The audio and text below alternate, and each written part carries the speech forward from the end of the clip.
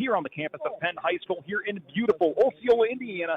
This is Penn Kingsman football here on the Regional Radio Sports Network on 91.1 FM The Globe, WGCS Goshen, as well as RRSN.com. And once again, we welcome you to the 2024 high school football season here on the Regional Radio Sports Network, high and up above from Everwise Freed Field. And so glad you could join us for another season of Penn Kingsman football right here only on 91.1 FM The Globe. My name is Tanner Camp. Alongside to my left, we got the one and only Matt Lilliard, and on the right, Matt Compsey. So we've got studded football player and Hall of Famer here, and they decided to let me join along and call some plays here throughout the night. As tonight, we kick off, how about this, fellas, our 30th season of Penn football here on the Regional Radio Sports Network. You have to go back on the first season when it was back on WTMJ in South Bend by Hickory Road, of course, now, which is where McDonald Physical Therapy is currently at. So let's go ahead and set the stage for you here as our two teams tonight. It's going to be the Penn Kingsmen under first-year head coach Pete Reardon taking over for Corey Yeoman.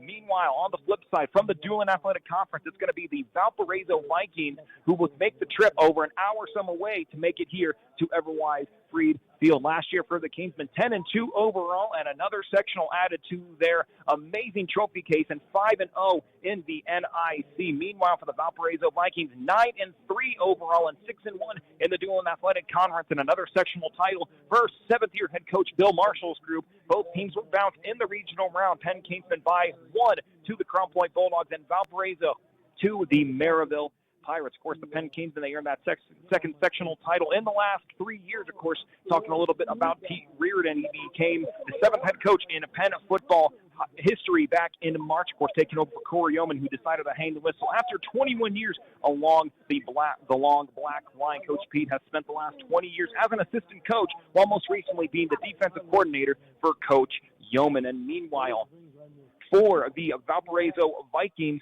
under the direction of Bill Marshall, who earned his sixth straight sectional title by defeating Chesterton and Michigan City, and as I mentioned before, falling to the Maryville Pirates by 4 in the regional round. The Vikings, they've recorded at least 8 or more wins in the Bill Marshall era and have earned a sectional title every season since he's taken over. This right here will be the 38th meeting all-time between the Vikings and the Kingsmen, with Penn leading the series 27-10, and the Kingsmen they won last year's matchup 38-21 over in Valparaiso at Viking Field, and the Kingsmen also won the 2022 meeting right here at home by a convincing 35-6 victory, and are going to look to make it 3 in a row, as the last time that Valpo defeated Penn back on August 20th in 2021 with a 35-7 victory at home, and the Vikings have not beaten Penn right here at Freed Field since 2020. Bill Marshall 4-4 versus Penn in his career. Of course, Pete Reardon in his first game here for the black and gold. And this the first ever game between these two schools. You got to go all the way back to 1959, where it was the Kingsmen who defeated Valpo by a score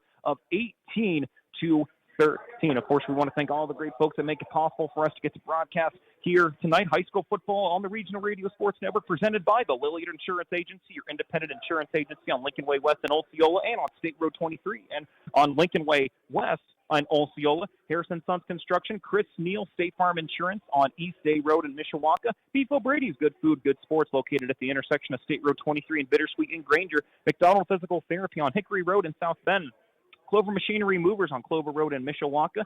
A's Rental, where one rents it all on Edison Road in Mishawaka. Guidance Wealth, our season sponsor of the Penn kicking team, located on Windsor Court in Elkhart. Zolman Tire, with locations in South Bend, Mishawaka, Granger, and Niles in Michigan, and on the web at zolmantire.com. The 2024 Indiana Football Digest, available now at indianafootballdigest.com. The Coaches Box, join Hall of Famer Paul Condrey Thursday nights from 6 to 7 Eastern Time, live on from Beef O'Brady's in Granger. Cuban Networks, your technology advocate for security communications, enterprising networks, and computer support. Eric Gunther State Farm Insurance for life, home, car insurance, and more on South Michigan Street in South Bend. Like a good neighbor, State Farm is there. Beeler Law Office and Penn grad Ray Beeler, offering her clients estate planning, probate administration, and bankruptcy, business, guardianship, and other family services on Lincoln Way West in Osceola. Flags International, providing Penn Kingsman international and sports flags on McKinley Highway in Osceola, and on the web at flagsinternational.com. Ronald McDonald House Charity, providing comfort and care for sick and injured children all across Michiana. To donate or volunteer, the website is rmhcmichiana.com. and to Ivy Tech Community College. The goal isn't just graduation day, it's a better every day after. We'll take a 2-minute timeout. When we come back, we'll bring in Matt Lillier and Matt Compsey as we get ready to kick things off for the 2024 season. The Penn Kingsmen get ready to take on the Valpariso Vikings on the new turf field right here at Everwise Free Field, and we'll be back right after this 2-minute timeout. You are listening to Penn Kingsman football right here on 91.1 FM, the Globe, and the Regional Radio Sports Network. Back after this 2-minute timeout. For 30 years, the Lilliard Insurance Agency has been a proud sponsor of local sports in Michiana. Lilliard Insurance Agency is an independent insurance provider that offers its customers auto, home, business, life, and health insurance. They're located at 410 Lincoln Way West in Osceola at 17060 State Road 23 in South Bend. For more information, their phone number is 574-674-0015. That's 574-674-0015. And their website is www.realvaluein.com. Beef O'Brady's is a locally owned, family-operated restaurant designed for food and sports, featuring appetizers, wraps, pizzas, sandwiches, salads, and wings. Beef O'Brady's also broadcasts televised sporting events. The State Road 23 Granger location has carry-out service and includes a party room and outside patio. More information is available on their website, beefobradys.com, or by calling 574-271-1415. Again, that's 574-271-1415. Beef O'Brady's. Good food, good sports. Live at Beef O'Brady's in Granger, it's the Coach's Box every Thursday night at 6 on 91.1 The Globe, hosted by Indiana Hall of Fame broadcaster Paul Condry. The Coach's Box features in-depth interviews with high school and collegiate level athletes from all around the region. Get the inside scoop from coaches and get a good look at the behind-the-scenes world of Indiana athletics. Tune into the Coach's Box, once again live every Thursday at 6 on 91.1 The Globe. The 2024 Indiana Football Digest is now available for online order at indianafootballdigest.com.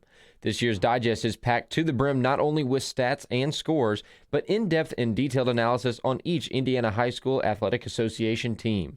It also features a section on Indiana collegiate football and quotes from coaches from all around the state, giving readers an inside look at Indiana high school football.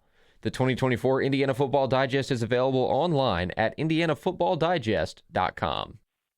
Welcome back here to Penn Kingsman football on the Regional Radio Sports Network and 91.1 FM The Globe. My name is Tanner Camp, and alongside I got Matt squared with me, Matt Lillier to my left and Matt Compsey to my right. Let's go ahead and bring the two into the mix. We'll start things off for the Penn Kingsman. And Matt Lillier, obviously for Penn, really the big story that everyone knew was going to be about Pete Reardon after Corey Oman decided to step down after 21 years. And I tell you what, the other big part, once you really get to look at that this team for Penn, is they lose a majority of those key contributors. I mean, 16 starters from last year's Kingsman team, they've graduated and moved on, and 10 of those players were on the defensive side of the ball, of course, where Coach Reardon was at. So really, this is going to be an interesting test immediately for Coach Reardon. Sometimes a coach can get settled in and have a good spawn with it right away, but a lot of new faces here for this Penn team this year.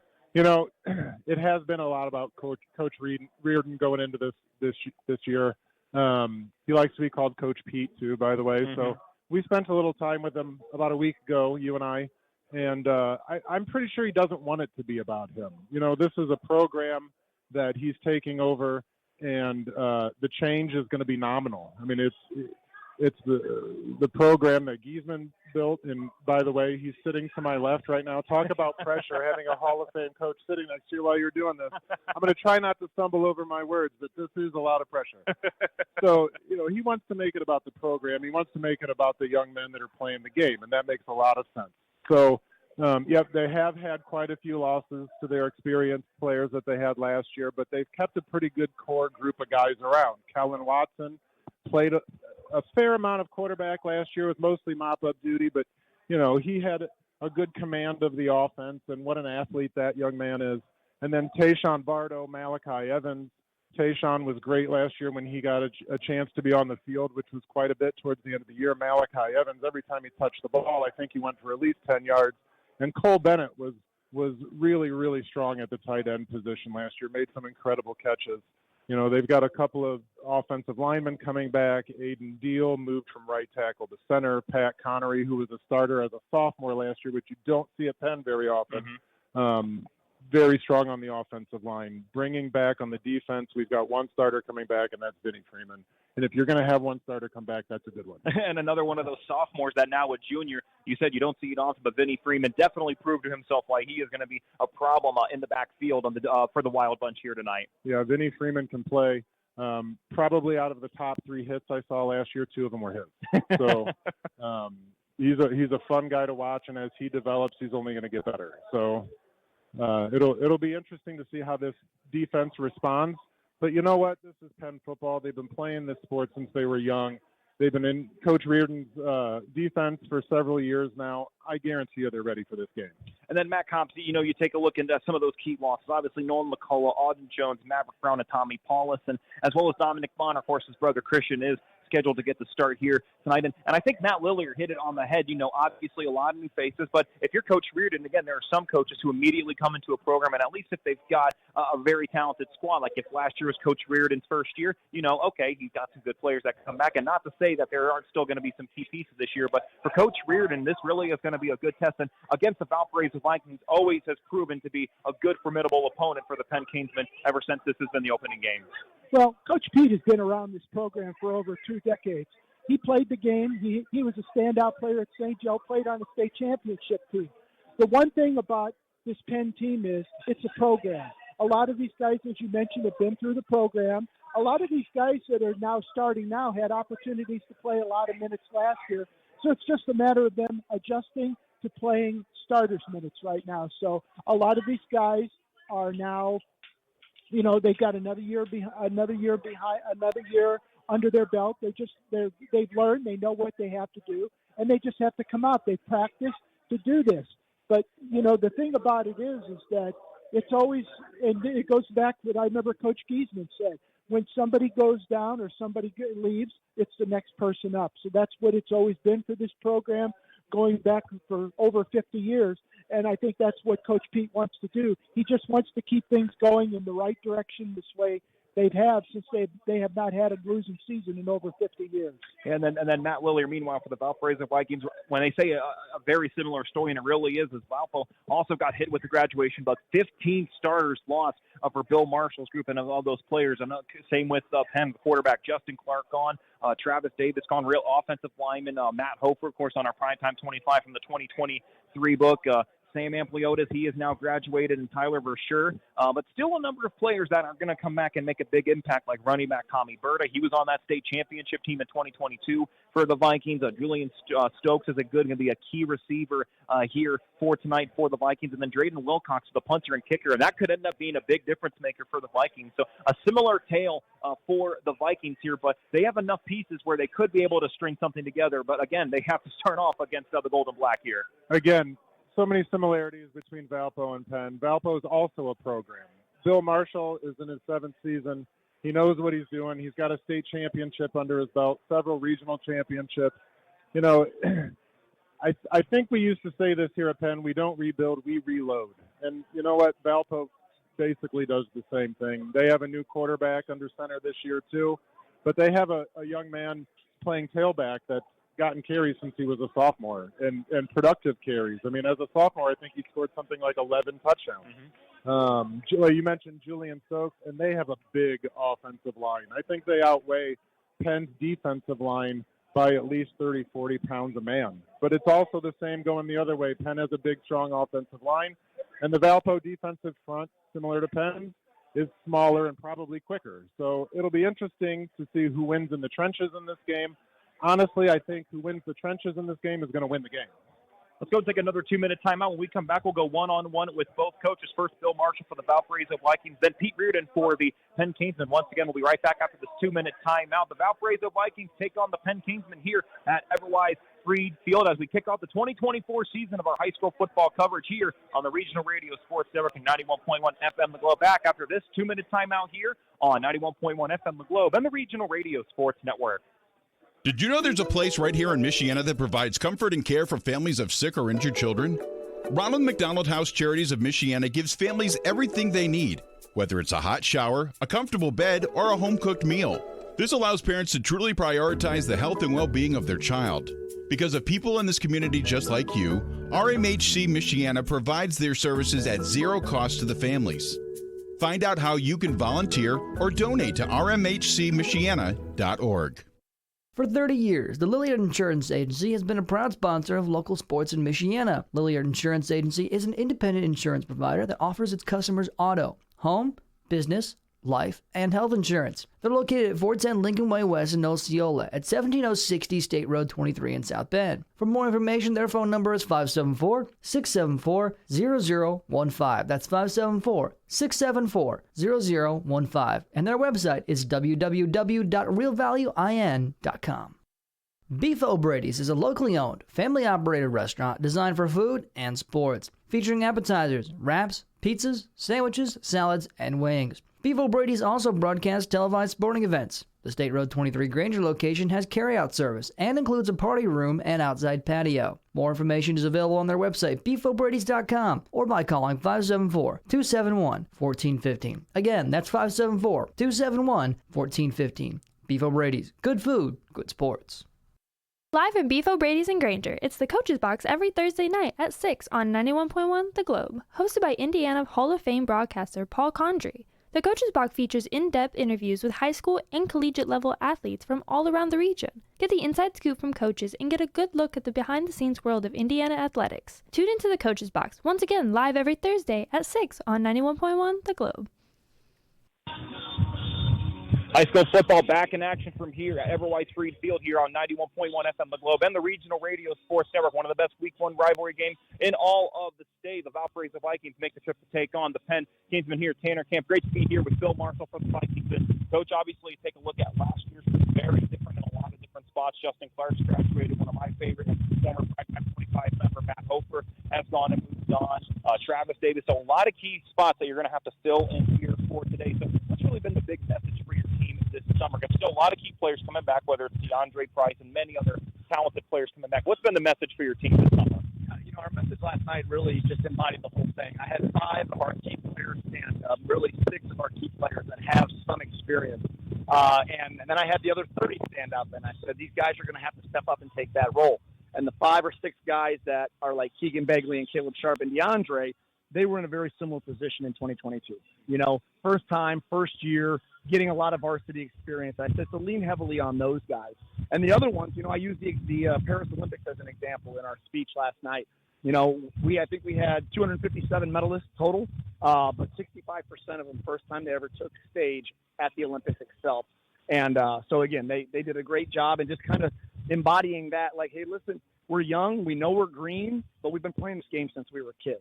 And as long as they play within the confines of the game that we call and they do what they need to do, they're going to be exceptional at it. One of those key players I want to mention is Tommy Bird. I remember seeing him, obviously a huge part in that 2022 state championship game. So a great part. We had a chance to talk with him, or Paul did, during the kickoff show over at Peddler's Pizza Pub. So sorry for the long drive to Valpo, by the way. And so he's been such a big part of just filling in that spot. He's been in this role on more than one occasion. So tell us a little bit about Tommy's growth and development, not just from on the field, because we've seen him do it at the biggest stage possible, but just in terms of his leadership or other ways that he's impacted your program. Yeah, you know, I think it starts in January. We didn't nominate captains until April, May of this year. So just seeing those kids work after it, and Thomas being one of them, you know, leading by example in the weight room. He's always been pound for pound one of our strongest kids, and this year is our strongest kid. Being able to do that but still lose 10 pounds to increase his speed, but his maxes didn't take a hit at all, is really the embodiment of what we're looking for.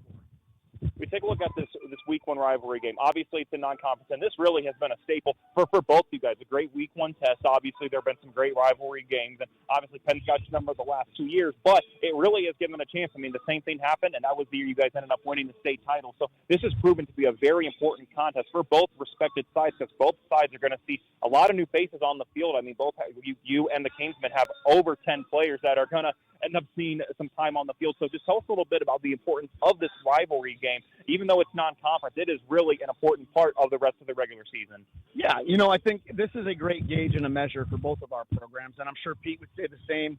You know, looking at their schedule, they have a lot of 3 and 4 and very few 5A and 6A teams. So they have to come out just like we do, and we're playing a game at the top level against a top-tier team year in and year out.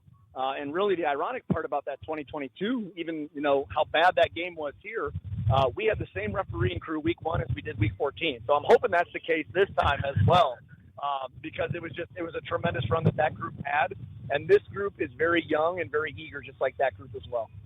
Coach, What is the biggest goal for this team this year? Obviously, you're in your seventh season. What you've accomplished, 6 straight sectionals. We already talked about the state championship. And it feels like every team, there's always the same mission to get back to Lucas Oil Stadium. But what's really been the biggest thing that you want your guys to focus on throughout the course of the season? Because for some of these guys, that's going to be their last go-around putting on pads and helmets on Friday night. Yeah, I mean, the big thing is what's listed on my back. You know, last year the games that we lost and what's listed on my back for your listeners is job's not finished. That's what they've chosen. The games that we lost last year came down to one score, came down to even the regional against Maryville, came down to the last play of the game. So never being able to go ahead and get into a mode of complacency and coasting and just knowing that the job is not finished until we're on the winning side of that scoreboard. All right, let's go and take a look at Pete's group. As you said, a lot of still key players that are still coming back. Malachi Evans, a solid player. Cole Bennett in that tight end spot, he's going to be big. And, of course, for the defense, you know, it's going to probably be Vinny Freeman getting a lot of the action and with a lot of new faces. So in order for the Vikings to start off 1-0 in the 2024 season, what do you have to do to win here at Penn? Yeah, the big thing out is just to come and play our game. You know, we think that we've installed or implemented some things that, based off of the last 4 years of playing them and playing Pete's defense, truthfully, we can go ahead and exploit some things.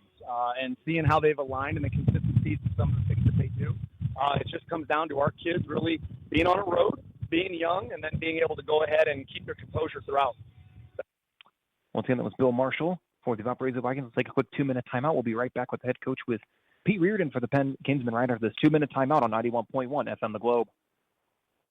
For 30 years, the Lilliard Insurance Agency has been a proud sponsor of local sports in Michiana. Lilliard Insurance Agency is an independent insurance provider that offers its customers auto, home, business, life, and health insurance. They're located at 410 Lincoln Way West in Osceola at 17060 State Road 23 in South Bend. For more information, their phone number is 574-674-0015. That's 574-674-0015. And their website is www.realvaluein.com. Beef O'Brady's is a locally owned, family-operated restaurant designed for food and sports, featuring appetizers, wraps, pizzas, sandwiches, salads, and wings. Beef O'Brady's also broadcasts televised sporting events. The State Road 23 Granger location has carryout service and includes a party room and outside patio. More information is available on their website, beefobradys.com, or by calling 574-271-1415. Again, that's 574-271-1415. Beef O'Brady's. Good food, good sports. Live in Beef O'Brady's in Granger, it's the Coach's Box every Thursday night at 6 on 91.1 The Globe. Hosted by Indiana Hall of Fame broadcaster Paul Condry.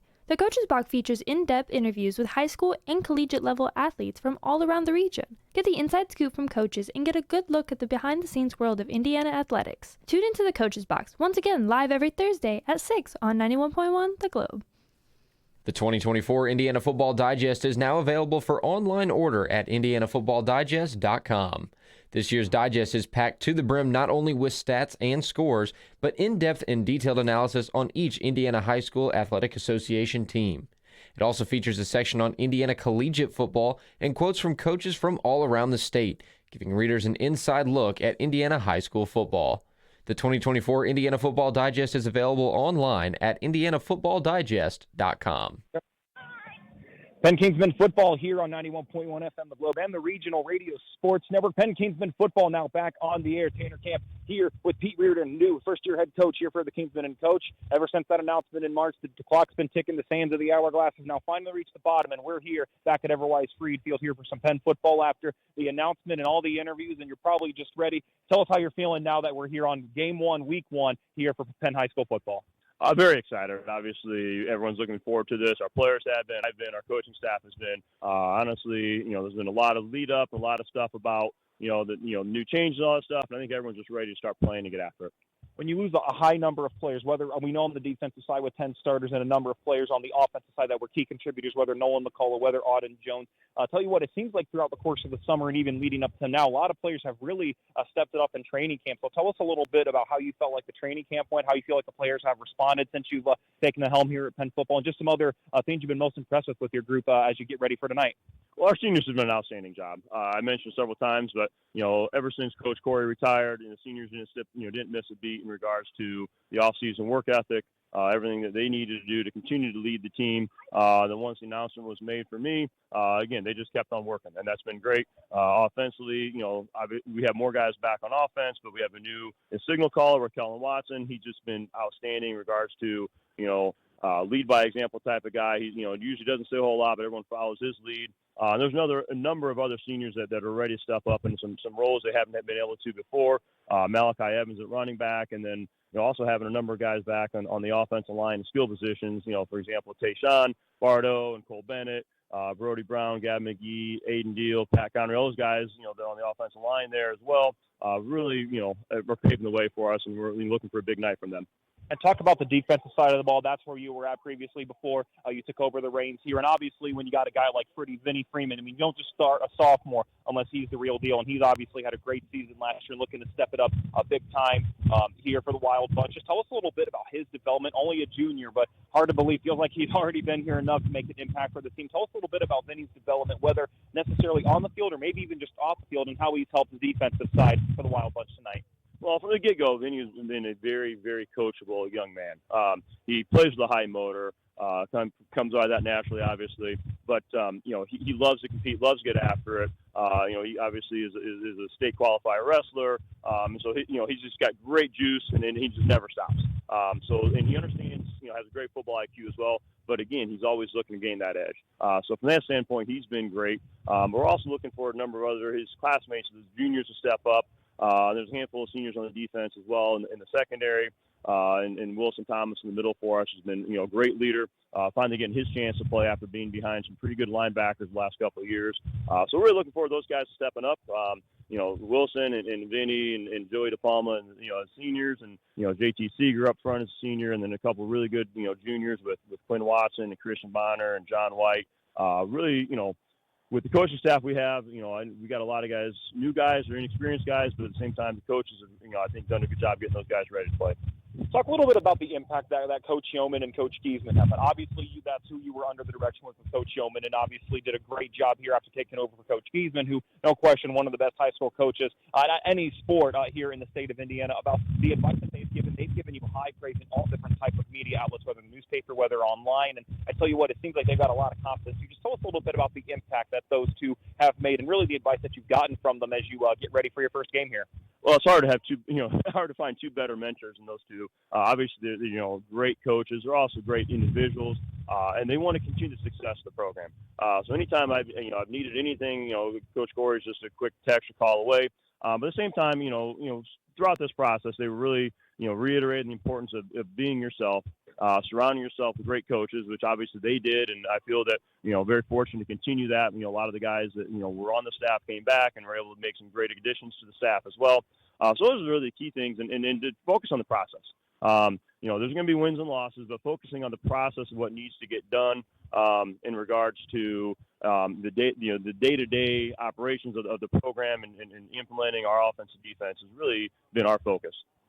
Once again, big thank you to Pete Reardon for taking some time as we get ready for our Zolman Tire starting lineups. As a reminder, 1963, Bud Zolman began working in the tire and automotive service industry. After many years of hard work and dedication, he and his wife Diane found Zolman's Tires in 1978, 45 years ago, under the leadership of their new son, Zolman. Zolman's Best One Tire and Auto now has 8 retail locations and 3 fleet locations, serving you and your family for 3 generations. Zolman's Best One Tire and Auto Care. As we take a look at the starting lineup for both sides. First, for the Gold Rush, the offensive side of the ball here for the Penn Kingsmen, it's going to be number 78, Gavin McGee. A change already in the lineup. It's going to be number 65, A.J. Needham, the sophomore, and taking the center spot, number 59, Aiden Deal, number 56, Pat Connery, number 71, Brody Brown. So McGee, Needham, Deal, Connery, and Brown, the line up front for the Gold Rush. Out in the other slot spot, going to be number 1, Tayshawn Bardo, number 4, Cohen Turner, and also number 14, Jadon Parker, wearing jersey number 14, and Cole Bennett in that tight end spot, number 8. He's going to be a key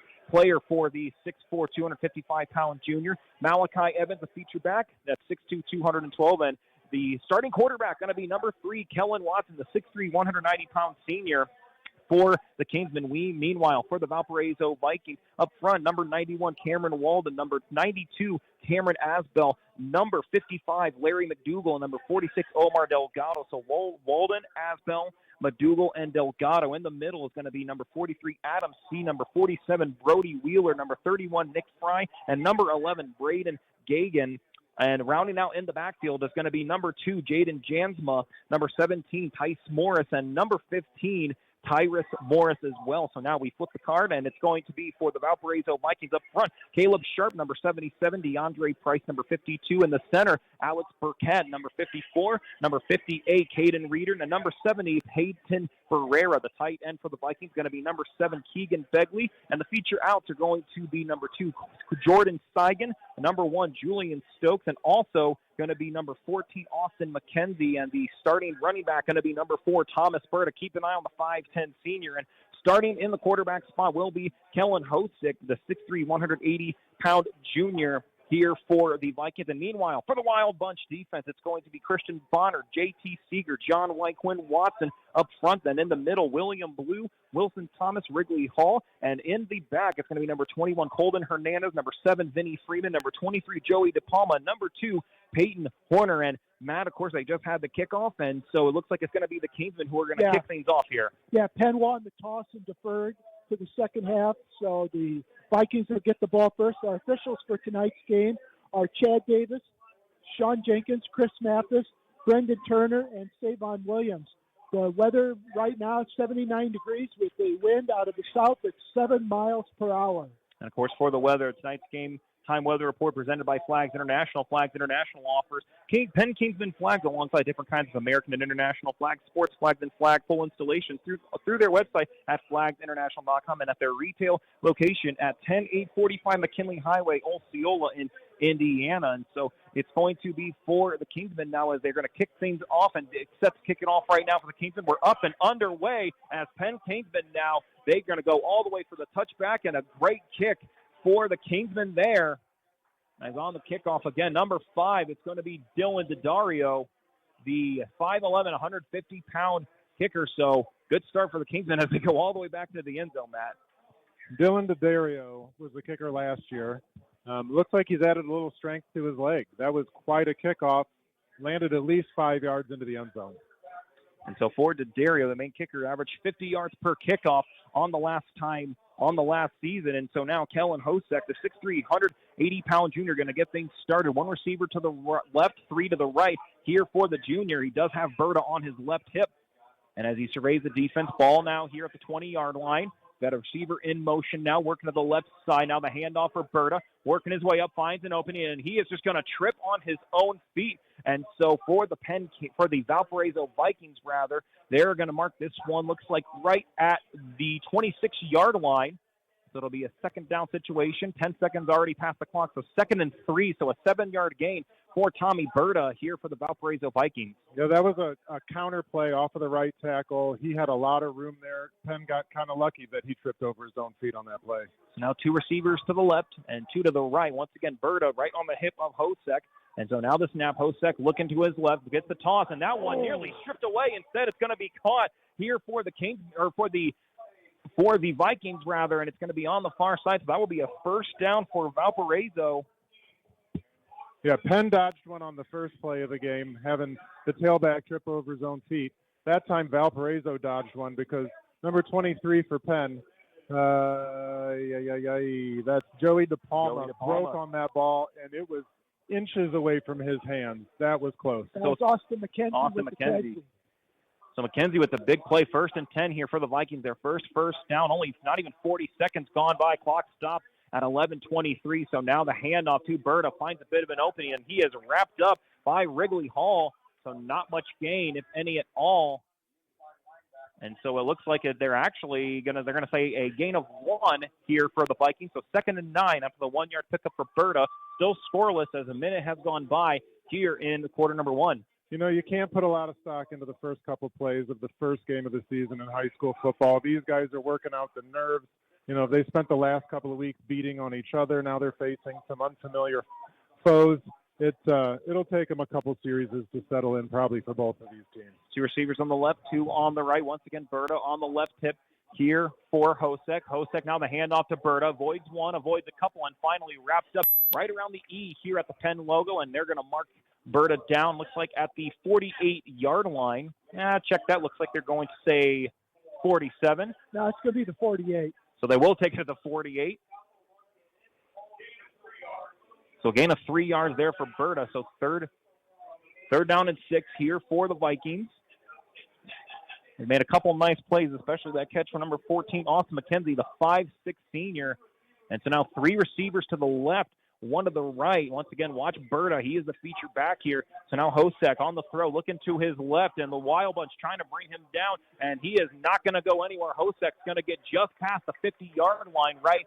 Looks like at the 49, but it looks like it's going to set up for a 4th and 2 situation. So already decision time here for Bill Marshall. You know, most cornerbacks don't want to end up going one-on-one with a big tailback like Thomas Berta, but Peyton Horner stepped up in the hole right there and stuck his helmet on Thomas Berta's knee and put him down on 3rd down. What a key tackle that Peyton Horner made there. And so it looks like Valpo not even going to hesitate. They're going to go with the punt team, and it looks like handling the punting duties will be Drayden Wilcox, 34.5 yards per punt, including 3 inside the 20. His long is 49, and set to return this one is going to be either Colton Hernandez or J. Don Parker. They need to reset the play clock. They let the play clock go down, so they're going to have to set it at 25.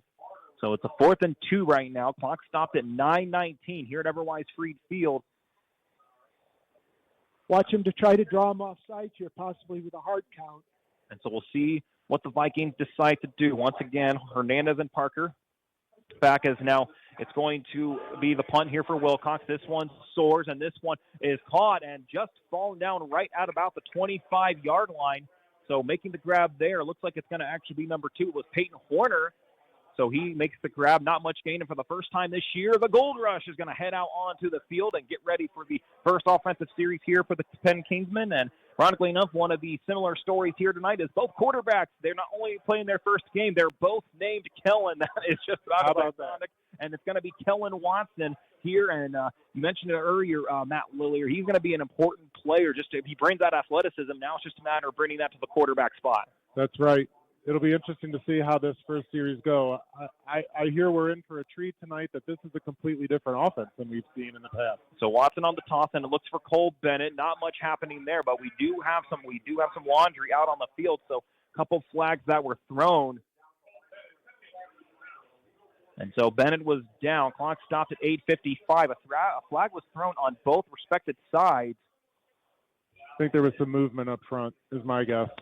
It was a little play action pass to the tight end, Cole Bennett, in the flat. Something I think they're going to use quite a bit this year, because Cole Bennett's going to be a key cog for this offense. And you said early movement for the Kingsmen, so not the way that the Gold Rush wanted to start this one off. So they're going to back this one up. Clock currently stopped at 8:55. So Lamar, the Kingsmen, all the way back to the 20. So loss of 5 on the play for the Kingsmen. So 1st and 15 now as the clock continues to tick here for the line up front. McGee, Needham, Deal, Connery, and Brown. Let's see what Kellen Watson decides to do. He's got Evans on his left hip, 1 receiver to the right, 1 to the left. The handoff now for Evans, and he just puts his head down. Ball is now loose, and based off, it looks like they are going to say that it is going to be Penn got it back, but that hypes up the Valpariso Vikings, so not much gain, and looks like they're going to say that this one is spotted at about the 23-yard line, so 2nd and 12 here with 8 and some change left in the first quarter. Still scoreless between the Penn Kingsmen and the Valparaiso Vikings. So 1 on the left, 1 on the right. And so Watson now looking for his options, now with the handoff. Looking, and he's going to keep it himself. Breaks 1 tackle, finds an opening, has an one-more defender, and he's off to the races to the 45, to the 40, to the 35, the 30, the 20, the 15, and for the first time this season, it's a Penn Kingsman touchdown! Well, that's the fastest man in the high school right there, and one of the fastest in the state. You do not want to give Kellen Watson a seam on this football field or any other. So unofficially, I believe it was a 77-yard gain for Kellen Watson, and break out the band. Tell you what, after the sloppy start in the beginning of this drive, the Penn Kingsmen say that is not what we do in the Gold Rush in the end zone for the first time this season, and the Penn Kingsmen faithful love it here. 6-0 in favor of Penn, pending the PAT. Yeah, it was a quarterback read option. He had the option of handing that off to the running back or keeping it himself.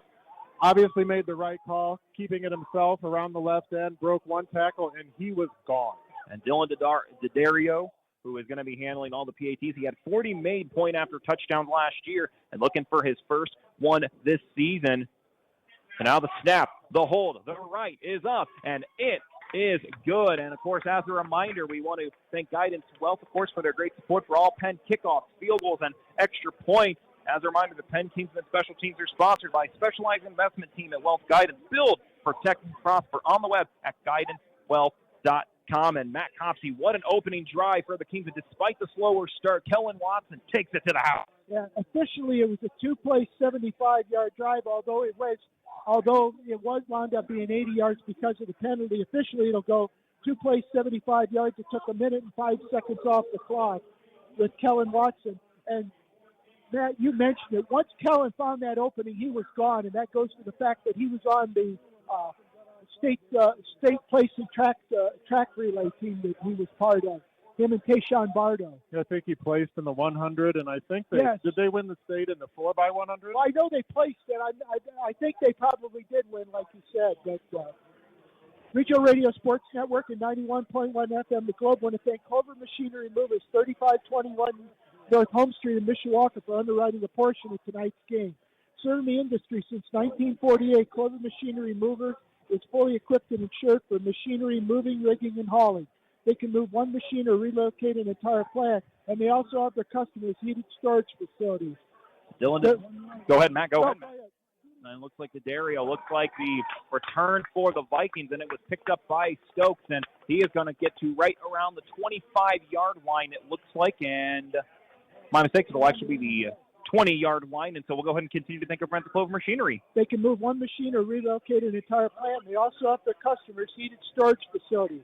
Their phone number is 574-255-3195, and they're on the web at clovermachinerymovers.com. And once again, thanks to Clover Machinery Movers. Also, reminder that all Kingsman first downs and all those that happen are brought to you by Chris Neal State Farm Insurance with their location at 1602 East Day Road in Mishawaka. You can reach them for a quote today at 574-255-2900. And now Berta, he's got an opening, and he is going to go to the 40. He's going to the 50, and he's got a block, and he's got one up ahead. Kingsman trying to track him down, and it looks like that's not going to happen. The state champion going to tie this one up. The lead is not for long. 7-6 in favor of Penn, but pending the PAT. Tell you what, that is the strength of Thomas Berta right there. So he is going to score his first rushing touchdown as he broke that one out. One play, plain and simple, and Thomas Berta is going to at least get 6 on the board here for the Vikings. You know, when we talked to Bill Marshall, the head coach for Valpo, before the game, he had nothing but great things to say about Thomas Berta. Thomas Berta is the strongest guy on that football team. And I'm guessing one of the fastest after watching that play. So it's going to be a point after touchdown. Drayden Wilcox, he'll handle all the kicking duties. He was 34 of 35 in PATs last year.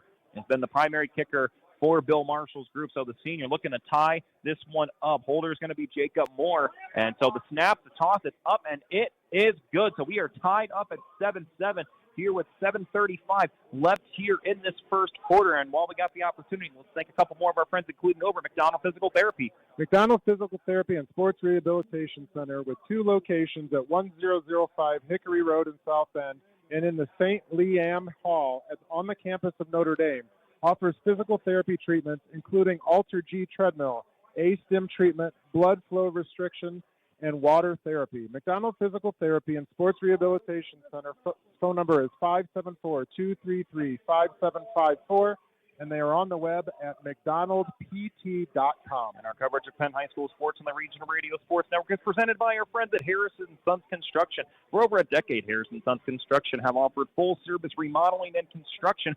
Projects include kitchen, bathroom, and interior home remodeling. In addition, Harrison Sons Construction also offers roofing, siding, and interior and exterior painting. For more information on the services of Harrison Sons Construction, the phone number is 574-514-2104. Where Matt, we would normally get the scoring summary, but it didn't take. There weren't a lot of plays for the Valpariso Vikings there. One play, 80 yards, took 13 seconds off the clock. So still 7:35 left in this first quarter, and 7-7 the score. So the offense has proven to be big early on in this contest, but still a lot of football left to be played here. So once again, Drayden Wilcox going to kick this one off here. Once again, 51 yards per kickoff for the senior, including 9 touchbacks. So he has got an absolute boot of a leg here. You know, we talked about it before the game. We have 2 defenses that have a lot of new starters on it. You know, again, working out some of the nerves, getting some experience, getting your legs underneath you. I think we'll see this settle down a little bit as the game goes on, but who knows? We'll see.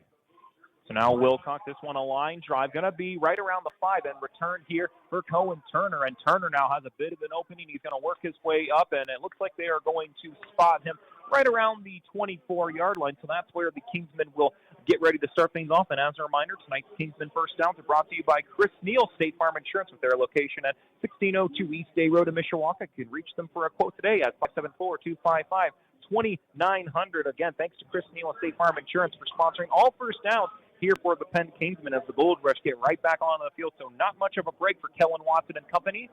And so we'll see what Coach Pete's group can do here as the Gold Rush back out on the field. 2 receivers to the left, 1 to the right.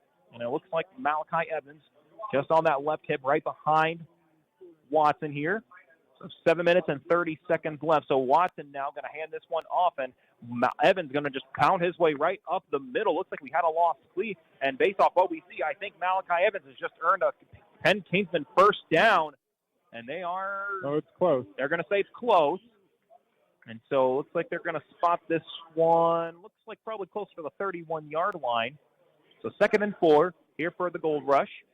Good strong run by Malachi Evans. That was right off tackle. Right up the middle.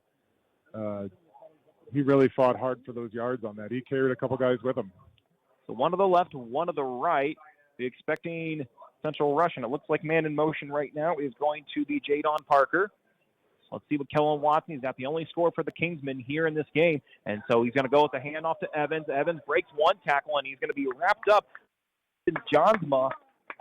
So that is definitely going to be enough for a first down. Once again, all first down thanks to Chris Neal State Farm Insurance. And, Matt Hopsey, nice rush right there for Evans to earn a first down for the Kingsmen. Well, he's following the lead of his blockers, and I think that's what Penn would love to establish the ground game, mix in a few passes. I think what they want to do is give their defense a little bit of a chance to rest at this point. 7-7 the score with nearly halfway through the first quarter between the Penn Kingsmen and the Valparaiso Vikings. 2 on the right, 1 on the left. And Watson going to go with the handoff again here to Evans, and this time bunched up, so not much going. And looks like we are going to have a penalty, and they're going to get this one spotted right now, right around the 43-yard line. As with the helmet off, it looks like it was Pat Connery. Yep.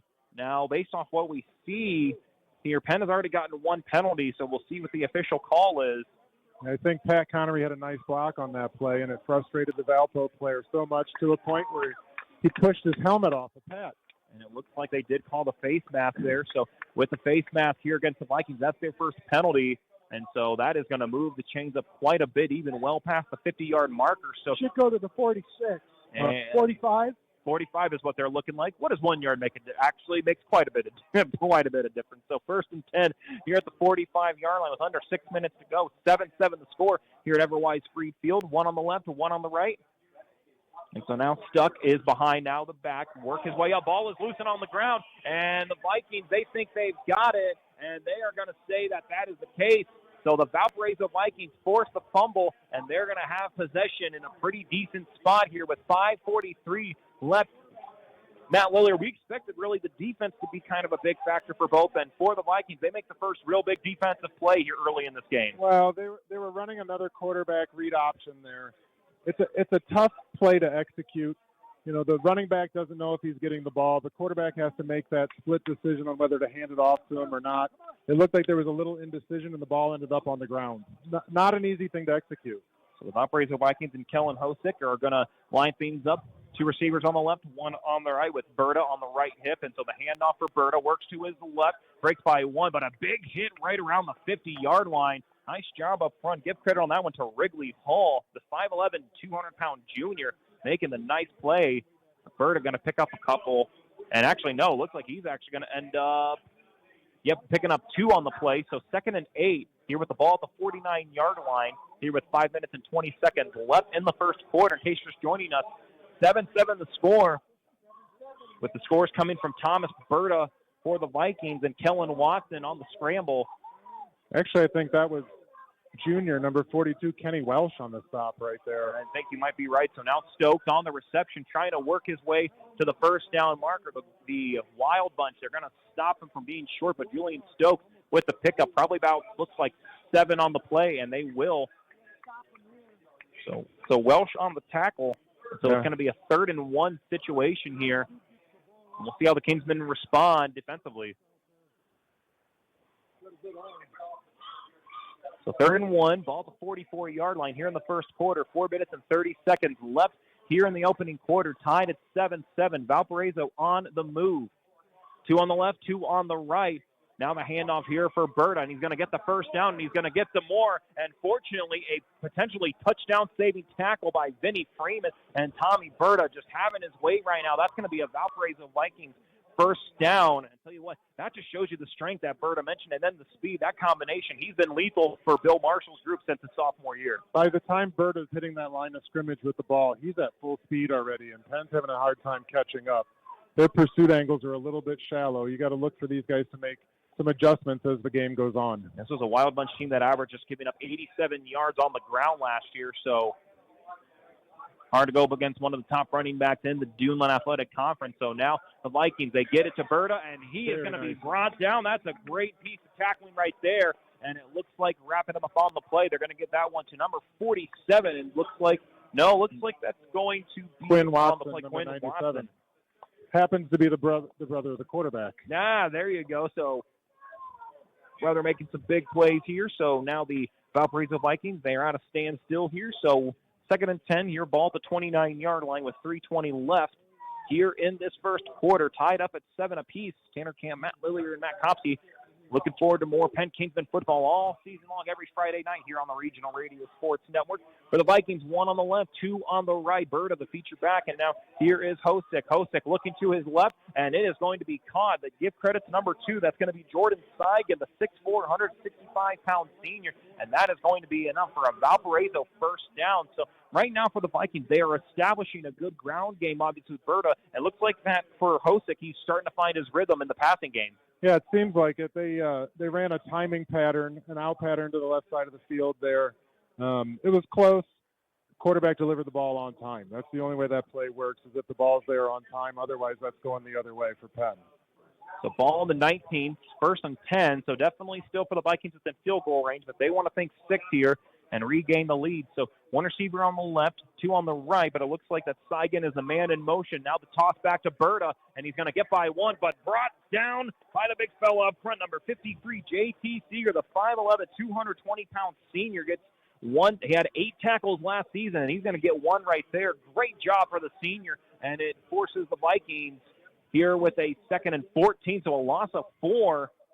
Nice job by Seeger. J.T. Seeger made a nice tackle on that play. That play wouldn't have been possible without Kenny Welsh turning that play back in. Kenny Welsh had contain on that play, and he played it perfectly.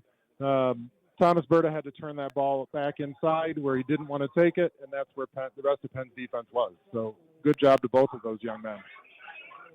So 1:40 left here in this first quarter, tied at 7-7. Valparaiso knocking at the door, and it looks like I think we're going to have a timeout, and it's going to be taken by the Valparaiso Vikings. So clock stops here with 1 minute and 39 seconds left. So we're going to keep it right here and get a chance to thank some more of our great friends, including our friends over at Cuban Networks.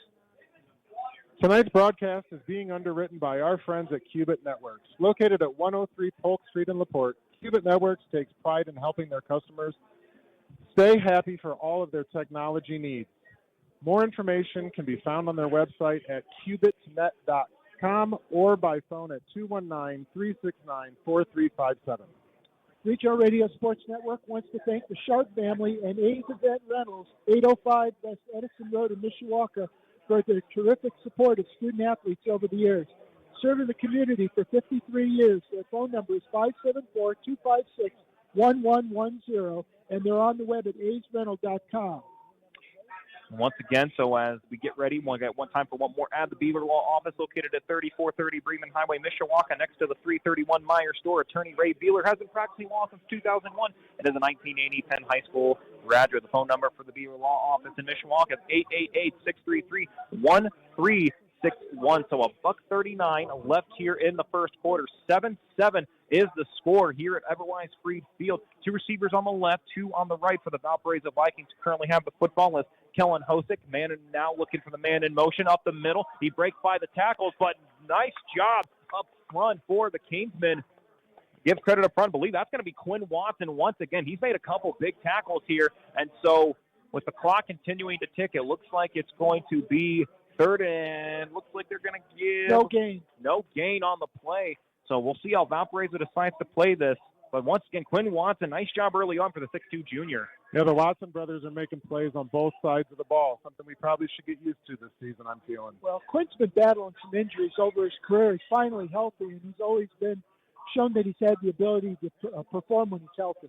Under 60 seconds on the clock. Receiver on the left and 3 on the right. Berta is the feature running back. Now Hosick looking to his right. He's got an opening, but he's looking for the end zone. It's up, and it's going to be caught and falling in the end zone. It was going to be Austin McKenzie, and they are going to say that is a Valparaiso touchdown. Austin McKenzie had a little trouble staying on his feet, but he was able to stumble his way into the end zone for 6, and the Valparaiso Vikings now take the lead 13-7 with the PAT pending, and Matt Lillard, that was kind of looked a little loose and a little wobbly, but by the end of the day, the Vikings, they found 6.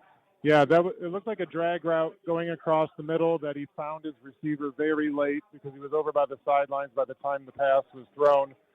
Looked lucky to catch it. He had to stretch out for that one, but brought it in and got into the end zone. 6 for Valpo. So Drayden Wilcox now, he's already hit 1 and looking for another. Holder in this case is going to be for the Vikings as this one is up, and this one is going to go right through the middle and in for the – so it is good. So 14-7 in favor of Valparaiso with 45.9 seconds left here in the quarter.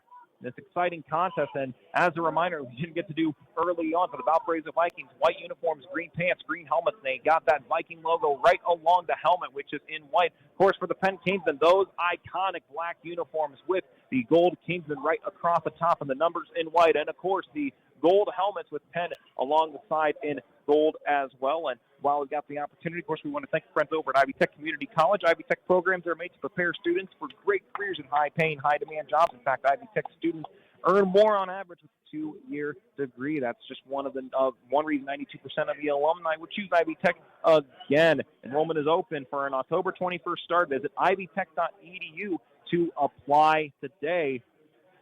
And once again, as we get ready for the kickoff here, all for Penn first downs for the Kingsmen tonight are brought to you by Chris Neal and State Farm Insurance with their location at 1602 East Bay Road in Mishawaka. You can reach them for a quote today at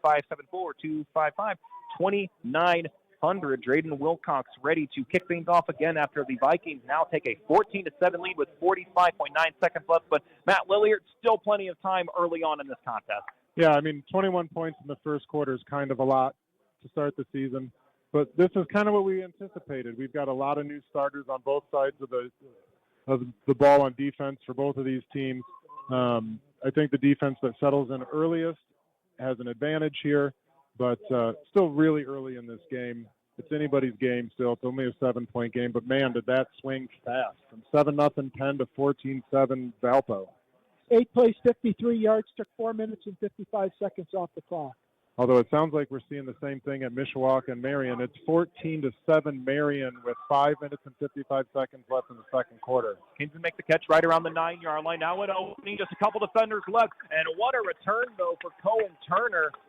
And so he's going to work all the way up to the 40-yard line. That's an excellent return for the special teams for the Kingsmen. So they'll start their next drive off here at the 40-yard line with 39.4 seconds left. And now let's see how the Gold Rush respond. Again, plenty of time still, but they love to get us close to the end zone before the end of the first quarter. Yeah, we didn't see much from Cohen Turner last year. So Cohen Turner looks like he's got some speed.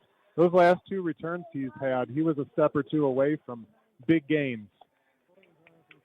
So as a reminder for the Kingsmen, up front they've got McGee, Needham, Deal, Connery, and Brody Brown. That's the line up front. Kellen Watson as the quarterback, and now Malachi Evans back as the feature back. And so now the handoff here for Evans has a bit of an opening and is going to get wrapped up right near the end in the pen and work his way all the way, looks like, to the 45-yard line. Looks like they might even spot him an extra yard there. Good first down gain.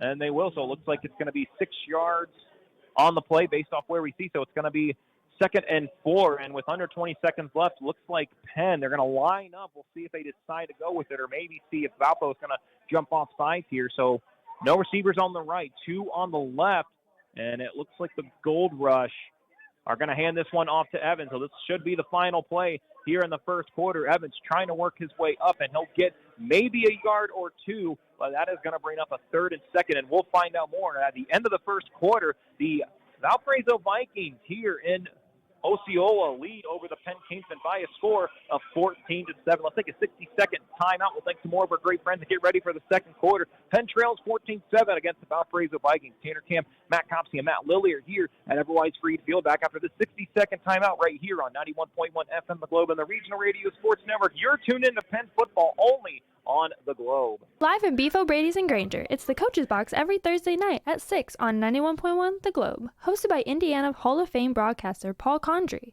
The Coach's Box features in-depth interviews with high school and collegiate level athletes from all around the region. Get the inside scoop from coaches and get a good look at the behind-the-scenes world of Indiana athletics. Tune into the Coach's Box, once again live every Thursday at 6 on 91.1 The Globe.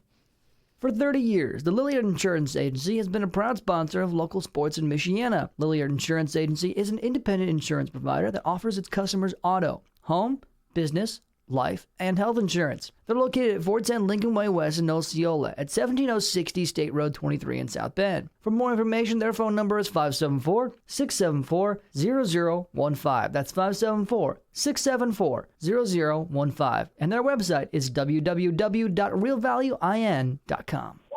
14-7 in favor of Valparaiso here at Everwise Freed Field. Tanner Camp, Matt Lilly, and Matt Copsey, the crew all season long for the 2024 high school football season here for Penn football on 91.1 FM The Globe. Appreciate the great staff led by the legendary Jason Samuel over on the campus of Goshen College.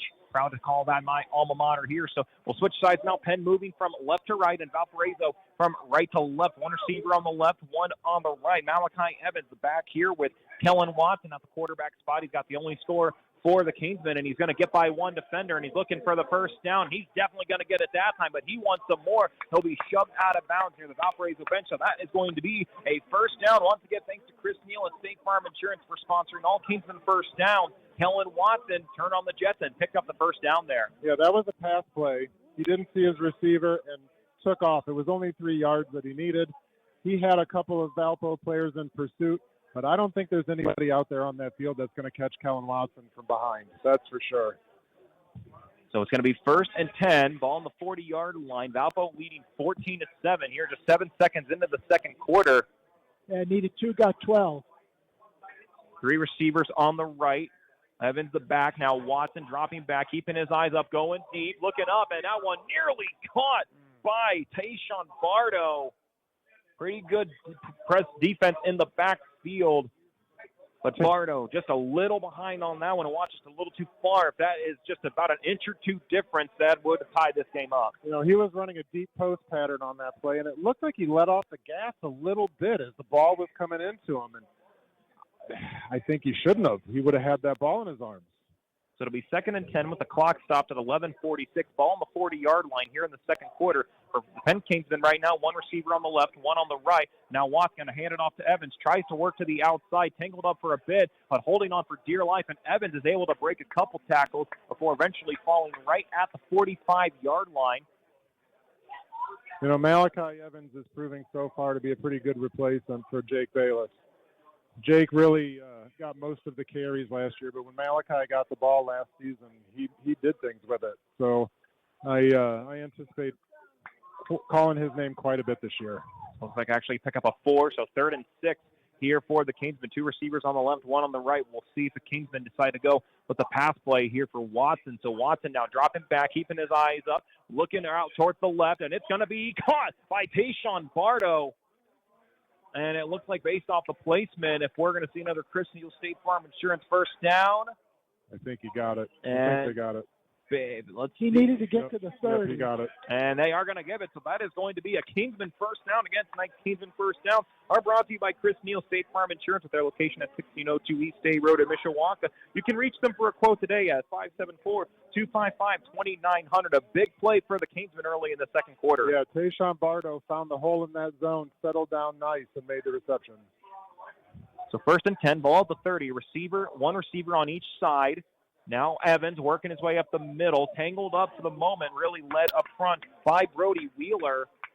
So a solid pickup for the Kingsmen. Again, this was a Penn team that last year they averaged 176 rushing yards per game, including 6 yards per rush. And that time they get exactly at their average. So 2nd and 4, ball at the 26-yard line. Well, last year it was the Nolan McCullen, Jake Baylor show when it came to running the ball. This year it's the Kellen Watson, Malachi Evans show.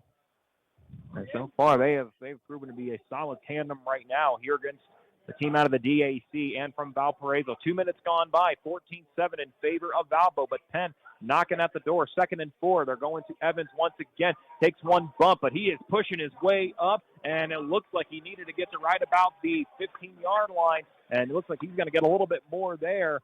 And they're going to move the chains. That's going to be another Penn Kingsman first down. Again, brought to you by Chris Neal and State Farm Insurance. So 1st and 10. Matt Copsey, tell you what, Evans has just proven I tell you what, he didn't miss leg day over the summer. No, and he keeps moving those legs, and that's what's getting him those extra yards. As he picked up 7 yards on that play. 1st and 10, ball at the 17-yard line here in the second quarter. Receiver on the left, receiver on the right. Watson now going to drop back, rolls to his right, keeping his eyes up, he was looking for Bardo, and that one's short, jumped off the turf at the 10-yard line. So clock will stop at 9:25. So it'll be 2nd and 10. Yeah, that was a boot pass action to the wide side of the field. Tayshawn Bardo ran an out pattern. It was well covered by Valpo. It was not open on that play, and Kellen Watson made a good decision and threw it wide. Once again, 2nd and 10. Ball on the 17-yard line. One receiver on the left, 2 on the right. Of course, Evans in the back with Watson.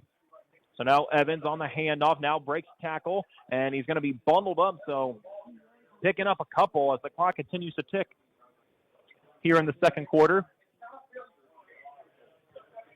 And so Evans going to pick up a couple, and it looks like the ball's going to be spotted at the 15-yard line. So 3rd and 8 as the Kingsmen, they're going to need to get to at least the 7 or 6-yard line for the Gold Rush. And we'll see what Coach Pete decides to do here. And it's a big 3rd down. They really need to answer that touchdown from Valpo. Well, Penn's converted both of their 3rd downs on this drive so far. Receiver on the left, 2 on the right. Watson drops back, keeping his eyes up, looking for the end zone, tosses it high, and it's going to be caught. Yep. Beautiful fade pattern by Tayshawn Bardo.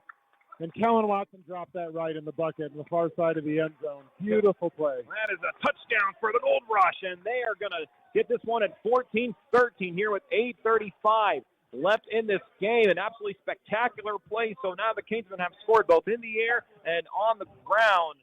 And in the PAT here. You know, Tanner, when we met with Coach Pete last week, he said something that stuck with me. He said, can you do what you need to do when you need to do it? And so far, this team is showing on offense that they definitely can. And again, looks like it was Tayshawn Bardo who made the catch from what we saw. That was a spectacular catch. Did I not say Tayshawn? No, you absolutely did. It was just in that, in that moment. So as a reminder, those who get ready for the PAT, the Kingsmen Special Teams, are sponsored by the Specialized Investment Team at Guidance Wealth. Build, protect, prosper on the web at guidancewealth.com. And, of course, for the Kingsmen right now, we're going to see Dylan Daddario. And so this one is up, and this is going to tie it up. We're all tied up at 14 apiece. The Gold Rush respond. So with 8:35 left in the second quarter, a huge response on especially that huge 3rd down conversion that eventually led to the score. And so with that opportunity, we're going to thank some more of our great friends. And, of course, with all the kickoffs, as we remind you for the Kingsmen, thanks to our friends over at Guidance Wealth for all their great support. And while we got the opportunity, our coverage of Penn High School sports on the Regional Radio Sports Network is presented by our friends at Harrison Sons Construction. For over a decade, Harrison Sons Construction have offered full-service remodeling and construction. Projects include kitchen, bathroom, and interior home remodeling. In addition, Harrison Sons Construction also offers roofing, siding, and interior and exterior painting. For more information on the services of Harrison Sons Construction, the phone number is 574-514-2104. Again, thank you to Harrison Sons Construction for their great support. Also want to thank our great friends over at Cuban Networks. The Regional Radio Sports Network thanks Cuban Networks for their support of high school and college athletics. Since 1986, Cuban Networks is focused on providing a quality experience to their customers. They take computer security seriously and have the necessary tools to keep your digital assets and environment safe. They are located at 103 Polk Street in LaPorte, and their phone number is 219-369-4357.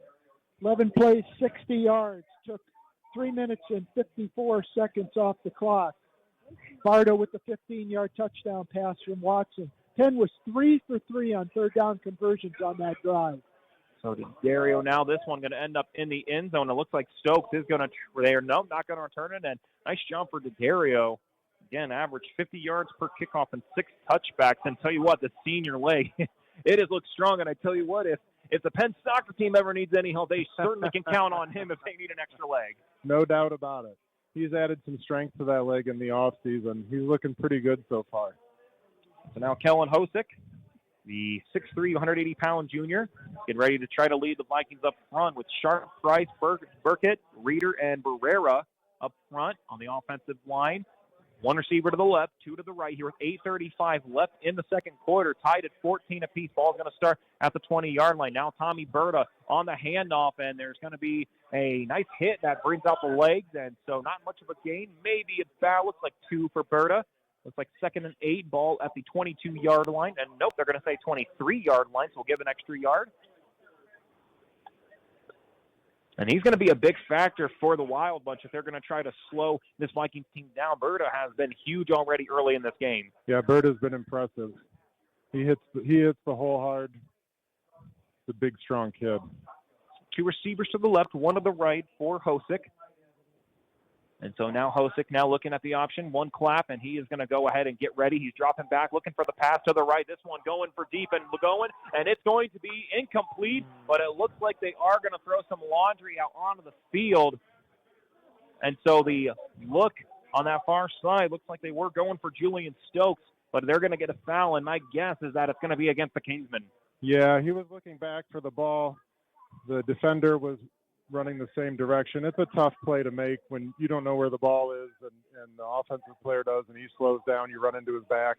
It's an easy thing to have happen, and unfortunately, that's pass interference. And it looks like it was Peyton Horner who was there, and so it is going to be a pass interference against the Penn Kingsmen. So that's going to be their second time that the flag has been thrown for them, and that is going to move the chains all the way up. So with Peyton Horner after the penalty, it's going to be a 1st and 10 situation here for Valpo, and they're going to move this one.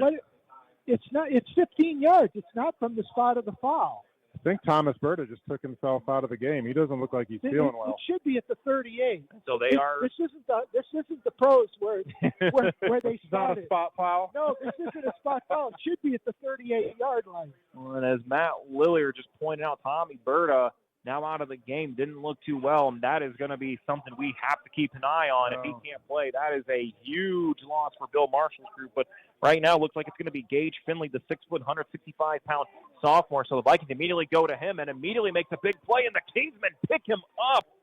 And making the tackle there, number 42, Kenny Welsh. We call his name already early on. Nice job by Finley, so it's going to be a pickup of a couple. Yeah, Kenny Welsh, just a junior, getting his first varsity action here. And he's making plays. He's playing fast. And that was something that Coach Pete talked about, too, is playing fast.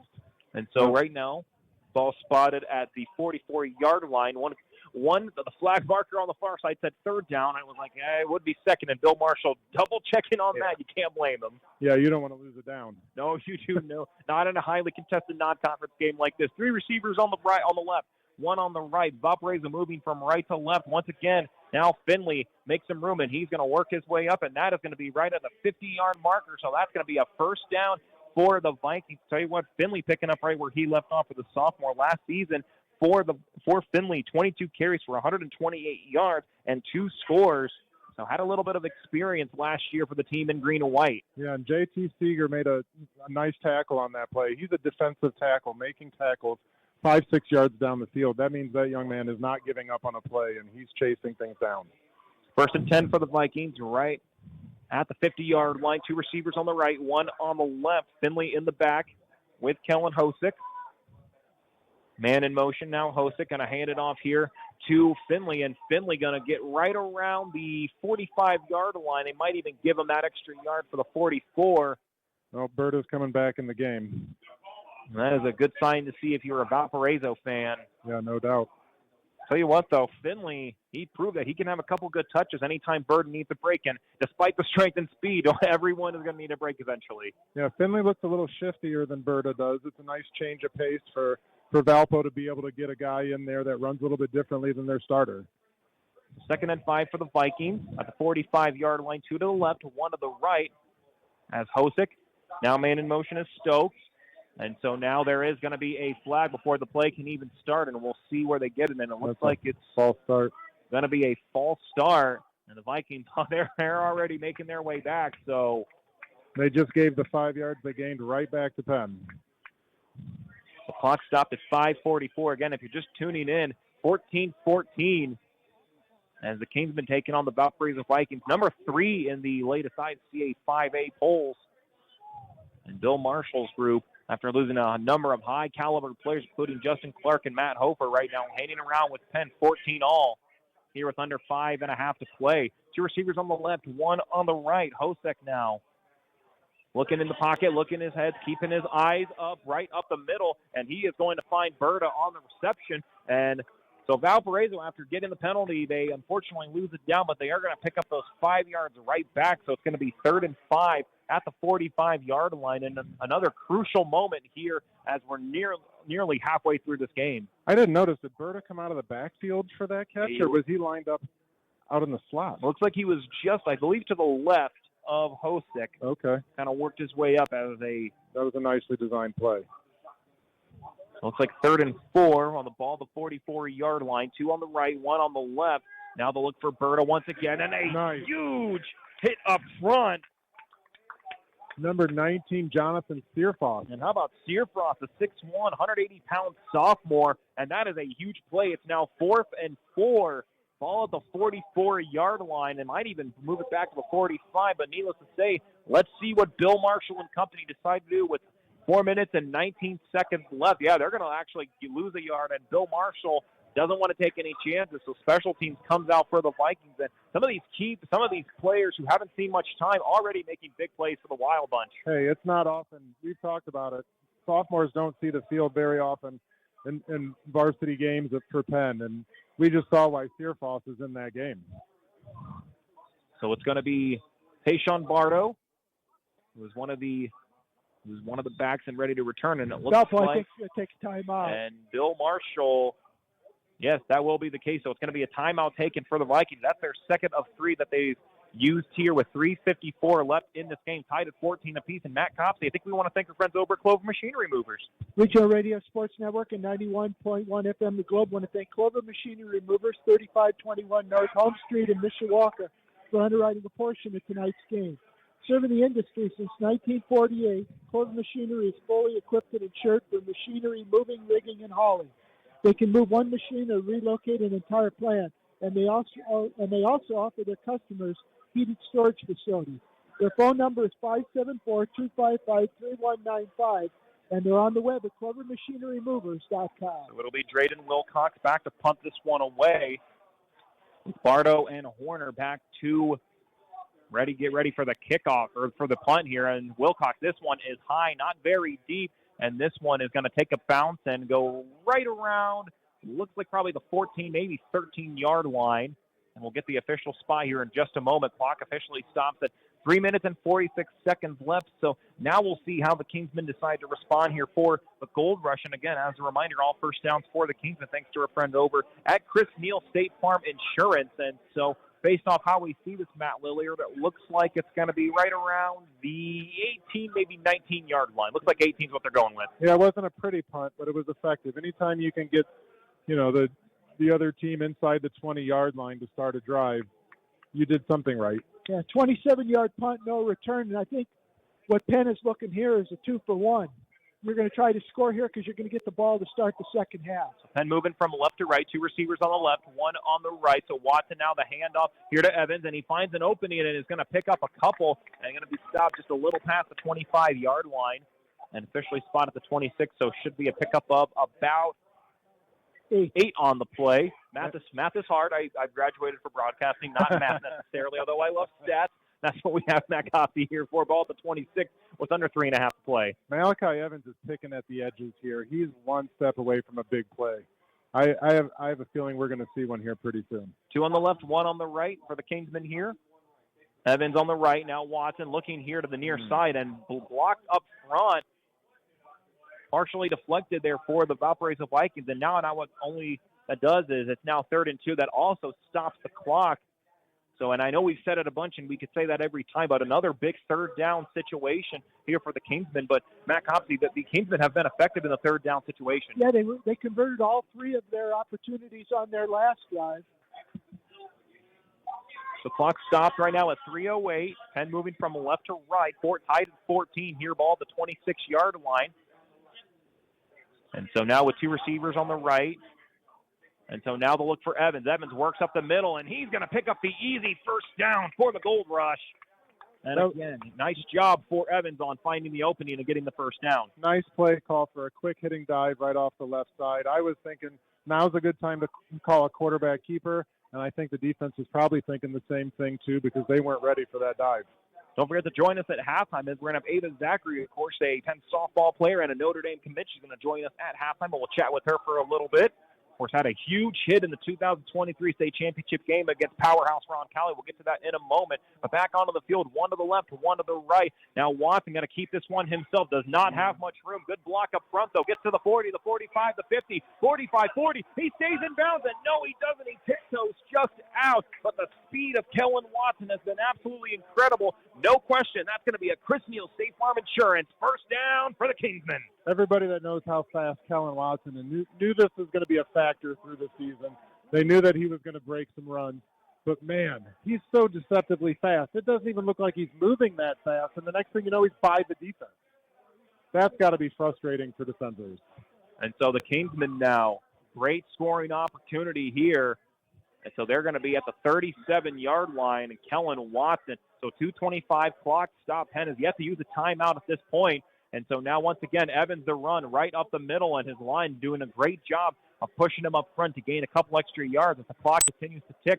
And it looks like they're going to spot this one right at the 31-yard line. So it should be a pickup of about 6 for a 2nd and 4 situation. Plenty of time. Still have around 2 minutes. You got all 3 timeouts. You don't have to really panic at this point. Right, let the clock run. You don't want to give the ball back to Valpo in this half. And for Penn, they've also got all their timeouts, so if something happens, they can utilize that. 2 on the left, 1 on the right. Evans, who's been great in that running back spot for the Gold Rush. Now Watson drops back, keeps his eyes up, looking for the end zone for Bardo. It's up, and it's caught, and in for the Penn Kingsman touchdown. Hey, Sean Bardo says, I don't want just 1. Let's grab 2. The 6'1 junior on the grab. Penn takes the lead. They have not been able to defend that fade pattern yet tonight. That's 2 for 2, both touchdowns. Great catch by Tayshawn Bardo. He high-pointed that ball over the defender in the end zone, got his feet in, beautiful catch. Tayshawn Bardo had 2 touchdowns in total last year. He's got 2 now tonight, so he's going to be a fun option to watch this year for Coach Pete's offense. He is, and you could see it last year. There was talent there, and when he had his opportunities, he made plays.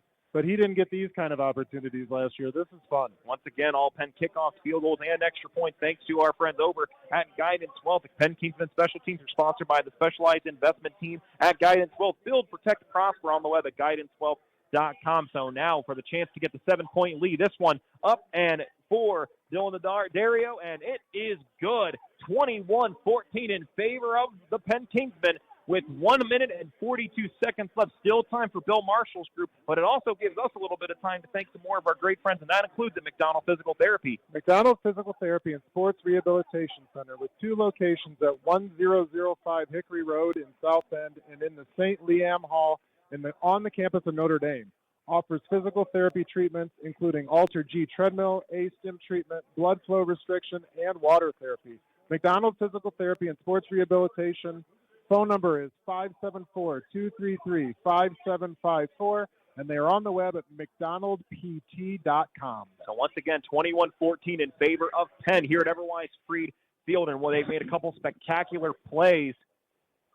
And with 1:42 left, still plenty of time for Valpariso. They do only, however, have 1 timeout, so expect a lot of passes that could keep the clock stopped and not let anything run. There's still enough time, but handling the kickoff course is Dylan Dario. Matt Copsey's got our score summary there. 6 plays, 82 yards, took 2 minutes and 4 seconds off the clock. And Ryan Watson, I'm thinking of his father. Kellen Watson, 3 for 5 for 52 yards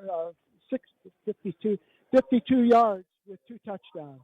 And so the Vikings will pick this one up right at the 1-yard line, and a couple extra yards for Julian Stokes as he makes the grab, and he's going to be stopped right at the yard line. So Valpariso got to march their way down the field with a $1:36 left here in the quarter. And, of course, keep in mind at this point for Coach Marshall, he does have Drayden Wilcox. And last year his long was a 46-yard field goal. So if they get within striking range, Vikings could still at least pick up 3. Yeah, you could see it last year in this game. Drayden Wilcox has a nice leg.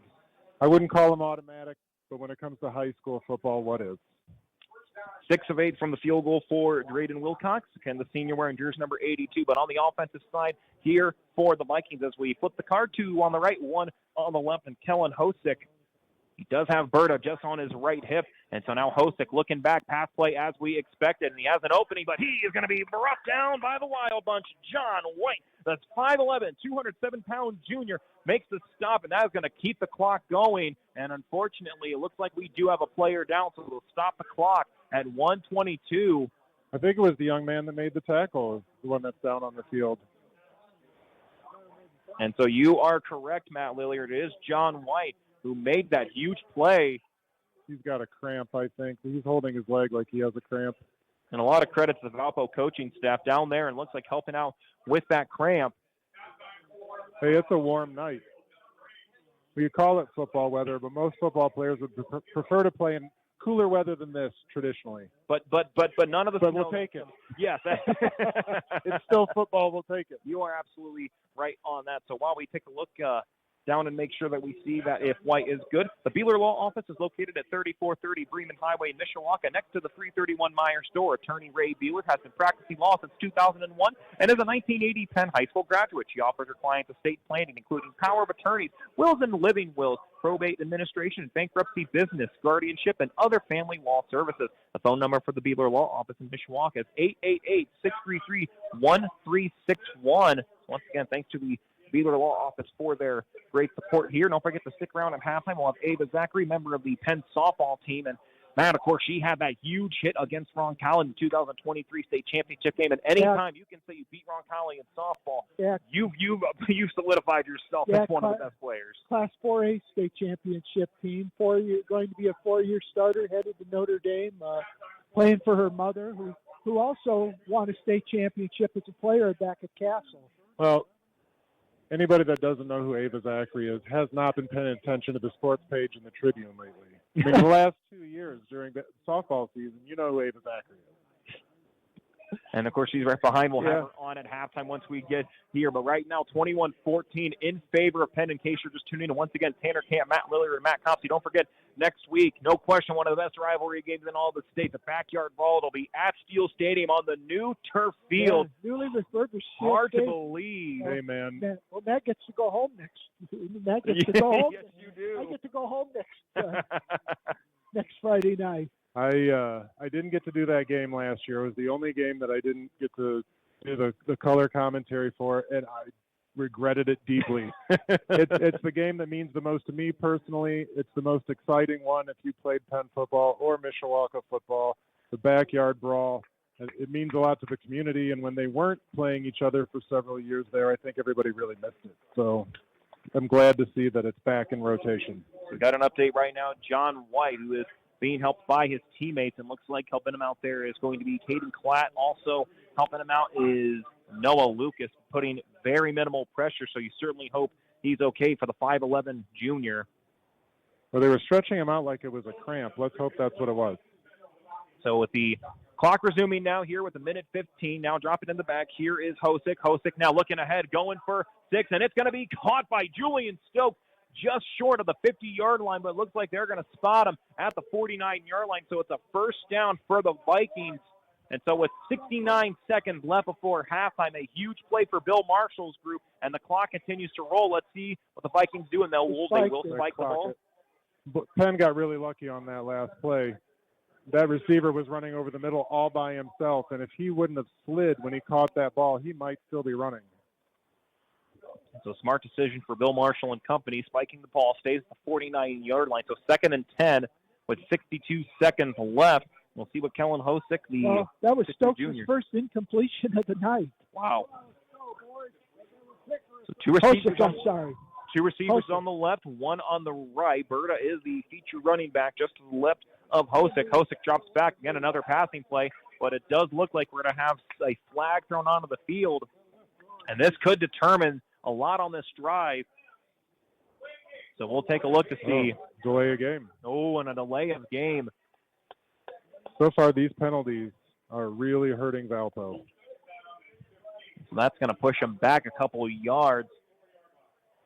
Back to the 44, and it's 2nd and 15. So with exactly 60 seconds left in this first half, with Penn leading 21-14. We'll see what Bill Marshall and the Vikings can do here. Pretty solid crowd. That's maybe over our trip from Valpo. A little bit of green over on the far side bleachers. Again, new turf field here at Everwise Freed Field.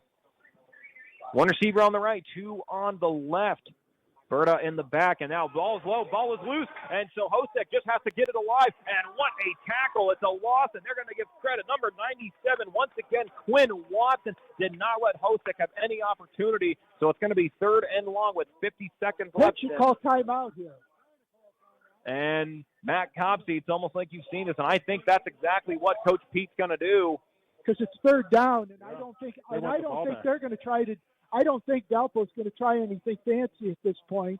So Penn's got a chance to get the ball back here, possibly. You're absolutely right. So 21-14 is the score here with 46.4 seconds left, and that gives us a chance to thank some more of our great friends, and that includes our friend over Chris Neal, State Farm Insurance. Tonight's Kingsman First Down are brought to you by Chris Neal, State Farm Insurance, with their location at 1602 East Bay Road in Mishawaka. You can reach them for a quote today at 574-255-2900. Again, sponsoring all first downs. And, of course, as we see with the students, looks like they're going with the Hawaiian night theme, and how apropos on how gorgeous of a night it is here. Again, we've been hovering right around the high 70s, probably mid-70s. There's been that breeze, which unfortunately we heard a little more than I'd like to in my interviews with both coaches, but that breeze probably helps out. And Matt Lillier, tell you what, props to Penn. They started off a little slower than expected, but since then, and really thanks to the great dynamic of Kellen Watson and really Tayshawn Bardo making some great catches out on the perimeter. That's right. This defense has settled in a little bit. You can tell that they're getting their legs a little bit more.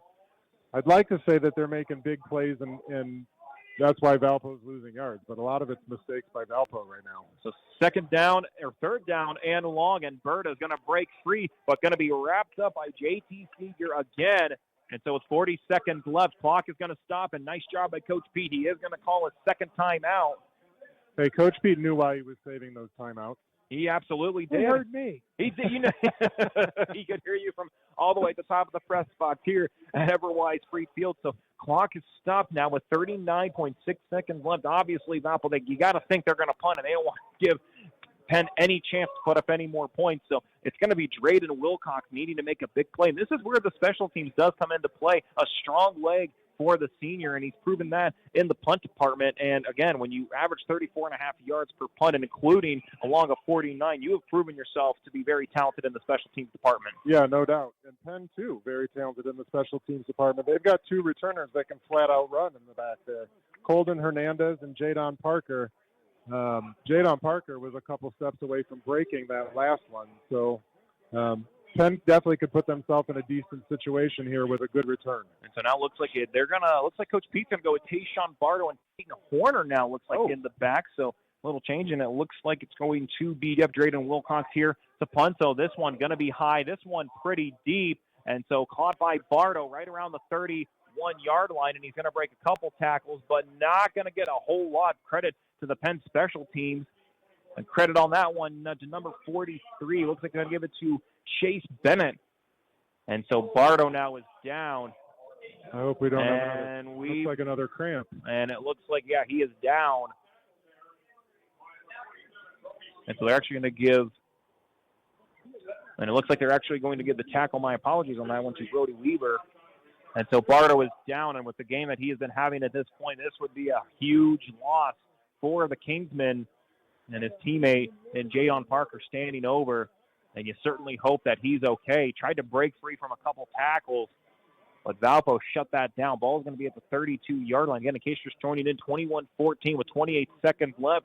Bardo currently down here for Coach Pete's group. Yeah, it looks like a cramp. They're stretching his leg and calf out up in the air like it's a cramp. I'm not too worried about this one. You'd be able to tell if it was a worse injury.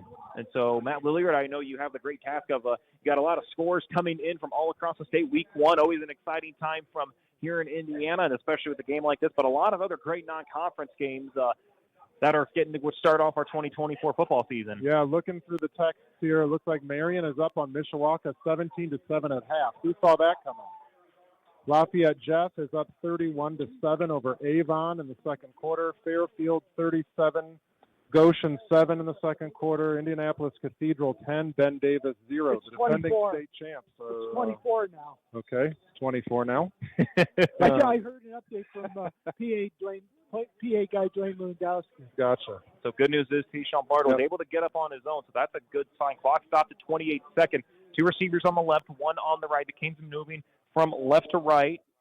And so now Watson looks back, and so now they run right up the middle here for Evans. And so that's going to spot the ball, looks like right at the 35-yard line. I think Penn's going to be content with Bardo out. I think they're going to be content to run out the clock. And I think you're right. Clock continues to tick as Penn looks like they're in no particular hurry. So 7 seconds left.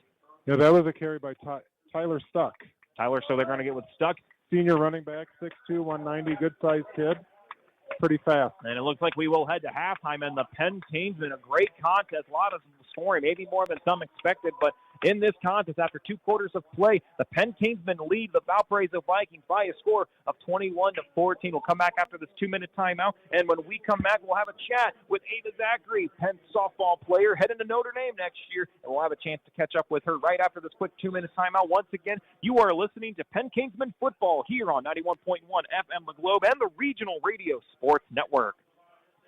For 30 years, the Lilliard Insurance Agency has been a proud sponsor of local sports in Michiana. Lilliard Insurance Agency is an independent insurance provider that offers its customers auto, home, business, life, and health insurance. They're located at 410 Lincoln Way West in Osceola at 17060 State Road 23 in South Bend. For more information, their phone number is 574-674-0015. That's 574-674-0015. And their website is www.realvaluein.com. Eric Gunther and State Farm Insurance are proud to underwrite a portion of tonight's game on the Regional Radio Sports Network. Eric's office is located at 356 South Michigan Street in South Bend. Under State Farm Insurance Agency, Eric offers auto and health insurance, as well as financial services. For more information on these or other products that State Farm offers, Eric can be reached at 574-291-1597. Like a good neighbor, State Farm is there. Did you know there's a place right here in Michiana that provides comfort and care for families of sick or injured children? Ronald McDonald House Charities of Michiana gives families everything they need, whether it's a hot shower, a comfortable bed, or a home-cooked meal. This allows parents to truly prioritize the health and well-being of their child. Because of people in this community just like you, RMHC Michiana provides their services at zero cost to the families. Find out how you can volunteer or donate to rmhcmichiana.org. Beef O'Brady's is a locally owned, family-operated restaurant designed for food and sports, featuring appetizers, wraps, pizzas, sandwiches, salads, and wings. Beef O'Brady's also broadcasts televised sporting events. The State Road 23 Granger location has carryout service and includes a party room and outside patio. More information is available on their website, beefobradys.com, or by calling 574-271-1415. Again, that's 574-271-1415. Beef O'Brady's. Good food, good sports. We welcome you back here to Penn Kingsman football here on the Regional Radio Sports Network. And as always, thanks to 91.1 FM The Globe for airing Kingsman football all season long back on the home of the Maple Leafs, the guy over at Goshen College. 21-14 in favor of Penn here at halftime. And it is my absolute pleasure to have Ava Zachary here with us today, a Penn softball player and a Notre Dame commit. Ava, appreciate you taking time. I know the students going crazy, and you know this from being a four-year member here with the Penn Kings, and that football always such a big part. So appreciate you taking time from the student section to come on out here and hang out with us for a couple minutes. Thank you for having me. Of course. Well, Ava, obviously the number one question, Notre Dame, obviously high-caliber softball, and maybe a little connection that's there with it. So tell us a little bit about the decision to go play over at Notre Dame. Yeah, obviously the academics played a huge part in it. I wanted to have the best opportunity for a career outside of softball after my 4 years there. So that definitely played a big role in it. But the coaching staff really treats you as a family, and they really took me in on my visit. And, they made me feel a part of the team from when I got on campus. And, obviously, whether it's Penn sports in general and specifically for Penn softball, it's a high legacy similar to the football team. When you put on a black and gold, it means something to have to represent your school. So just tell us a little bit about just what the Penn softball program has meant to you and whether the success with softball, which has obviously very clearly come as you head off to Notre Dame after the school year, but tell us a little bit about what it is meant to be a part of the Penn softball team and some of the biggest things that you've learned, whether on the field or whether it's been off the field as well. No, Penn really plays such a hard schedule, especially this past year. We really work hard to play the best competition that we possibly can, and that really instills such a great work ethic in all the athletes. And you really have to become a family on and off the field in order to compete against the good schedule that we do play. So I feel like they've really helped me bond with so many people on and off the field. So we look back on last year for Penn, 27-7, and of course last year a 478 batting average, which is just incredible. There are some basketball players who can't even shoot that free throw percentage. Obviously 12 doubles, 7 triples, as well as 2 home runs, and a 466 batting average with runners in scoring. But, that is the part that when you have those clutch moments, you need to be able to really be able to connect with the ball. So just tell us a little bit about some of the things that you worked on over the summer to help improve your game in these big-time moments as you get ready for your final season. Again, my travel team traveled all across the country playing the best competition that we possibly could. So I think facing really good pitchers and really good teams week in, week out really helps you prepare for, those big moments when it comes to high school ball.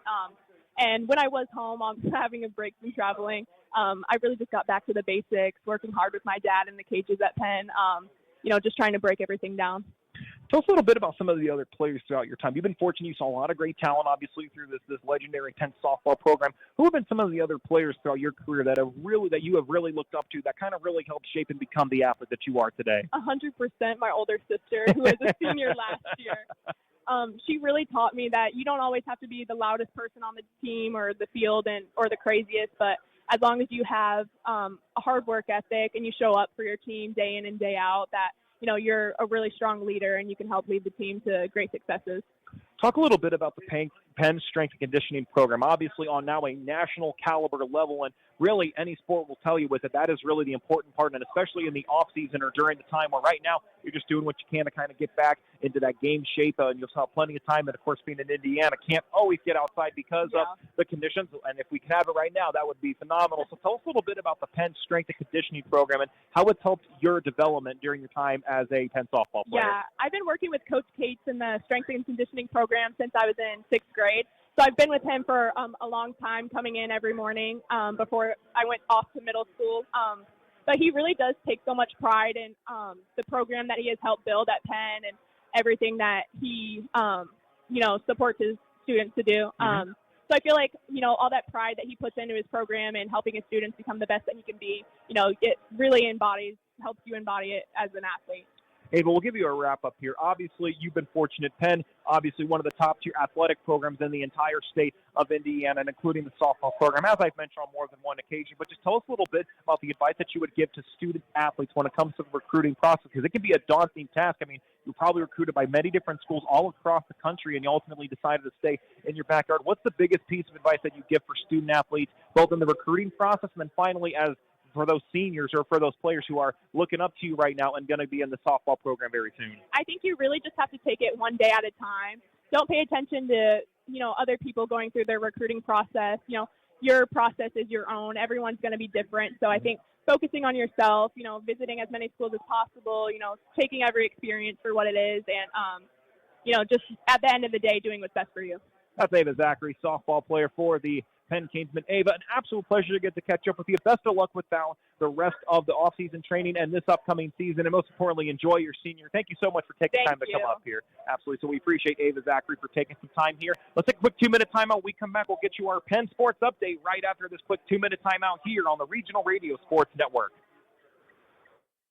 For 30 years, the Lilliard Insurance Agency has been a proud sponsor of local sports in Michiana. Lilliard Insurance Agency is an independent insurance provider that offers its customers auto, home, business, life, and health insurance. They're located at 410 Lincoln Way West in Osceola at 17060 State Road 23 in South Bend. For more information, their phone number is 574-674-0015. That's 574-674-0015. And their website is www.realvaluein.com. Beef O'Brady's is a locally owned, family-operated restaurant designed for food and sports, featuring appetizers, wraps, pizzas, sandwiches, salads, and wings. Beef O'Brady's also broadcasts televised sporting events. The State Road 23 Granger location has carryout service and includes a party room and outside patio. More information is available on their website, beefobradys.com, or by calling 574-271-1415. Again, that's 574-271-1415. Beef O'Brady's. Good food, good sports. The 2024 Indiana Football Digest is now available for online order at indianafootballdigest.com. This year's digest is packed to the brim not only with stats and scores, but in-depth and detailed analysis on each Indiana High School Athletic Association team. It also features a section on Indiana collegiate football and quotes from coaches from all around the state, giving readers an inside look at Indiana high school football. The 2024 Indiana Football Digest is available online at indianafootballdigest.com. Eric Gunther and State Farm Insurance are proud to underwrite a portion of tonight's game on the Regional Radio Sports Network. Eric's office is located at 356 South Michigan Street in South Bend. Under State Farm Insurance Agency, Eric offers auto and health insurance, as well as financial services. For more information on these or other products that State Farm offers, Eric can be reached at 574-291-1597. Like a good neighbor, State Farm is there. Welcome back here to Everwise Freed Field. Tanner Cam, Matt Lilliard, and Matt Copsey from here, high and up above Everwise Freed Field. 21-14 in favor of Penn. We'll get all the stats here from Matt in just a moment, but of course, it's time for our first Penn Sports update here of the 23-24 school year. Of course, boys soccer, all these scores, by the way, are from August 17th up until this moment. Boys soccer tied with Always Tough Homestead, 0-0, and that was a final. Girls golf, they finished second place at the Western Invite, shooting a season low, 317. Volleyball defeated Fort Wayne Bishop Dwenger 25-22, 25-18, and 25-23 for the 3-0 sweep. They also defeated LaPorte 3-1, 25-10, 25-13, lost set 3, 25-15, and 25-16. Boys tennis, no problems against Plymouth with a 5-0 sweep. Girls golf shot a 159. Marion shot a 201, and Riley, fortunately, was not able to finish. Boys tennis also defeated Penn 4-1 in boys tennis. For girls soccer, Penn all over New Prairie 9-0. That was the final. Boys soccer, a huge win against 11th ranked Northridge 3-2, with Chris Miller scoring the game-winning goal with 3 minutes left against 11th ranked Northridge. Volleyball ended up defeating Northwood 25-15, 25-16, and 25-18. Girls golf ends up shooting a 168, while Mishawaka shoots a 252. Again, in girls golf, boys soccer defeated New Prairie 6-0. And for the freshman football team, they defeated Valpariso yesterday 30-12. That was the final. And now we're going to take things over for Matt Copsey. He has got our first half numbers. Matt Copsey, take it away. Thanks, Tanner. Penn got on the board at the 7:55 mark of the first quarter. Kellen Watson, a 77-yard touchdown run. Dylan DeDarius extra point made it 7-0. Didn't take long. One play later, Thomas Berta, an 80-yard touchdown run. Drayden Wilcox's extra point, we were tied at 7-7. Then Valparaiso, with 45 seconds left in the opening quarter, Austin McKenzie, a 23-yard touchdown pass from Kellen Hosick, and Wilcox's extra point, it was 14-7 Valpo after the opening quarter. And then Penn, at the 8:35 mark of the second quarter, tied the game. Tayshawn Barter, a 15-yard touchdown pass from Watson. And then Penn, with 1:42 left in the opening half, Barter, a 31-yard touchdown pass from Watson. To Darius extra point. It's 21-14 Penn here at the half. First downs, 8 first downs for Valparaiso, 9 for Penn. Valparaiso punted the ball 3 times for an average of 30 yards. They had 3 penalties for 25 yards. Penn had 2 penalties for 20 yards. Penn had the only turnover the first half, a fumble. Vikings were 2 for 5 on third down conversions. Penn was 4 for 4. Taking a look at some individual numbers, you had here, let me get it right here, okay. Hosick was 6 out of 7 for 87 yards and 1 touchdown. Austin McKenzie with 2 catches for 39 yards and a touchdown. You had Julian Stokes, 2 catches for 33 yards. Taking a look here, Jordan Seigan, 1 catch for 10 yards. And you had Thomas Berta, 1 catch for 5 yards. Berta also 11 carries for 115 yards and a touchdown. And then you had Gage Finley with 3 carries for 17 yards. And Hosick had 3 carries for minus 11 yards. So Valpariso in the opening half had 87 yards passing, 121 yards on the ground for 208 total yards. For the Kingsmen, Kellen Watson was 3 for 5 for 52 yards and 2 touchdowns. All 3 receptions going to Tayshawn Bardo for the 52 yards. Watson also 4 carries for 118 yards and 1 touchdown. You also had in there Malachi Evans with 11 carries for 59 yards. And then right before halftime, you had Tyler Stuck, 1 carry for 6 yards. So Penn had 52 yards through the air, 183 through the air, for a total of 235 yards. Penn leads at 21-14 at halftime. Penn will also get the ball to start the second half. Let's take a 60-second timeout. When we come back, we'll look at the Flags International Weather Report and get ready for the second half of play. And as Matt Copsey said, 21-14 in favor of the Penn Kingsmen against the Valparaiso Vikings. Tanner Camp, Matt Copsey, and Matt Lilly are here at Everwise Freed Field back after this 60-second timeout here on 91.1 FM The Globe and the Regional Radio Sports Network, your home of Penn Kingsman football. For 30 years, the Lilliard Insurance Agency has been a proud sponsor of local sports in Michiana. Lilliard Insurance Agency is an independent insurance provider that offers its customers auto, home, business, life, and health insurance. They're located at 410 Lincoln Way West in Osceola at 17060 State Road 23 in South Bend. For more information, their phone number is 574-674-0015. That's 574-674-0015. And their website is www.realvaluein.com. Beef O'Brady's is a locally owned, family-operated restaurant designed for food and sports, featuring appetizers, wraps, pizzas, sandwiches, salads, and wings. Beef O'Brady's also broadcasts televised sporting events. The State Road 23 Granger location has carryout service and includes a party room and outside patio. More information is available on their website, beefobradys.com, or by calling 574-271-1415. Again, that's 574-271-1415. Beef O'Brady's. Good food, good sports. Back at Everwise Freed Field, the Penn Kingsmen. We're just about to get ready for the second half of play, but now it's time to take a look at our Flags International Weather Report. So tonight's Game Time Weather Report is presented by Flags International. Flags International offers Penn Kingsman flags alongside different kinds of American international flags, sports flags, and flagpole installations through their website, flagsinternational.com, and at their retail location at 10845 McKinley Highway, Osceola in Indiana. The phone number for Flags International is toll-free 800-627-3524. And right now, 70 degrees and going from the south to southeast at around 3 miles per hour. And as we just about to get ready here for another kickoff, Matt Lillier, what do you think are going to be some of the key pieces for both respective sides as we get ready for the kickoff? Well, after watching the first half, I think the team that wins this game is the one that makes the least amount of mistakes. I know that's a generalization. I know that that's logic. But so far, Penn's made the least amount of mistakes between the two teams, and they're up 21-14. I think the defense needs to settle in a little bit.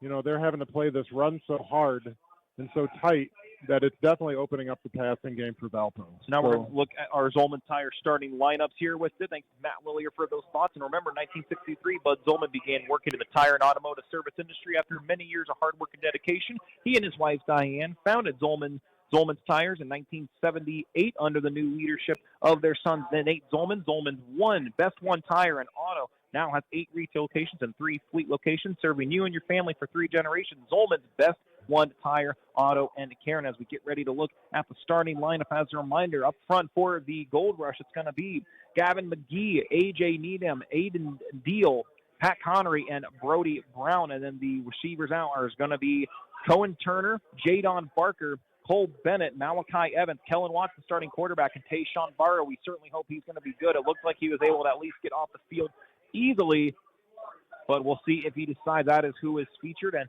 for the defensive side of the ball here for Valparaiso, up front it's going to be Walden, Asbell, it's going to be McDougal and Delgado up front for the Vikings. Then in the middle is going to be Adam C., Brody Wheeler, Nick Fry, Brendan Gagan, and in the back, Jaden Johnsma, Tice Morris, and Tyrus Morris. That is for the offense and defense, as that is who is going to get this one started here, as Valpo is going to kick from right to left, and Penn will receive from left to right here in this third quarter, and it's going to be Drayden Wilcox who's going to kick things off, and we are underway for the second half of play. We'll see if the Kingsmen can get Pete Reardon his first win, and so ball is now loosened in the end zone, so the Kingsmen now work to the end zone. Very, very fortunate break for Penn, nearly a dangerous opportunity, and instead they're going to start right at the 20-yard line. That already could have spelled early disaster for the black and gold. Yeah, it looks like Jadon Parker just took his eyes off the ball for a quick second, and it hit his hands, and he didn't receive it clean, bounced off, and went into the end zone. Thank goodness it went into the end zone. Otherwise, bad field position for the Kingsmen. And so now with the Gold Rush heading back out onto the field, once again, Kellen Watson, who's been impressive in his first start here this season for Coach Pete's group. Two receivers on the left, one on the right. And it looks like it's going to be Stuck, who is back, start off this first possession. So now Stuck on the carry, working his way up the middle, getting a couple extra yards, but maybe not a whole lot. And based off what we see, it looks like the Vikings actually held to a near standstill there, maybe a gain of 1, and that's what it will be. 2nd and 9, ball at the 21-yard line here. Penn up 21-14. Basic dive play off the left side. Valpo defended that really well. They're not getting a big push on this defensive line right now. Two receivers on the left, one on the right, with Stuck just to the right of Watson here. And after the Kingsman gets the snap from Deal. Now the look just to the near side. Ball just short here for Tayshawn Bardo. And so Watson, that's the right read, just the wrong execution. So 3rd and 9, and the clock stops. Just 44 seconds gone by in the third quarter. You know, that's the second time they've run that play action slant pattern. What's happening is the defensive end is getting in the way. He's getting his hands up, and he's batted the ball down twice. Tayshawn Bardo was open on that play twice in this game, and they're just not getting the ball out because that defensive end is not being put on the ground, and that's where he needs to be to complete that pass. For the Gold Rush, one on the left, one on the right. Stuck is the feature back, and now here is Watson rolling out, looking to his right.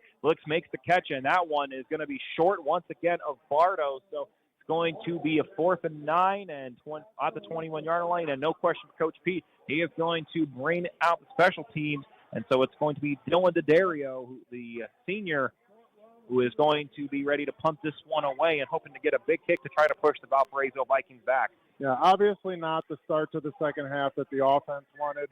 But again, it's just the beginning of the second half. They still have time to settle in. And so it's going to be Julian Stokes who will be the lone back, and it looks like now out there and joining him is going to be, for the Vikings, number 14, it's going to be Austin McKenzie. And so now the snap, now here for D'Addario. This one is high. This one fairly deep around the 43-yard line. And so now here is Stokes, has a little bit of room, rolls out to the right, and is going to be stopped at the 45-yard line. So good field position here for the Vikings, who trail by 7 here. Just 60 seconds gone by here in the third quarter. You know, they had a lot of luck throwing the ball at the end of the second half there.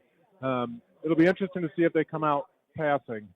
You know, that Penn's having to stack the box to stop Berta, and that would tend to think that you'd have some early opportunities to throw. Get you a reset for both starting lineups here after this play. So it's going to be Kellen Hosick, the junior quarterback here for Bill Marshall's Vikings. And they'll get the snap handoff to Berta. He's been good on the running game, and he's going to keep that going. He's going to break by 2 defenders and eventually stumble his way right around the 38, maybe the 37-yard line. But a good pickup there for the Vikings makes it 2nd and fairly close here with over a minute gone by. 2nd and 3rd officially, so a 7-yard gain for Berta. So his line up front is going to be Sharp, Price, Burkett, Reeder, and Barrera. And the other feature receivers keep an eye on Jordan Seigan, Keegan Fegley, Julian Stokes, also Austin McKenzie. And again, led by the junior quarterback Kellen Hosick. We'll get you the Penn defense, a.k.a. the Wild Bunch, here in just a moment. No receivers to the right. Heavy pressure from the left. And so there's going to be a flag. Might have been some early movement up front. I think they're going to chalk this one up against the Vikings here. Yep, that's another false start for the Vikings.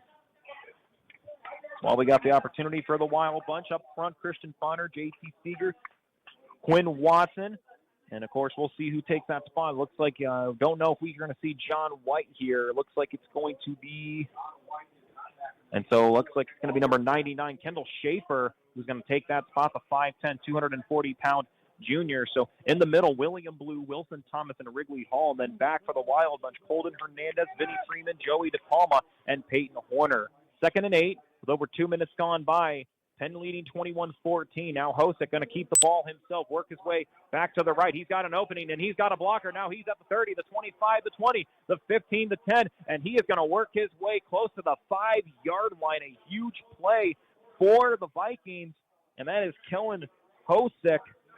His first game as a starting quarterback and makes the huge play. That is going to be a definite first down for the Valpariso Vikings. They're within striking distance to try to tie this one up. Yeah, that was Kellen Hosick doing his best impression of Kellen Watson. Nice run. Yeah, 38 yards on the play. So first and goal, with 5 yards away from the end zone here for the Vikings. Not many receivers. Watch the heavy run coming here for Berta. And so now Hosick going to keep it himself, and a nice tackle made by that left side. Give credit on that one to Christian Bonner. Tell you what, trying to do his best Dominic Bonner impression. Of course, we wish Dom the best of luck down in Indianapolis at Marian University, but Christian makes a nice play. And from what I've been told, it looks like I believe Dominic Bonner is also here today while supporting his brother. Yeah, we said Dominic Bonner's name a few times last year, that's for sure. Also a standout basketball player here at Penn. So we stay at 2nd and 5. Or 2nd and goal in this case. One receiver to the left. Only receiver out here for Hosick. He's got Berta to his left. Hosick with the snap, a handoff to Berta. Tries to find an opening, but the Wild Bunch shuts it down again, and it's going to be J.T. Seeger. We're going to call his name a bunch more times this year. That is going to be a loss of 2 for Berta. And so it's going to be under 8.5 minutes left in the Wild Bunch. So far, making a statement right here. Yeah, J.T. Seeger was in that offensive backfield before the ball was even handed off. Great play by J.T. Seeger. So it'll be a 3rd and goal, ball at the 7. And, of course, if you're Bill Marshall, you know that you have a not guaranteed easy shot, but a definite good shot with Drayden Wilcox. But you got to be clock down to 6. They might have to take a timeout. Yeah, I don't think it's going to be a might. It is going to be a half. So, like I said, it's almost like Matt Copsey has done this a time or two here. Glad to have him on the broadcast team here. We'll be here all season long for Penn Kingsman football right here on the Regional Radio Sports Network at 91.1 FM The Globe. And it's all thanks to our great friends, including at A's Event Rental. Regional Radio Sports Network wants to thank the Sharp family and A's Event Rentals, 805 West Edison Road in Mishawaka, for their terrific support of student-athletes over the years. Serving the community for 53 years, their phone number is 574-256-1110, and they're on the web at aisrental.com. Our coverage of Penn High School sports here on the Regional Radio Sports Network is presented by our friends at Harrison Sons Construction. For over a decade, Harrison Sons Construction have offered full-service remodeling and construction. Projects include a kitchen, bathroom, and interior home remodeling. In addition, Harrison Sons Construction also offers roofing, siding, and interior and exterior painting. For more information on the services of Harrison Sons Construction, the phone number is 574-514-2104. 3rd and goal. Ball the 7-yard line. Under 8 minutes left after the Valparaiso timeout. Valpo again moving from right to left. The Wild Bunch right now from left to right. The defense trying to make a stand. One on the left. The handoff now to Berta. And now it's going to be Watson. Watson looking in the middle, and it's not Watson. It's going to actually be Hosick, and that is going to be a catch and a touchdown. And I believe they're going to give Julian Stokes the credit for that score there. And so that is now going to make it a 21-20 ball game pending the PAT. A lot of prompts to Coach Marshall. He gives it to Hosick, and Hosick finds the end zone for 6. Yeah, that was great play action on that play. He had you fooled. He had me fooled. I thought Berta had the ball too. Yeah, Hosick had it on his hip. Great pass. Everybody bit. So Drayden Wilcox with an opportunity to tie this one up. The snap. The hold, the kick, nearly blocked by the Wild Bunch, but in the end it is going to be through the uprights and good for once. And we are all tied up at 21 now here with 7:50 left in the third quarter. Gives us a chance to thank some more of our great friends. That includes the fine folks over at Cubit Networks. Tonight's broadcast is being underwritten by our friends at Cubit Networks. Located at 103 Polk Street in LaPorte, Cubit Networks takes pride in helping keep their customers happy for all their technology needs. More information can be found on their website at cubitnet.com or by phone at 219-369-4357. The Beeler Law Office is located at 3430 Bremen Highway in Mishawaka, next to the 331 Meyer store. Attorney Ray Beeler has been practicing law since 2001 and is a 1980 Penn High School graduate. She offers her clients estate planning, including power of attorneys, wills and living wills, probate administration and bankruptcy, business guardianship, and other family law services. The phone number for the Beeler Law Office in Mishawaka is 888-633-1361. So now it's going to be a kickoff time here for the Vikings, and it's going to be Drayden Wilcox who will be handling all the kickoff duties this season for Bill Marshall's group. And meanwhile, for the special teams here for the Kingsmen, they're going to have three back, and as we take a look to see, it looks like it's going to be Cohen Turner, one of the feature backs. We're also going to see Holden Hernandez, and finally, it looks like we're going to see number 14 in Jaden Parker. 5 plays, 45 yards, took 3 minutes and 10 seconds off the clock for Valpo to tie the game on the 7-yard touchdown pass from Hosick to Stokes.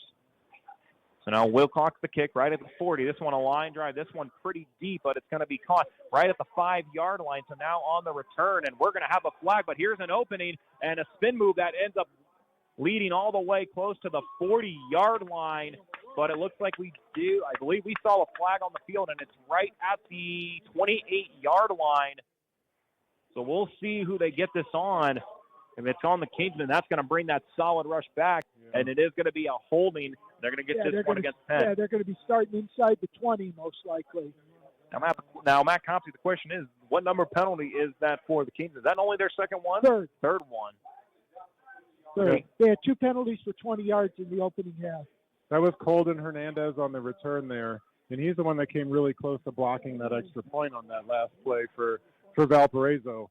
I have a feeling we're going to see him make a lot of plays this year. I'm told he can just flat out fly. So the Kingsmen going to start at the 20-yard line after the holding call. And so it'll be Kellen Watson and friends here for the Gold Rush. They're going to try to take the lead after the Vikings tied this one up, tied to 21. 2 receivers to the right, 1 to the left. And so now Watson rolls out to his right, going to tuck the football and take it himself, finds an opening. He's got a hole, got 1 to beat, and he's not going to do that time. But what he is going to do is pick himself a first down for the Kingsmen. And, of course, don't forget all first down thanks to our friend Chris Neal over at State Farm Insurance. Tonight's Kingsmen first downs are brought to you by Chris Neal, State Farm Insurance, with their location at 1602 East Day Road in Mishawaka. You can reach them for a quote today at 574-255-2900. Yeah, watch for more of these quarterback draws and quarterback sweeps. Obviously, they're having a lot of success with that. They had a lot of success with that in the first half. Well, we saw Nolan McCullough do that a lot last year as well. So Watson going to do the same, find an opening, and he's working to the left, and I think he's going to be gone. That's going to be the 30, the 25, the 20, the 15, the 10. Put 6 more. The Gold Rush have taken the lead, 27-21 against the Valparaiso Vikings. Kellen Watson doing his thing. Nolan McCullough would be proud of him. Second scoring touchdown, and Valparaiso ties it up, but not for long, and Penn High School up 27-21 with the PAT pending. I remember last year Tayshawn Bardo interviewed Kellen Watson for the school newspaper, and it was online, and I watched it. And he introduced him as introducing the fastest man in the school. And I think he's showing it tonight. Definitely the fastest man in the school, fastest man on the field for sure. And as a reminder, all of the extra points, field goals, and kickoffs for the Penn Kingsmen, thanks to our friends over at Guidance Wealth. So we'll see what Dylan Daddario can do here.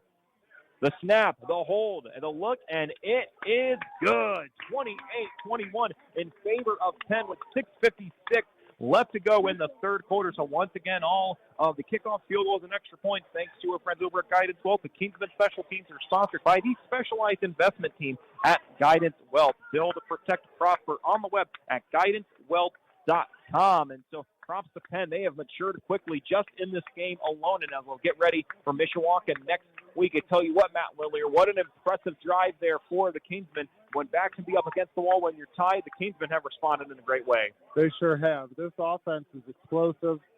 Kellen Watson is explosive. I think we're going to see this team score a lot of points this year, and it's crazy. 1 minute and 1 second ago, the score was 21-14. 28-21 now. Two plays, 80 yards, took 44 seconds. And Watson unofficially 6 carries for 198 yards rushing with 2 touchdowns. Now the special and teams. he's thrown 2 touchdowns. Yeah, exactly. 2 of the scores. Only 2 Penn Kingsmen have seen the end. So Tayshawn Barlow for 2 receiving scores and Kellen Watson on 2 scores on the ground. And now Dylan DeDario looking to have another good kickoff here. He has been solid on this department to try to back up the Valpariso Vikings. And right now Julian Stokes is the featured player back here for the Vikings. Also back, just in case it goes in the direction, Austin McKenzie. So once again, Penn from left to right and Valpo from right to left. 6:56.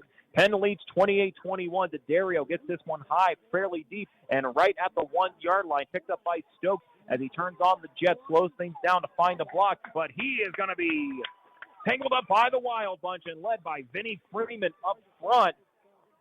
And it also looks like making the play is Jadon Parker. And so it's 6:49 left to go. Valparaiso going to try to tie this one up yet again. Yeah, we haven't called Vinny Freeman's name too much tonight.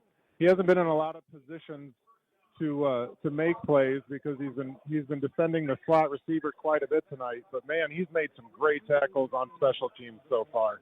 I've seen him light up a couple of these return players, and I wouldn't want to take the ball up the middle on him. So 1 receiver to the left with Kellen Hosick, and then Tommy Berta just to his right, and it looks like it's a direct snap here for the Vikings, and no, it is going to be nothing but a loss there for the Vikings.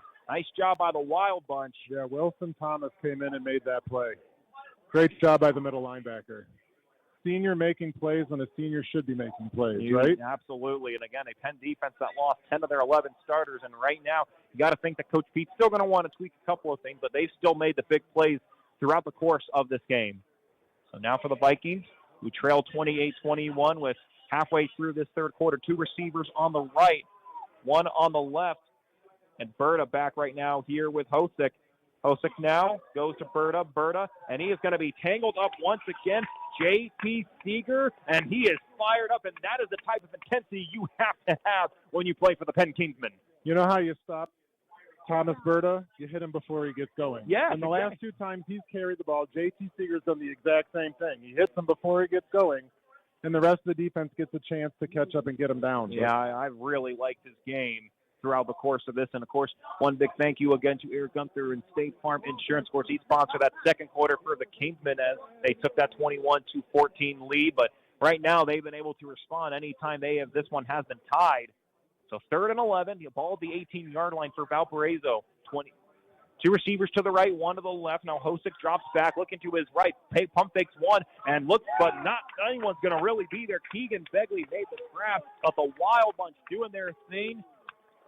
And it makes it 4th and 9, and Bill Marshall looks like he's probably not going to have any choice but to go with the punt, and that's exactly what he's going to do. A huge stop for the Kingsmen with 5 left in the quarter. The Kingsmen got really lucky on that play. Kellen Hosick had Jordan Saigan running down the middle of the field all by himself, and he chose to throw it to a guy that was way shallower in his route and resulted in a 4th down. Good play by the defense. Look for Penn to maybe try to make a push here. You got to be smart, though. You don't want to get that penalty. Now the punt for Wilcox, and this one going to take a bounce right into the turf, and it's not going to roll much. In fact, roll the other way, and it was right at the 50-yard line. So ball to 20, so only a 30-yard punt for Drayden Wilcox. He averaged 34.5 last year, but based off the leg we've seen, kind of a shorter punt than we could see, and really this could be the statement drive that could really open the floodgates here for the Kingsmen. I was about to say the exact same thing, Tanner. This is a really important drive for Penn's offense and for the team in general. Getting this to a 2-score game which it hasn't been yet today, is going to impact this greatly on who wins. I mean, Penn needs that 2-score lead right now, and let's see if they can get it. 2 receivers on the left, 1 on the right. Watson now the back, and also there is Tyler Stuck, who is now back, and there's going to be a flag. There was a little bit of movement, and unfortunately not the start for Penn. That's how they started this game, though, and they were able to score immediately after that. Now, Tyler Stuck looks to have some game, but it makes you wonder what's going on with Malachi Evans. He's standing on the sideline holding his helmet. Yeah, you certainly hope that he is going to be okay. Interesting when we get a chance to talk to Coach Pete about that. Stuck's been pretty solid, though, in the couple of rushes that he has had, and so now set to check into the contest will be Jadon Parker. That was good. We did see a little bit of hobbling after one of the kickoffs, so good to see him back onto the field here for Coach Pete's group. 4 minutes and 32 seconds left in the third. 28-21 in favor of Penn. Watson back, looking up ahead. He wants the home run ball, and he's looking for Bardo, and he just misses it. He's made a couple spectacular catches and just needed about another 2 inches there. So great look, though. That's the right look from Watson, but it will be 2nd and 15 here with 4:26. Yeah, they haven't been able to defend Tayshawn Bardo deep down the field. He's getting open. And look for them to go to this again because he had at least 2 steps on that defender. He had a touchdown if that ball would have been thrown a little bit shorter. 2nd and 15, ball at the 45-yard line. Penn moving from left to right. They lead by a touchdown. And so 2 receivers on the left, 1 on the right. Stuck again, the back now instead of Evans. So now they'll look for Stuck, finds a bit of an opening, and going to muscle his way up to the 50-yard line. And so we'll get back to the initial line of scrimmage, but it will still be a 3rd and 10 moment here for Penn. And so we'll see what Coach Pete decides to do with 4 and some change left in the third quarter here at Everwise Freed Field. Well, with the way it's gone so far, an easy call to make would be a quarterback draw because no one's been able to stop Kellen Watson yet today. There are 2 receivers to the right. Stuck is the back just to the left, so it could be a direct snap. We'll see what the Kingsmen decide to do after the snap from Deal, and it will be a direct snap here to Watson. Watson finding an opening, and there he does make the tackle, but there is going to be a flag right around the spot, so we'll see if it's on a blocking, if it's a holding, but yeah, it's in the spot where it would be a hold. Yep. And it is a holding, and it goes against Penn. So that's going to push the Kingsmen back. It does reset the 3rd down, but a little bit. Well, it depends if they might decline and get 10 punts. You are correct, Matt Topsy, in that case. So brings up a 4th down. So 4th down and 10. And so we'll see what Coach Pete decides to do. Ball's right now at the 50-yard line. You got to change. Is that the first time they tackled Kellen Watson today? I would believe so. that it seems that way. And based off the spot right now, it does look like on a 3rd and 10. So 3rd and 10 situation here. Watson drops back, looking up ahead, looking towards the middle. Bardo makes the catch and working to the left. He breaks the tackle, going to the 20, going to the 15, breaks another tackle, looking at the 10, and he's going to find the end zone for 6.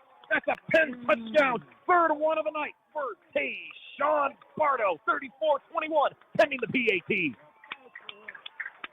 I tell you what, there is nothing better than getting to turn and high-five a Hall of Fame coach when you're calling a Penn game. I still have Coach Chris Giesman sitting to my left.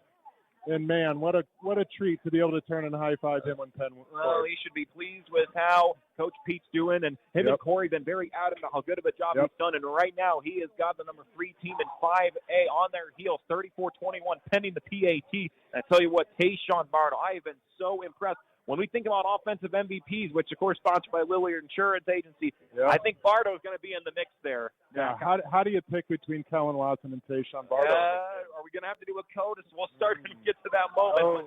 So initially, little low snap, and now the left-handed throw inside for 2. And it's going to be caught. It's going to be a 2-point conversion. And the lights, they got the new LED lights, and they are going ballistic. It was an initial bad snap for the Kingsmen, and Dylan DeDario just had to throw up the Hail Mary in this case. Dylan DeDario is 1-for-1 passing on the season. And I think 2 guys caught that ball at the same time. Now, so who are they going to give credit to? well, I have no idea. However, I did. but there is a flag on the play right now. The question becomes, who is it on? Well, they probably had a lineman downfield on that play, would be my guess. We'll see what the call is. No, they're calling it on Valpo, it looks like, because one of the players didn't look happy. No, they are going to get, looks like a push, and it goes against the Kingsmen. Well, they get another try at the extra point. Well, and I tell you what, though, if nothing else, despite the scoring part, what it did was bring some excitement. The LED lights, if you get a chance to come to Everybody's Free. We turned this into a rave. Well, it looks like a disco, like the old disco days when you had the ball going around with all the lights. Next thing you know, we're going to see John Travolta doing some of the disco dances out here. I've only seen this happen once at Penn Field against Washington. I bet Matt remembers this. 1991-ish? Oh, yes. Yes, Washington came really close to beating Penn. Yes, wound up 14-13. Yep. On a field goal that ended the game, and the lights went out. So literally the lights, that's incredible. So as a reminder, all extra points thanks to our friends over at Guidance Well. So now for Dylan DeDario, this one, they're going to spot this one, looks like right at the 25-yard line. So a long point after touchdown attempt. Good practice for DeDario. So here's DeDario, 3:20 on the clock. Snap a hole. This one high. This one deep, and it's got a little extra on it. Good. That is impressive for Dylan DeDario, and we might see more of that. So with the extra point, makes it 35-21, 3:20 left in the third quarter in a high-intense game. And once again, as we want to remind you, all the Penn kickoffs, field goals, and extra points as we're getting ready to see a Penn kickoff here in just a moment. Thanks to our friends over at Guidance Wealth. And we also want to thank some more of our absolutely great friends, including our friends over at Cuban Networks. The Regional Radio Sports Network thanks Cuban Networks for their support of high school and college athletics. Since 1986, Cuban Networks is focused on providing a quality experience for their customers. They take computer security seriously and have the necessary tools to keep your digital assets and environment safe. They are located at 103 Polk Street in LaPorte, and their phone number is 219-369-4357. So as we get ready for the Penn special teams to come out here, once again, thanks to Guidance Wealth, Dylan DeDario is going to handle the kickoff duties, as we have seen. And back for the Vikings, looks like we'll see Julian Stokes once again, also back just in case. Austin McKenzie here. Once again, Penn kicking off from left to right and Valpo from right to left. So now DeDario putting a lot into this one, working just inside of the 5-yard line. And Stokes on the reception. He has an option, but he is hit hard inside of the 25. And the Kingsmen say, no, not just yet. Still ball on the feet, and the officials let them play on. And those are the type of energetic plays that are going to get this place fired up. 3:13 left. Penn leads by 2 scores. Yeah, Vinny Freeman was in on that special teams tackle again, and what a hit. It looks like he's dinged something a little bit on the hit, and understandably so. That was a pop. 4 plays, 50 yards. It took a minute and 12 seconds. Watson with his 3rd touchdown pass of the night to Bardo from 50 yards. And so, as we mentioned, with Penn scoring to get them up by 2, now a huge drive here for Valpariso. Got to get at least some type of score, preferably 6, if they want to stay in this game, as the Vikings move from right to left. 2 receivers on the left, 1 on the right. And so now here is Hosek. And so now receiver in motion here for the Vikings. And so now the handoff up front. And the Kingsmen, the Wild Bunch, absolutely on fire right now. Mr. Bonner making another play in the backfield. And his brother Dominic is going to be real pleased with how he's been playing. We've called his name a number of times. And so it's under 3 minutes left in the third quarter. Penn seems to have found their groove here in their home opener. Yeah, they have, especially offensively. And the variety at which they're approaching it has kept Valpo on their heels. 2 receivers on the right, 1 on the left. Berta in the back with Hosek.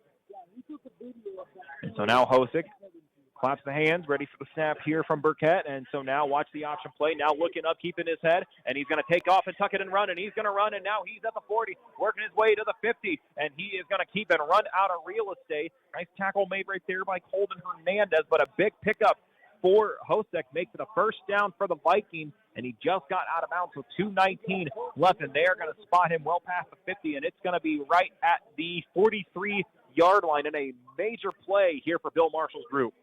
Well, that was the result of good coverage by the Kingsmen. He had nowhere to go with the ball.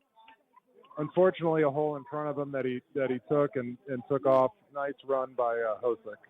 2:19 left in the third quarter. Two receivers on the right, one on the left. Once again, Berta in the back here with Hosick. So now Hosick takes the handoff to Berta, rolls out to the right, and he had one coming in the throw, and it is going to be just a little bit short. But there was a lot of pressure up front, and in that case, give credit up front for the Kingsmen for putting the pressure. That's number 53, J.T. Seeger, again, a player.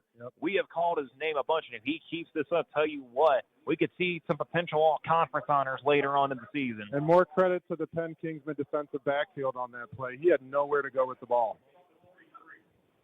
Technically, that's his first incomplete pass of the night because the other one was when he spiked it to stop the clock. Wow.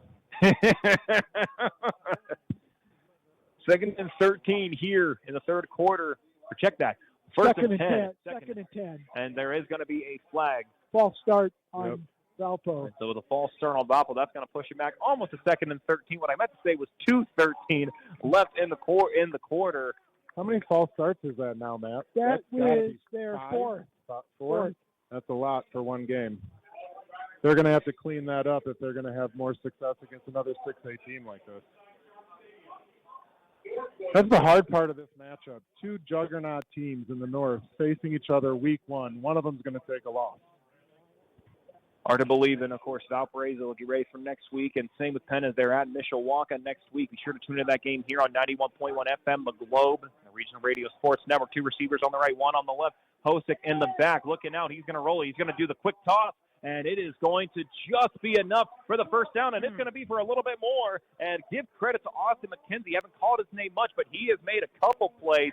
The clock stops at 2:02, and so despite the second and 15, and ball at the 48-yard line, it's now going to be a pickup and a first down here for the Vikings. Ball at the 30, so pick up about 18 there for the Vikings. Speaking of Mishawaka, they've come back against Marion. It's 27-17 in the fourth quarter.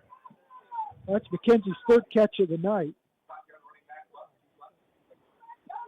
And now one on the left, two on the right here for Hosick. He's got Berta on the left. And it looks like it will be a handoff for Berta, working to the outside, got a little bit of space, finds an opening, stays on his feet, and he is going to be just short as a huge and touchdown-saving tackle is made by Wrigley Hall, and we see Berta down once again. We've seen it before, and he is in a little bit of pain right now. Check that. I think that was Kenny Welsh on that tackle again. Kenny Welsh made a touchdown-saving tackle on that play. And so clock is stopped at 1:53. There is an official's timeout to check on Berta. Again, we have seen him a little banged up, and he has been a big part of Bill Marshall's program since his sophomore year when he was the feature running back. Again, it looks like a cramp. That's the problem with early season football. When it's still warm outside, cramps are a problem. You're battling cramps as much as you are the other team half the time. Well, all summer long you don't have to deal with that, and now you're going out there with exerting all the force, and the weather's still warm, so you got to, the old adage, you got to drink water, hydrate, and hope your body doesn't disagree with you. Exactly. And so while we've got the opportunity, another chance to thank a couple of our great friends here tonight. That includes over at Harrison Sons Construction. Our coverage of Penn High School sports on the Regional Radio Sports Network is presented by our friends at Harrison Sons Construction. For over a decade, Harrison Sons Construction have offered full-service remodeling and construction. Projects include kitchen, bathroom, and interior home remodeling. In addition, Harrison Sons Construction also offers roofing, siding, and interior and exterior painting. For more information on the services of Harrison Sons Construction, the phone number is 574-514-2104.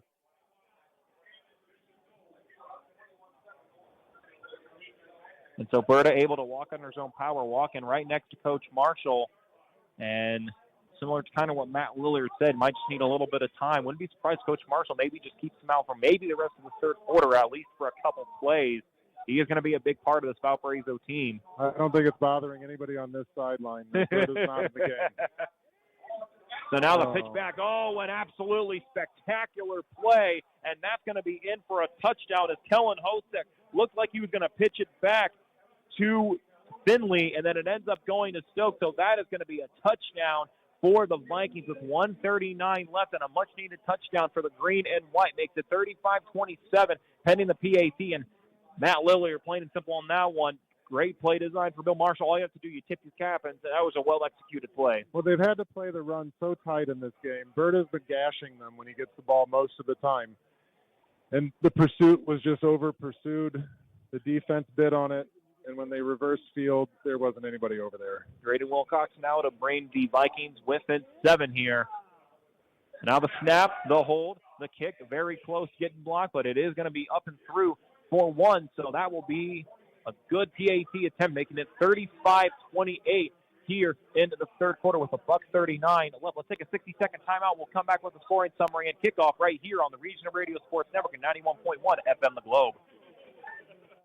For 30 years, the Lilliard Insurance Agency has been a proud sponsor of local sports in Michiana. Lilliard Insurance Agency is an independent insurance provider that offers its customers auto, home, business, life, and health insurance. They're located at 410 Lincoln Way West in Osceola at 17060 State Road 23 in South Bend. For more information, their phone number is 574-674-0015. That's 574-674-0015. And their website is www.realvaluein.com. Did you know there's a place right here in Michiana that provides comfort and care for families of sick or injured children? Ronald McDonald House Charities of Michiana gives families everything they need, whether it's a hot shower, a comfortable bed, or a home-cooked meal. This allows parents to truly prioritize the health and well-being of their child. Because of people in this community just like you, RMHC Michiana provides their services at zero cost to the families. Find out how you can volunteer or donate to rmhcmichiana.org. The 2024 Indiana Football Digest is now available for online order at indianafootballdigest.com. This year's digest is packed to the brim not only with stats and scores, but in-depth and detailed analysis on each Indiana High School Athletic Association team. It also features a section on Indiana collegiate football and quotes from coaches from all around the state, giving readers an inside look at Indiana high school football. The 2024 Indiana Football Digest is available online at indianafootballdigest.com.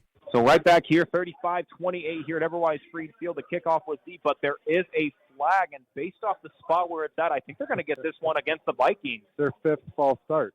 This one on special teams. Yeah, legal procedure. They're going to make them kick it 5 yards back. And so now we will have the scoring summary as Valpo gets this one within 7. Matt Cops, you got that for us? Take it away. 6 plays, 77 yards, took 1 minute and 44 seconds off the clock. Stokes, the 10-yard touchdown pass from Hosick. Hosick now with his 1, 2, 3. That is his 3rd touchdown pass of the night. And so with a minute 39 left in the third quarter in Valpo after the false start, Drayden Wilcox has got a strong leg, but you still never want to have to start any further back. By the way, that touchdown was a reverse. They don't count that as a pass, right? That was a reverse? I thought you said it was a pass. Okay, then it's a run. Okay, yeah, my fault. Pitch for the running back. Running back, yep. Hand it off to the receiver coming the other direction. Okay, my fault. Hosek probably would like to count it as a pass. Okay, it's a 10-yard run. My fault. Thank you. So now this ball up in the air and right at the 10-yard line. Now here come the Kingsmen over on the far side now working a little bit of an opening, breaks a couple tackles, and so the Kingsmen will start this one near the 40-yard line. Jadon Parker. Yeah, what a nice run. Yeah, I tell you what, he's been impressive when it comes to those kickoff opportunities. They haven't found him in the passing game yet, but he's made an impact in the return game, that's for sure. That's what you do, very similar to a basketball player who normally scores a lot of points. If you find a way to still rebound the ball, maybe share the ball, or even especially play defense, you've got to find a way to help ways to contribute, and Parker has done that here tonight. Yeah, he has. So the Kingsmen now back on the field for the Gold Rush. 92 seconds left before the end of the third quarter. 35-28, a high-scoring game here tonight. The penalty cost Valpo 17 yards on that play. Because Penn would have been starting at the 20, and now they're starting at the 37 instead. Kellen Watson, low snap, going to keep this himself. No one's going to be able to catch him, so he's going to get a couple, and he's going to see green grass, and he's going to go down to the 30, to the 20, the 25, the 15, to 10, and in for the score. The potential fastest man at Penn puts up 6-4 for the touchdown. I don't think there's potential. No, you can't always assume, but in this case you can. 20, 41, Kellen Watson. Wow. He is making the Lillard Insurance Offensive MVP of the game quite a difficult conversation. Yeah, no doubt. No doubt. It didn't look like there was much there for him coming around the end. He had somebody on his heels, and like I said, I don't think there's any defensive linemen that are going to catch him from behind. But it didn't look like he had a seam on the sideline, and he found one. Holy cow. So 41-28 pending the PAT, and I'm sure Matt Compsey, I hope he can write quick enough on how fast or how long, rather, that drive took, as this one from D'Addario up and good. So 42-28 with 70 seconds left in the third quarter. And Matt Compsey, that was probably a hard scoring summary to have to put together, wasn't it? One play, 67 yards. Okay. It took 12 seconds. How many total yards is he up to now? He now has unofficially 7 carries for 265 yards rushing, plus he's thrown for 100. He's got over 350 yards of total offense himself. And 40 yards a carry. Yes. We've had some talented quarterbacks at Penn in the history of this program. Nolan McCullough was quite a running quarterback too last year, but I don't think I've ever seen anybody that's got this kind of speed on this field playing quarterback. You had Camden Bone was really good when he threw for 1,000 yards and ran for 1,000 yards. We might get 1,000 yards tonight. Nah, you are. Yeah. He's run for 3 touchdowns and thrown for 3 touchdowns. I don't think there's going to be much debate on who gets the player of the game. Yeah, we'll take a look at that. We thank Lillard Insurance Agency. Who's that? I don't know. Maybe you can help me out with it. So D'Addario now on the long kick, and it's going to be Stokes who picks it up right at the 1-yard line, has a bit of an opening and works to the outside, but a swarm of Kingsmen say, no, you may not. And so the ball's going to start at the 21-yard line, and the Wild Bunch could put this game in an interesting fact. The Kingsmen already up by 2 scores, 42-28 here with $1:13 left in the third quarter, and any type of stop here would really put this game at an interesting spot. That's right. If Penn can keep this a 2-score game, Valpo's not coming back. I mean, that's obvious. And I want to say Penn special teams tonight has played stellar football. These kickoffs, they've stayed in their lanes. They've played sound football, and they're not letting them get many creases here. So now Hosick, 2 receivers to the left, 1 to the right. The handoff for Burden now. Good to see him back on. And an excellent piece of defense right there. Give credit to number 42, Kenny Welch. He was not expected to even get the start, but so far he has proven to be a big factor. He potentially is going to earn a starting spot next week. But tell you what, Coach Reardon must be pleased with his effort. Hey, he's made plays. He's been in a position to make plays when he needs to. And that was one of the things Coach Reardon said to us in our meeting. He said, you got to be prepared so you can play fast. And Kenny Welch is playing fast. The ball on the 21-yard line, 2nd and 11 for Valpo. They move from right to left. Hosick now, he's got Berta to his left, and Hosick now going to drop back, and now he's going to tuck this one himself, and he's going to find an opening. He breaks a couple tackles, but ultimately brought down by J.T. Seeger from behind. And depending on how Bill Marshall wants to play this, that could be the final play of the third quarter, as it looks like it's going to be just about a yard short, maybe 2 of a first down. They're going to say 3rd and 1, looks like. J.T. Seeger in on that stop, and Wrigley Hall also made a nice play on that. And so looks like Valpo, they are going to just run this clock down as we are going to finish off this third quarter here. And we're going to head to the fourth quarter as the Penn Kingsmen lead 42-28 here at Everwise Freed Field, looking for win number 28 in the all-time series and trying to get Coach Pete his first win as the 7th head coach in Penn High School football history. Tanner's Camp, Matt Compsey, and Matt Lillier here at Everwise Freed Field. We'll be back after this 60-second timeout here on 91.1 FM The Globe and the Regional Radio Sports Network. Did you know there's a place right here in Michiana that provides comfort and care for families of sick or injured children? Ronald McDonald House Charities of Michiana gives families everything they need, whether it's a hot shower, a comfortable bed, or a home-cooked meal. This allows parents to truly prioritize the health and well-being of their child. Because of people in this community just like you, RMHC Michiana provides their services at zero cost to the families. Find out how you can volunteer or donate to rmhcmichiana.org. Eric Gunther and State Farm Insurance are proud to underwrite a portion of tonight's game on the Regional Radio Sports Network. Eric's office is located at 356 South Michigan Street in South Bend. Under State Farm Insurance Agency, Eric offers auto and health insurance, as well as financial services. For more information on these or other products that State Farm offers, Eric can be reached at 574-291-1597. Like a good neighbor, State Farm is there.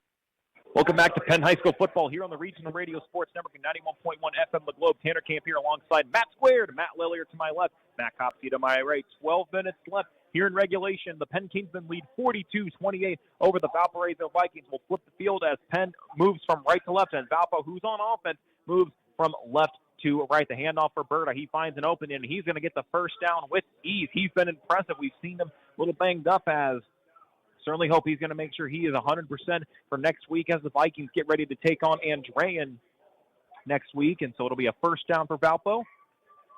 Ball at the 37-yard line. 36 actually looked like what they're going to say. So first and 10.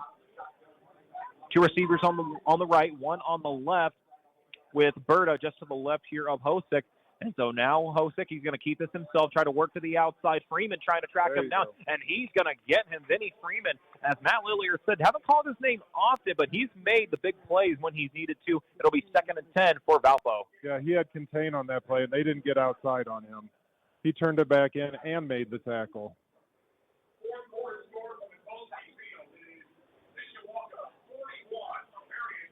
Oh, wow, that changed fast. Yeah, Mishawaka 41, Marion 17. And they were down 34 to that 34 unanswered points, wasn't it 17-7?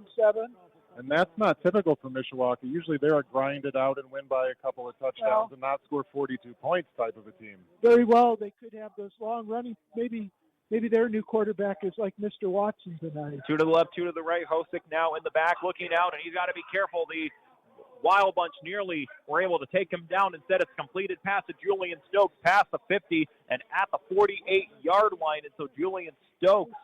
I'm not sure how Julian Stokes caught that ball. That was good coverage by Vinny Freeman on that play. Yeah, gain of about 16 there for Julian Stokes. Now, keep in mind, last year for the 6'1 senior, ended up with 16 receptions for 341 yards and 4 scores. So still a fairly reliable option last year and proven to be the same here tonight.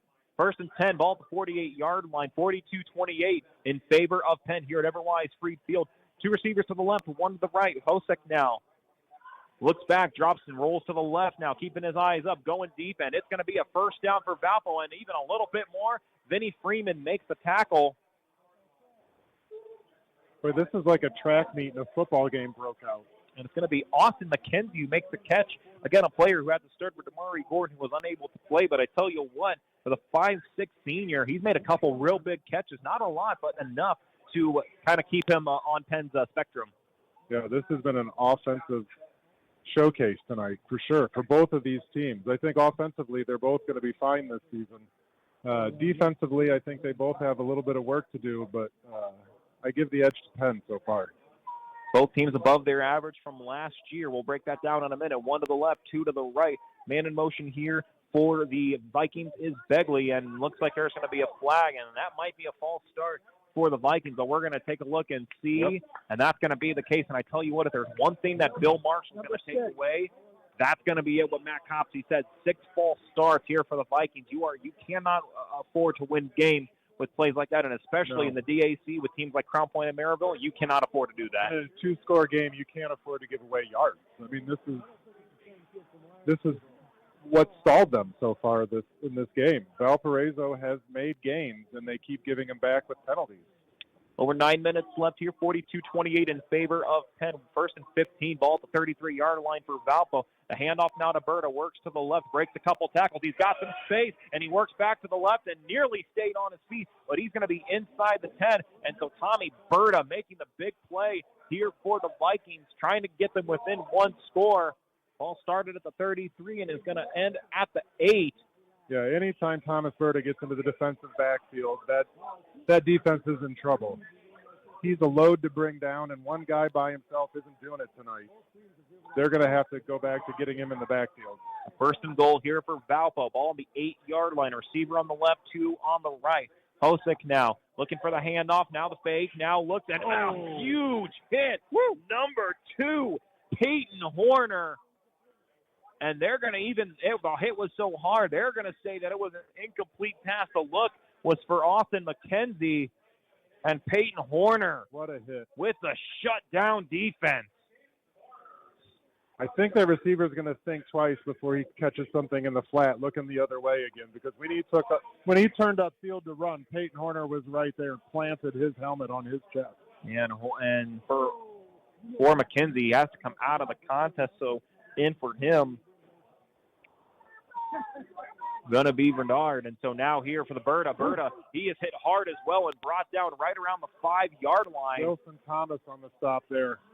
Wilson Thomas said, not today. And so it makes it a 3rd and goal, and now ball's a 5-yard line. And quite frankly, at this point, you can't really. You're in 4-down territory. You're in 4-down territory, no question. Oh, Matt for sure. Copsey. And not to go too early. There's still 8 minutes left and still plenty of time.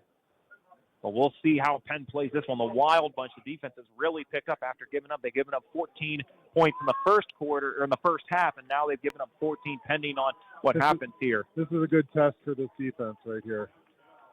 So Hosick's got Berta to his right, receiver to the left, 2 to the right, and he's looking to the left, and it's going to be deflected. Nearly intercepted by Colton Hernandez, but he deflected. If he would have intercepted it, this place was ready to absolutely lose their mind. Instead, clock stops at 7:39 and makes it 4th and 5 now. You know, Colton Hernandez got beat on the first pass play of the game versus Valpariso. Yeah, it looked like it was the exact same play, and he was on that one. He wasn't letting them get the jump on him that time. And like Matt Copsey said, Valparaiso knows they got to score here, so it's going to be 4th and goal. 1 receiver to the left, 2 to the right. Hosick down to 5. And so they're going to get the snap off in time. Rolls to the right, looking up, and nearly brought down, but instead it's going to be in the end zone for a touchdown for the Vikings. If it was 2 more inches to the right, it would have been a huge hit. But instead it's going to be a 5-yard touchdown reception for Julian Stokes. Matt Lillier. Man, I tell you what, one little play could have been a huge difference maker, but instead it makes it 42-34 pending the PAT. Yeah. And still in the lead. Quentin Watson had him in the backfield. He broke free of his tackle and dropped a dime in the back of the end zone. That was a really nice play by Kellen Hosick. So Drayden Wilcox trying to get this within 7 here for the Vikings. The snap, the hold, it's up, and it is good. 42-35 in favor of Penn. We're going to get ready for the kickoffs again. Thanks to our friends over at Guidance Walton. While we've got the opportunity, we want to thank some more of our great friends. That includes over at the Beaver Law Office, which is located at 3430 Bremen Highway, Mishawaka, next to the 331 Meyer store. Attorney Ray Beeler has been practicing law since 2001 and is a 1980 Penn High School graduate. She offers her clients estate planning, including power of attorneys, wills and living wills, probate administration and bankruptcy, business guardianship, and other family law services. The phone number for the Beeler Law Office in Mishawaka is 888-633-1361. Once again, thanks to all our great sponsors that make it possible for us to broadcast Penn High School football here on 91.1 FM The Globe and the Regional Radio Sports Network as a proud alumni of the Globe. Hard to believe that it has been now 4 years since I graduated from my alma mater. Now gets the chance to put on the headset and broadcast back on my station. And how does that feel? You know what, Matt? I tell you what, it's a real honor. I've done some Penn basketball games, but really I always knew when it came to the Monday morning meetings that Penn football was, hey, we got to make sure that we're on top of things here. And it is a real blessing to kind of go from that kid who started out in school and now to get to work here. Penn High School, it's an absolute blessing to say the absolute least. Matt Copps, you got our scoring summary. Vikings make it interesting still. 11 plays, 78 yards. Took 5 minutes and 39 seconds off the clock. This time Stokes caught a touchdown pass from Hosick. And so Wilcox ready to kick this one away. We'll see if there's any type of trickery here. Both teams are well over 400 yards of total offense. So Hernandez, Turner, and Parker back to receive the football. We'll see how Wilcox plays this one. And this one going to be high, and this one going to end up caught. And in the end zone, little trouble bobbling it is number 4, and Cohen Turner. But he's going to pick it up, unfortunately, touchback. So it's going to start the Gold Rush offense here at the 20-yard line. Who would have thought, with 7 minutes left in the game, over 800 yards of offense. Holy cow. Like I said, it's like a track meet and a football game broke out. When you and I had talked for a bit, we were ready for it to be kind of more of a defensive game, low scoring, both teams really trying to get their feet wet. Instead, quite the opposite. And again, as a reminder, all first downs for the Kingsmen tonight are thanks to our friend Chris Neal at State Farm Insurance. Well, a few years ago, Fort Wayne Snyder and Newtown played it for a state championship, 64-61. Wow. That's a basketball score right there, Matt. And guess who was keeping stats? Yeah, I thought that was exhausting. So for the Kingsmen to move from right to left, two receivers to the left, and now Watson the throw. Dangerous ball. Bardo was not able to get to that one. And I'll tell you what, if Adam C. would have been able to see that one, that could have been a potentially dangerous pick. Instead, 2nd and 10. Clock stops at 7:28. Penn leads 42-35 in this high-scoring game. Actually, that was a nice route by Bardo. He snuck in behind that defensive back. That ball would have been a little bit higher. That would have been a reception. 7:28. Clock stop. Two receivers to the right, one to the left with Stuck as a featured running back, and he's going to work his way up the middle and stay on his feet. And then he's eventually going to be brought down, a gain of about maybe 3 yards, so it's going to be a 3rd and 7. Penn 4 out of 6 on 3rd down tonight. So actually they're going to say 3rd and 6, so gain of 4 here for Stuck. And again, really the big question is for Malachi Evans. Have not seen him really at any point in the second half of play, so we certainly hope he's okay. Penn needs to get a little creative with this play. Two receivers on the left, one to the right. Watson now in the back, keeping his eyes up, looking for the throw. He's going to scramble for this one, finds the open, and it's going to be a first down, and plenty more where that came from. And he is going to step out around the 48-yard line, but unfortunately there is going to be some laundry on the field. It's coming back. And so what was going to be a big first down for the Kingsmen is likely going to bring this one back. And face mask on Valpariso. No, it's going to be a face mask on Valpo. Big break for the Kingsmen. And it was Watson on the actual run. Did Watson run for the first down? Watson ran for the first down. That's You said kept it on the pass. scramble. That's why I said. No, it was Okay.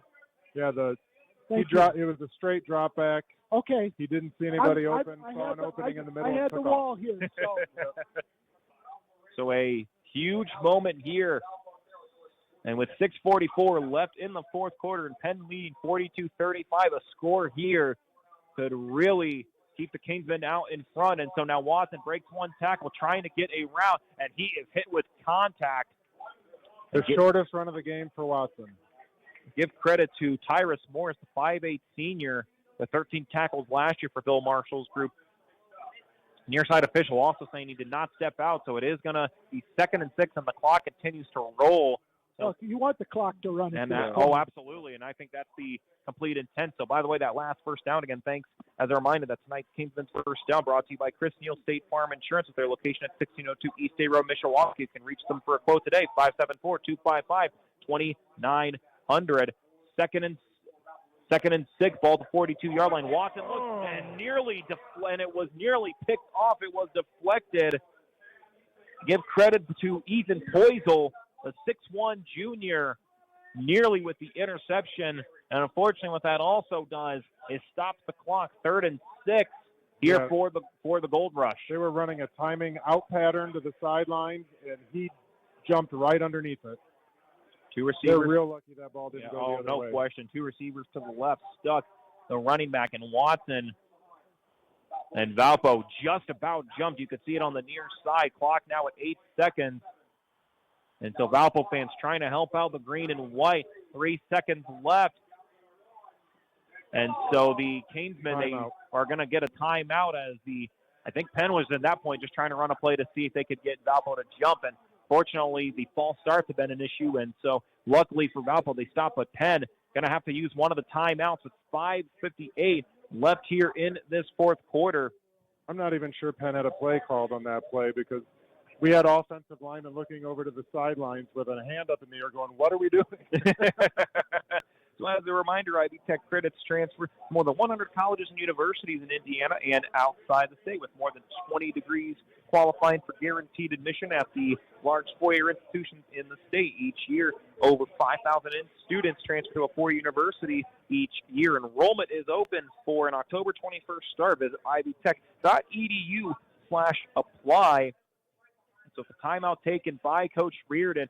5:58 left here in this fourth quarter. Penn 42, Valpariso 35. Again, 38th meeting all time between these two teams and what has become a staple week one matchup in all of Northern Indiana football.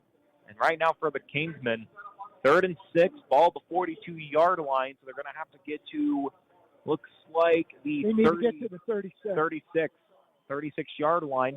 Two receivers to the right, none to the left, and now Watson drops back, keeping his eyes up, going for the throw. Caught by Bardo, and he's not done. Keeps his legs up, works to the outside. That's 15, the 10, the 5, and it's in for a score. But we do have a flag on the field. Let's see what the call's going to be. It's downfield further than a hold. So let's take a look right now. It's coming back. Bardo was in. He made an excellent catch. Illegal block. And an illegal block in the back. Well, it'll be from the spot of the foul. I think they still got a first down. Well, it depends where the spot of the foul was. So we'll take a look. They're moving the chain. And so they are moving the chain, so first down. So despite the penalty, Penn does the right job and convert another first down. And really, when we look at team stats, Matt Lillier, and we'll get the numbers once it's in, the third down conversions, if we had a stat of the game, that might be it as of this moment. Penn has been huge on third down so far. Well, and they're not just huge in getting the first down, they're huge Penn on is now scoring. 6 out of 8 on third down. That's going to win you a lot of ball games. Yeah. That is going to win you a lot of ball games. So first and 10, ball at the 28-yard line, 5:48 left in the fourth quarter with one receiver to the left and right, and Stuck, who looks like now going to be the featured back for the rest of this game, works right up the middle, breaks a couple tackles, but is going to end up just getting about a maybe 1 yard gain. So he's bundled up in the middle, 2 yards. Penn needs to start using the clock now. You want to run that play clock down to like 4 or 5 before you snap the ball. So safe plays that don't stop the clock, right? Running plays, short passes. Well, exactly. If anything, you want to try to put yourself maybe in a position, even if it's fourth down, you go for it. And look at that in the south end zone. See that familiar guy standing over there? What do you he knows the thing or two. Coach Corey Yeoman, I think, is invested in this game a little bit. Of course, they dedicated the family plaza to him and the Yeoman family, and a well-deserved honor for the 21-year veteran coach. And, yeah, he's in this game. He wishes the headset could be on him, but has confidence in Coach Pete. So now Watson, the handoff to Stuck, finds an opening and looking up the middle, and he's going to stay on his feet now, and it's going to be Watson. He ends up keeping the football, so it ends up being Kellen Watson. He fakes the handoff. That is something. And Kellen Watson, with 4:48 left, the fake-off was so good. I tell you what, I was convinced that it was going to Stuck, but Watson keeps it himself. Hey, credit Stuck on that, too. He was running down the field like he had the ball. No question. He didn't give up on the play fake at the line of scrimmage. He kept going. And so that's a touchdown for the Kingsmen. 48-35 with 4:48. That touchdown. That puts a lot of pressure on Valpo to score quick here as we wait for the point after touchdown for Dylan D'Addario. Does that put Watson over 300 yards rushing? Well, we'll find out. He's going to be knocking on the door, though, at least.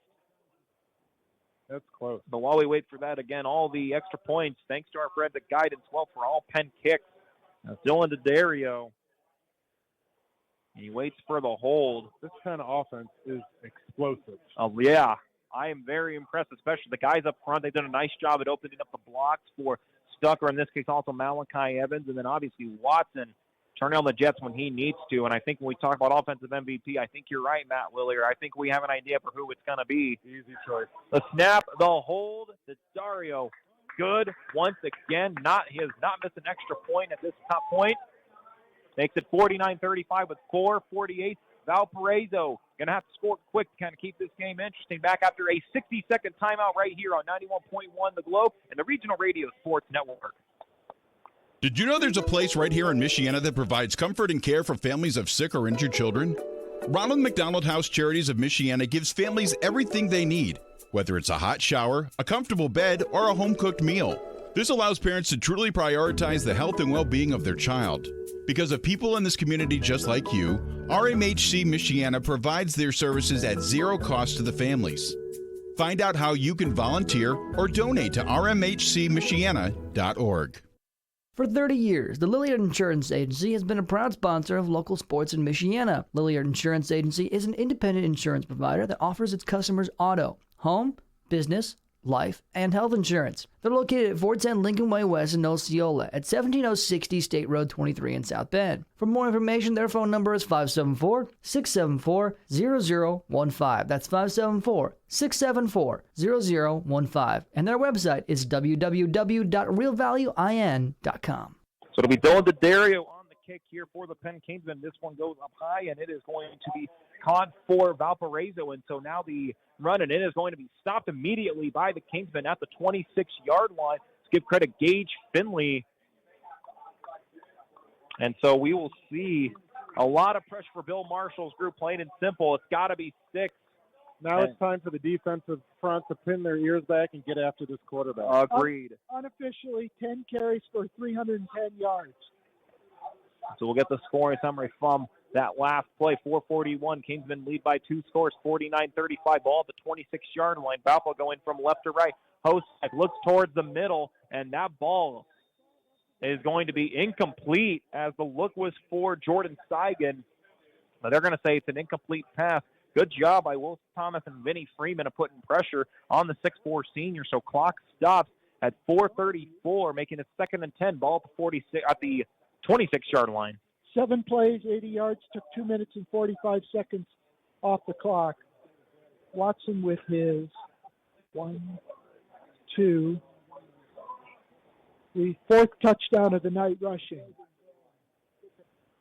2 receivers on the left, 1 on the right with Berta on the left here. And so now here is Hosek. Hosek now looks up ahead, goes for the deep ball, and it goes above the fingertips there of Austin McKenzie. So it makes it 3rd and 10 with 4:28. And the Wild Bunch putting a lot of pressure right now, Matt. Go ahead. Yeah, you get into these situations where it's a 2-score game, and you got to throw the ball. There's no running the ball anymore. Agreed. Involved Yeah. in this for Valparaiso. It allows this defense to kind of change what they're doing quite a bit. They don't have to play the run anymore. There go the lights again. Oh, we just lost lights. Anyways, while we've lost lights, these defensive linemen don't have to play the run anymore. They can pin their ears back and get after the quarterback. Well, we talked about a great performance for Penn tonight, and this is putting the emphasis on a lights-out performance here in Coach Reardon's you first got people on here. the other side with those. You got the lights coming out. Here we go. That's a good look right here. Trying to light up the field. Going to need a couple more, though. I like that, Tanner. It's a lights-out performance. I mean, and it really is. I mean, figuratively and literally right now. We certainly hope we can get these lights back on right now. 4:28 is the score. And while we got the opportunity, though, Matt, let's thank the folks over at Clover Machinery Movers. Regional Radio Sports Network and 91.1 FM The Globe. I want to thank Clover Machinery Movers, 3521 North Home Street in Mishawaka for underwriting a portion of tonight's game. Serving the industry since 1948, Clover Machinery Movers is fully equipped and insured for machinery moving, rigging, and hauling. They can move one machine or relocate an entire plant, and they also offer their customers heated storage facilities. Their phone number is 574-255-3195, and they're on the web at clovermachinerymovers.com. So once again, thanks to all our great sponsors, as currently we have the lights out here at Everwise Freed Field. And again, if this is the indication of how well the Kingsmen have played, I tell you what, they've got a lot that they're going to be happy with as they get ready for arguably their biggest rival in all of their athletic events next week against Mishawaka. And don't forget, you can tune into that game here on 91.1 FM The Globe and the RRSN.com, 6:30 p.m. Eastern Time for pregame coverage, 7 p.m. kickoff from over at Steel Stadium. And I tell you what, Matt Copsey, obviously one of the big stories for Mishawaka. They get the new turf field, and obviously what they've done with Marion, they've proven that no matter what the score is, you cannot take them for granted. And so next week, and just like it did last year, is expected to be quite a turnout. Well, and Mishawaka is after having Brady Fisher for the last 3 years, he's now gone, and like they mentioned, it's the first time in the last 6 years that you haven't had a Fisher at quarterback. So Mishawaka came in with a lot of guys coming back on the defensive end, but after you lose a lot of guys on offense, you got to find a way to make up for that. And apparently the Cavemen, after being down by 10 points, have found a way to get things going offensively tonight. We've got some entertainment going on across the field here. We've got everybody's cell phones out with their lights on, and they're waving them around. This is interesting. We literally have no lights in the stadium right now. The only lights in here is in the press box and whoever's cell phone is turned off. And on the scoreboard. Yeah, and the scoreboard, too. And so as we wait to see when we can get these lights, obviously still 4:28, and really when you think about it for Bill Marshall, already with the backs against the wall in this kind of moment, really would at the very least like to give his team a shot here. They're down by 2 scores, 49-35, with 4:28 left in the fourth quarter. It's a 3rd and 10 situation. The ball is at the 26-yard line. Well, this isn't necessarily bad for Valpariso. I mean, I guarantee you they're not standing on the sidelines wondering when the lights are going to come on. They're huddled over there trying to figure out what they can do to move the ball. Well, if anything, these guys got to make sure they get some water in them, because you don't want them to get stiff from having sit like this. And I would imagine if this goes any longer, that you're going to allow the players a chance to, stretch out a little bit, just to make sure, because the lights are on, and the lights are back on. Well, we had a 5-minute delay for lights being on. And first Penn play-by-play game, and already a moment that I'm going to remember as, again, the lights out performance for the Canesmen, and the lights back on, and Valparaiso 3rd and 10. And quite frankly, gentlemen, I think we can agree this drive right here pretty much could decide if this game goes on any longer. But it's still going to take a gutsy effort for Valpo. I don't know if this is 4-down territory with still 4 minutes to go, because if you give Penn the ball at the 20-some-yard line, they can basically run the clock out. This is 4-down territory for sure. So 3 receivers to the left, 1 on the right, with Hosick, again, the quarterback here for the Valparaiso Vikings. Drops back, little extra protection, looks up ahead, blows for the deep, looks for Stokes, and he's going to catch this one, and he's still got a defender just behind him. And now to the 15, the 10, the 5, and Stokes stays on his feet, and we have got a ball game. Julian Stokes, it started at the 26, and I believe based off the quick math here, that's going to be for a 74-yard gain for Julian Stokes. He has been the main receiver. It was 80 yards because it was at the 20. Julian Stokes is finding holes in the defense deep down the field. I'm not sure if that was a zone or man defense, but he definitely found that deep zone hole and exploited it. So 49-21, and pending the PAT for Valparaiso, to the game nowhere near over at this moment. And Drayden Wilcox now looking to get this one within 1 possession. And so now Wilcox, he's ready, and he is going to get this one. He goes up, and this one is up, and it is good. So 4:15 left in regulation. 49-42 in favor of Penn, but Valparaiso comes away with a big score here at Everwise Free Field. Let's take a 60-second timeout. We'll come back with the kickoff right after this on the Regional Radio Sports Network at 91.1 The Globe. Beef O'Brady's is a locally owned, family-operated restaurant designed for food and sports, featuring appetizers, wraps, pizzas, sandwiches, salads, and wings. Beef O'Brady's also broadcasts televised sporting events. The State Road 23 Granger location has carryout service and includes a party room and outside patio. More information is available on their website, beefobradys.com, or by calling 574-271-1415. Again, that's 574-271-1415. Beef O'Brady's. Good food, good sports.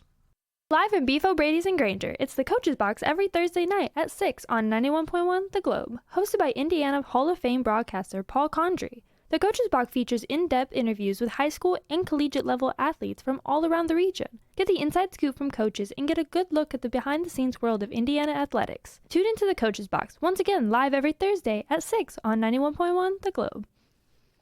Tanner Camp, Matt Lillard, and Matt Copsey from here at Everwise Free Field here on the Regional Radio Sports Network. 4:15 left in the fourth quarter, and Penn leads 49-42, but Valparaiso with the big score, and Matt Copsey's going to tell you all about it.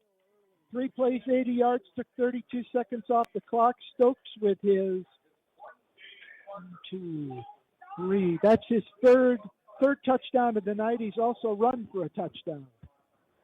So it looks like there is going to be the onside kick for Drayden Wilcox. The Kingsmen do have one back in Cohen Turner, but at this point, Valpo knows they got to get this onside kick. And so we're going to take a look. So now Wilcox plays it short. Ball still loose, and the Penn Kingsmen come away with this one and make it a hero ball. Brock Donay. That is about as big of a play as you can have in this game. Valparaiso. Donati, excuse me. That is why we. Donati's a long-time Penn name. And so that's why we've Matt got. Lilliard knows that. That's why we've got. Donati's a long-time Penn name. So that's supposed to know that. Huh? What's that? Okay. Okay. And so ball. I missed that one. Okay, I'm sorry. 49-yard line, and we'll see how the Kingsmen play this regardless. A huge moment here in this game.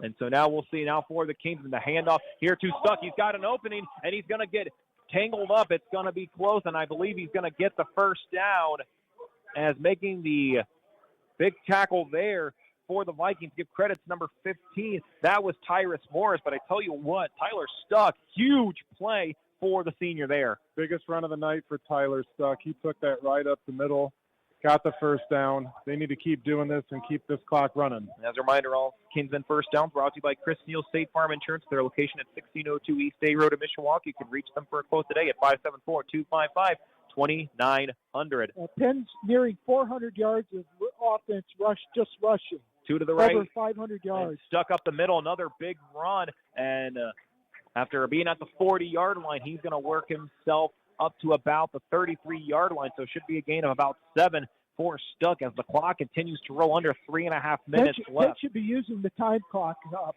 at this point. Yeah, Stuck came into the game for an injured Malachi Evans and has done a great job in service to this offense. These last couple of runs have been huge for this offense and for the Penn team running this clock out. 2nd and 3. Any first down at this point is a major win for the Kingsmen. 2 to the left with Watson and Stuck to his right. Watson taking his hand, keeping an eye on the play. Clock works it to 1. Watson rolls out, looking for an opening. He holds on to the football, but now he's just trying to evade, and it looks like there is going to be a flag. And so now Watson, once again, getting around, gets to 30, tries to slide, and the clock continues to roll after the hit by Jada Johnsma. But unfortunately, the clock has to stop because there is a penalty, and regardless of who it's on, it's holding territory. We'll see what the official calls, and with 2:39 left, this is a massive call. So 2:39, Kingsmen up 49-42, and it's holding, and it will go against the Kingsmen. It'll be from the spot of the foul. And it's going to be a 10-yard penalty. So it's going to bring it up. Looks like a 2nd and 13. It was 2nd and 3 before. Yep. And the ball's going to get all the way back to close to about the 44-yard line. So it's going to be 2nd and 14. So with 2.5 minutes to go, a first down completion for Penn could end up finishing this game, but they're going to need a couple, more than a couple of yards in order to get to this one. Watson taking his time, stuck behind him. One receiver to the left, one to the right. Watson showing patience now, getting the ball, getting it off to Stuck. Stuck works up the middle and gets tackled and right at the 40-yard line, but there's going to be another penalty flag, so it stops the clock with 2:11. It's on Penn. It looked like a false start. And so taking a look at the official call, as both maps here have said, in that area of about false start. So let's see what the call is going to be with 2:11 left in the fourth quarter. False start, and it is going to go against the Kingsmen. And they're declining it. And so Valpo is going to decline it. And so now it's going to be a 3rd and 9 situation.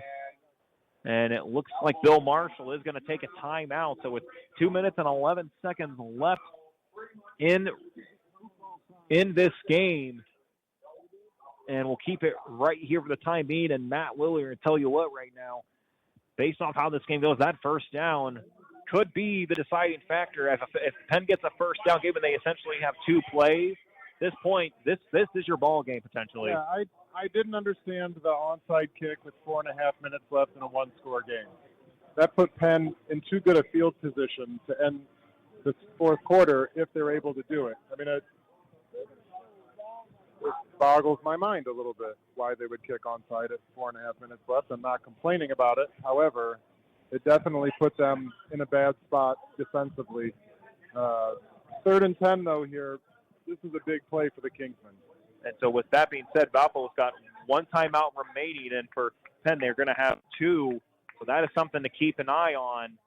We'll see if that first down happens. But once again, with the ball at the 40-yard line, the Kingsmen are going to have to get to the 30 in order to get that first down. And, again, could seal the deal here. So let's see what the Speedy Watson does here. One on his left, one on his right. Clock is stopped.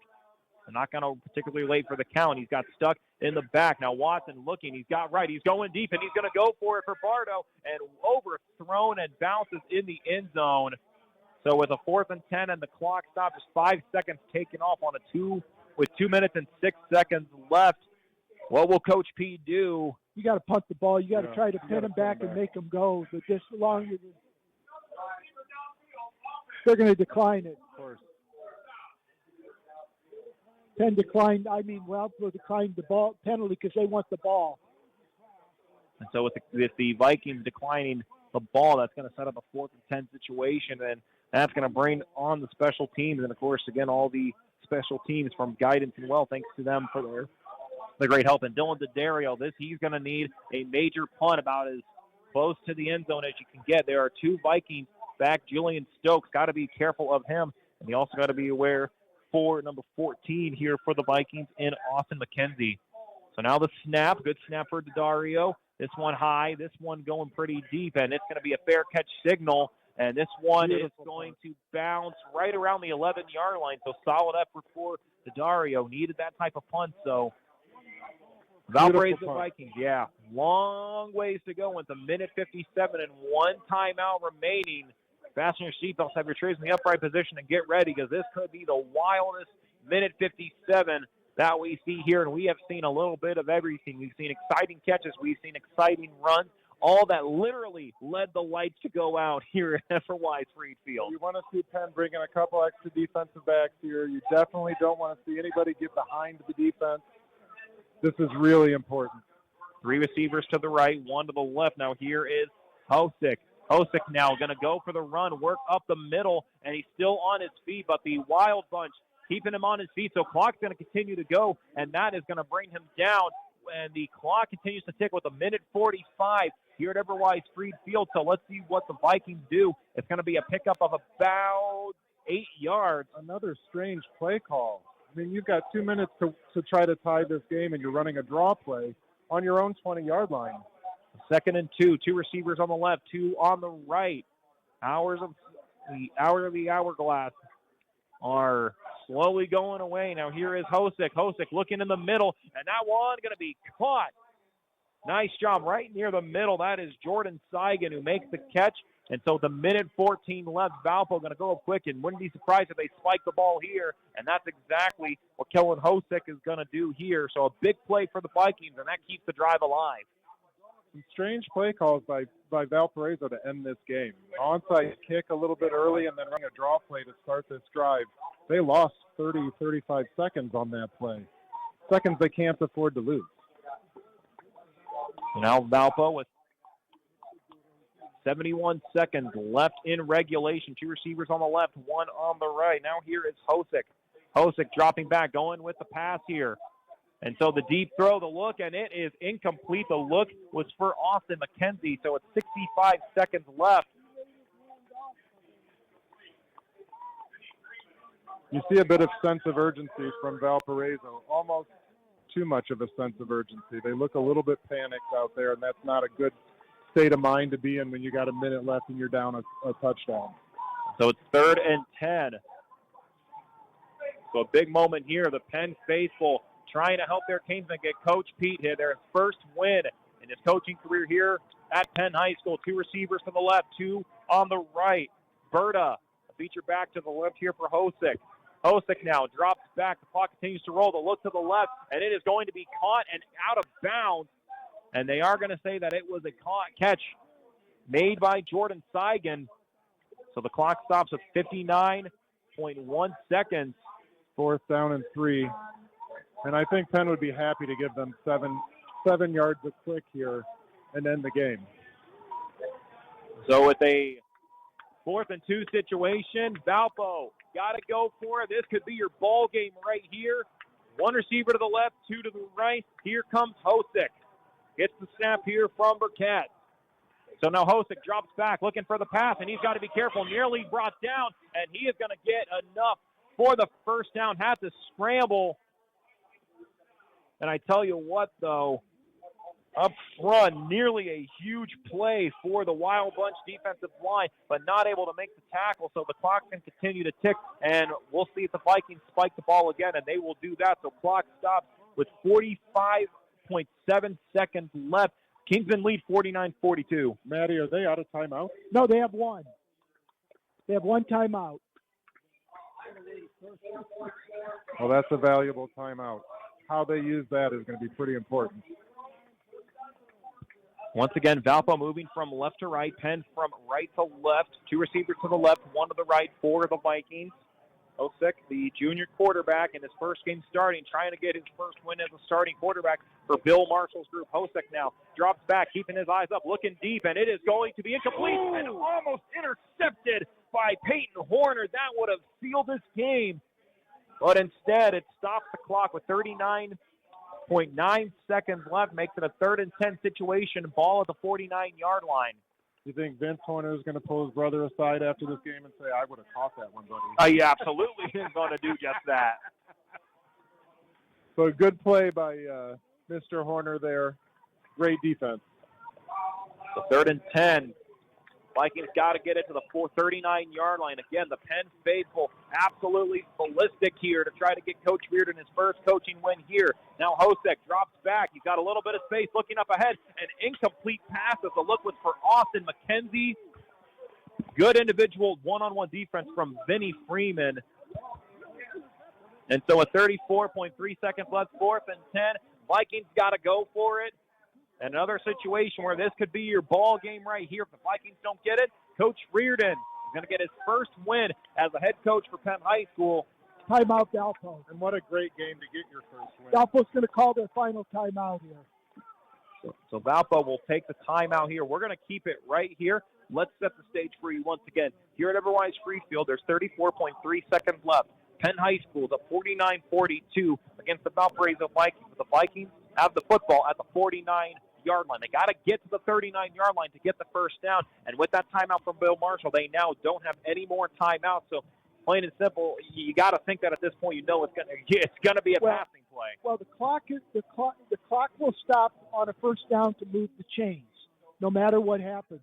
But if you're going to do anything, you got to make sure you keep them in bounds. They're calling 2 play calls here, more than likely, if they get the first down.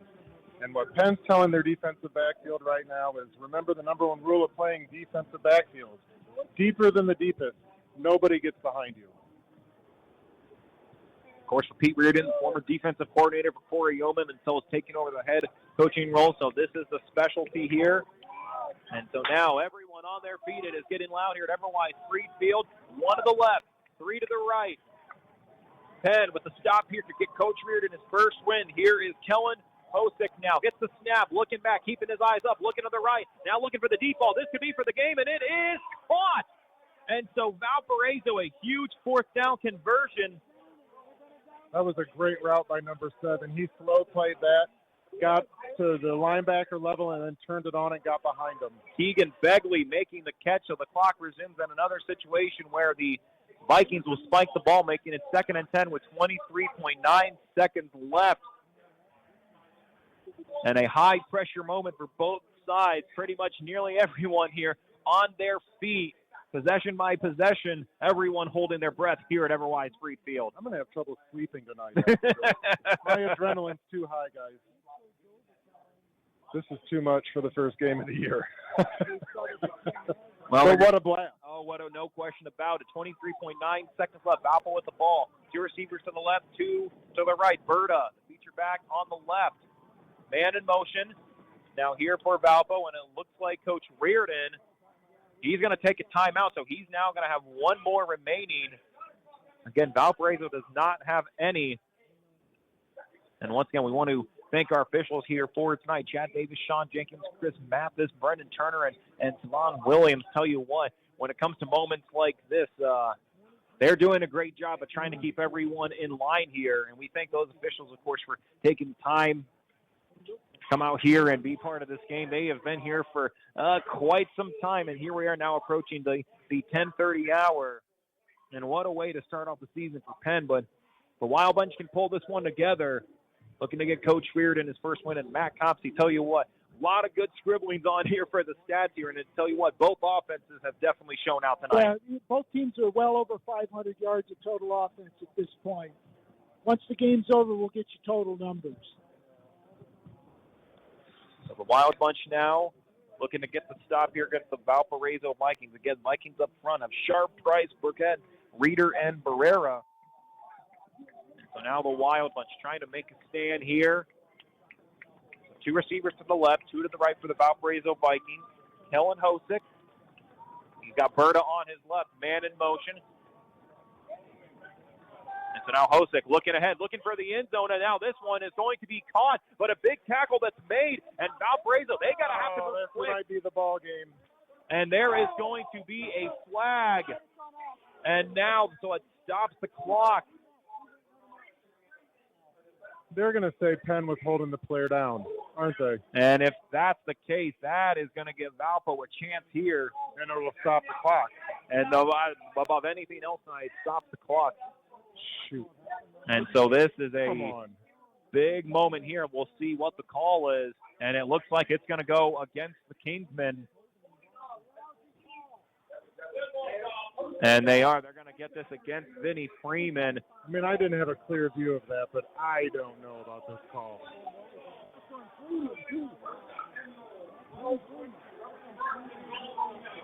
Sam Bernard making the catch there.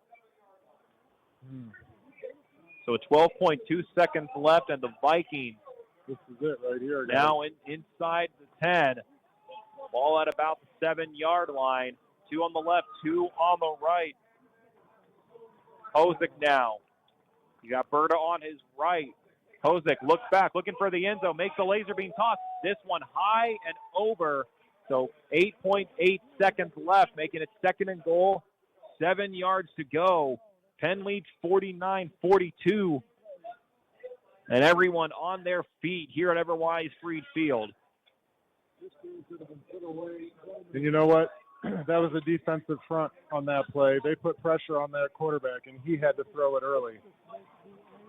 Valparaiso on the 7-yard line, second and goal. The Wild Bunch trying to make a big stop here. Two to the left, two to the right for Valpo. Berta, feature back here. Now here is Hosick looking to the left, looking for the end zone for Stokes, and nearly intercepted by the Wild Bunch, but a great play defensively. As credit on that one, give it to Peyton Horner. He's been so close to those a couple times. Third and goal now with 4.4 seconds left. Oh, that was the best play Peyton Horner's made so far tonight. They ran an out pattern with their best receiver, and Peyton Horner went stride for stride with them. Keep in mind, Valpo does not have any timeouts. Clock's obviously stopped, but got to make sure if you're Valpo that everyone's on board for Penn. They do have a timeout depending on what the play call is here. Three receivers to the left, one to the right. Berta on the right here for Hosick. 4.4 seconds left. Hosick now looks to the right. He's scrambling, having some trouble, and he is shot down. And who else right now? Number 97, Quinn Watson. Clock grade 0. Pete Reardon gets his first win for the black and gold. Penn wins it at home, 49-42. What a ball game. And by the end of the day, Quinn Watson wins the ball game thanks to a big sack against Kellen Hosick, and Pete Reardon gets his first win as a head coach for the Penn Kingsmen. Who got that sack? I didn't see it. It's number 97, Quinn Watson.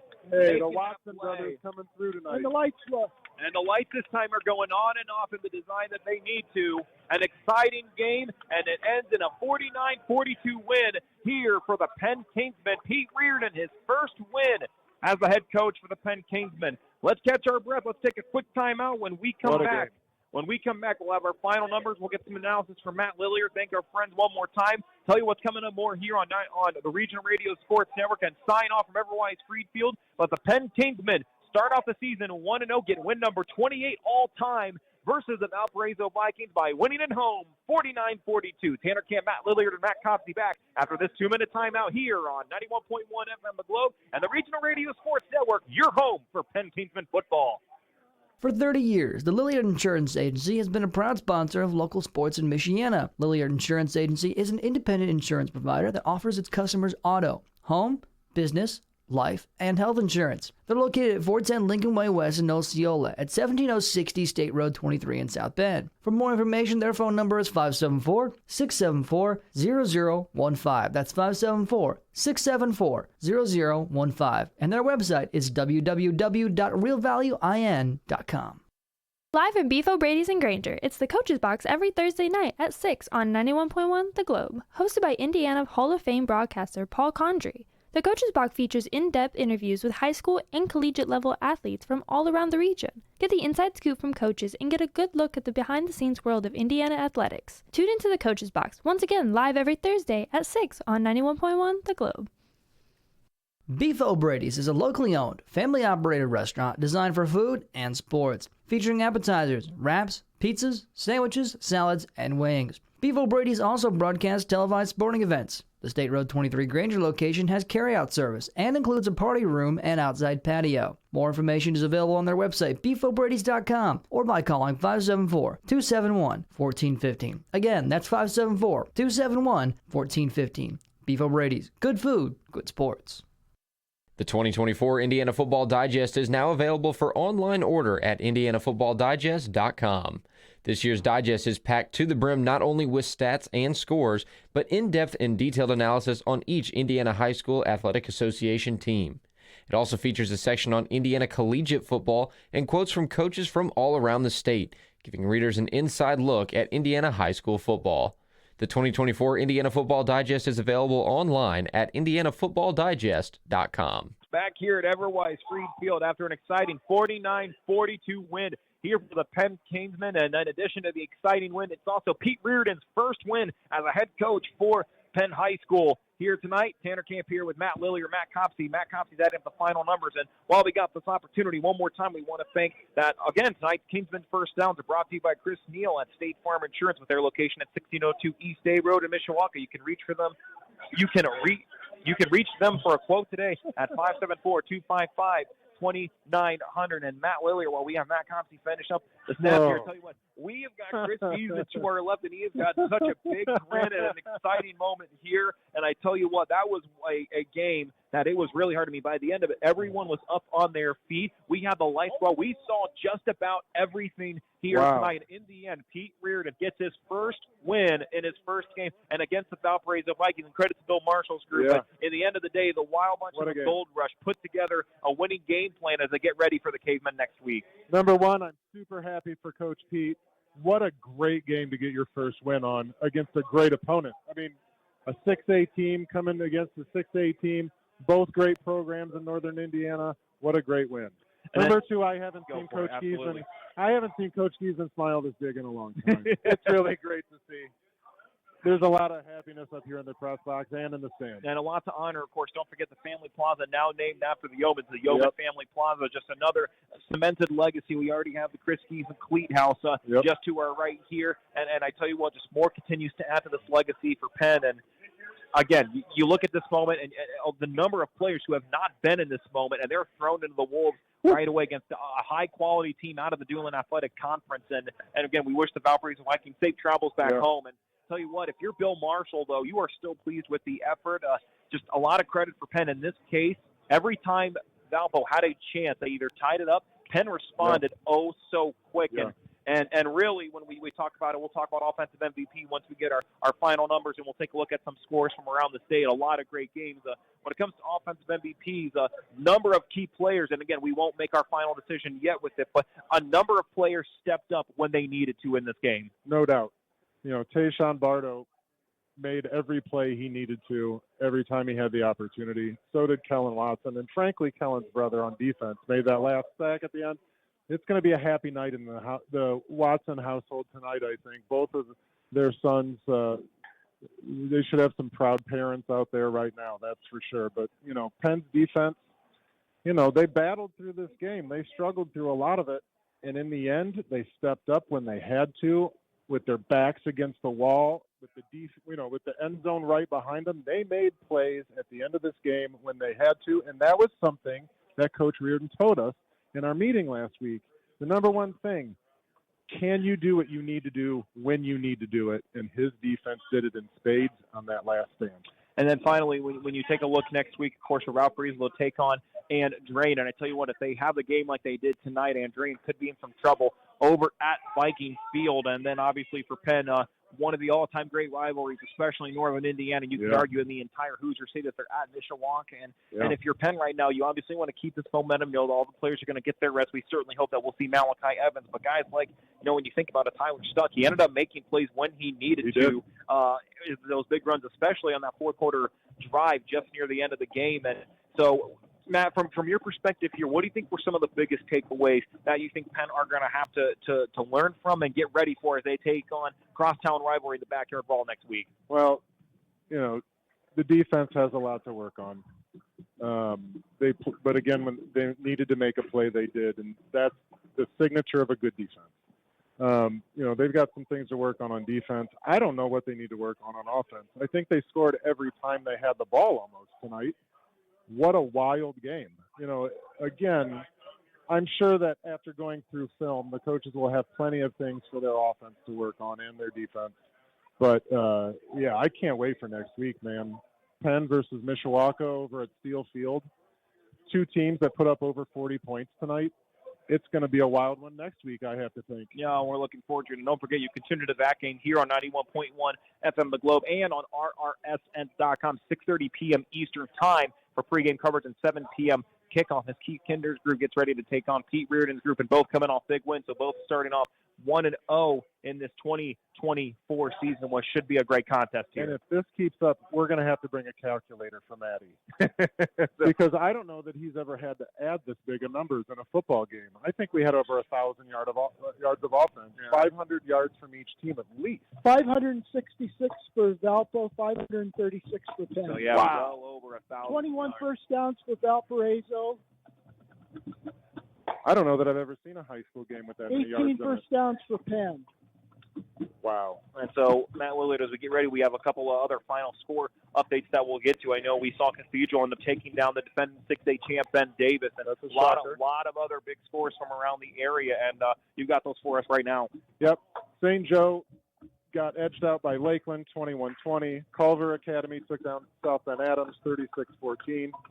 Concord won a squeaker against their arch rival Elkhart, 13-12. Chesterton beat Hobart, 27-9. I'm sure Paul's not happy about that. Lafayette Jeff beat Avon, 41-28. Fairfield beat Goshen, 55-17. Crown Point continues their dominance, 44-7 over Lowell. Kankakee Valley takes down Rensselaer Central, 23-0. Good win for Kirk Kennedy's group down at Fred Jones Field. That's about what we've got for tonight. And so, those are some of the other finals there here, and a lot of great games throughout the course of all over the state. Has a lot of great Week 1 rivalry contests, and another one here tonight. That's always great when you get those non-conference rival games, and very similar situation next week. 49-42 in favor of Penn. Once again, we'll have our final numbers from Matt here in just a moment. Let's go ahead and take another 2-minute timeout. We come back, we'll have the numbers from Matt. And some players of the game. And some players of the game on the offensive side of the ball. But once again, Penn wins 49-42 against the Valparaiso Vikings. We'll be back right after this 2-minute timeout here on 91.1 The Globe. Did you know there's a place right here in Michiana that provides comfort and care for families of sick or injured children? Ronald McDonald House Charities of Michiana gives families everything they need, whether it's a hot shower, a comfortable bed, or a home-cooked meal. This allows parents to truly prioritize the health and well-being of their child. Because of people in this community just like you, RMHC Michiana provides their services at zero cost to the families. Find out how you can volunteer or donate to rmhcmichiana.org. Live in Beef O'Brady's and Granger, it's the Coach's Box every Thursday night at 6 on 91.1 The Globe, hosted by Indiana Hall of Fame broadcaster Paul Condry. The Coach's Box features in-depth interviews with high school and collegiate-level athletes from all around the region. Get the inside scoop from coaches and get a good look at the behind-the-scenes world of Indiana athletics. Tune into the Coach's Box, once again live every Thursday at 6 on 91.1 The Globe.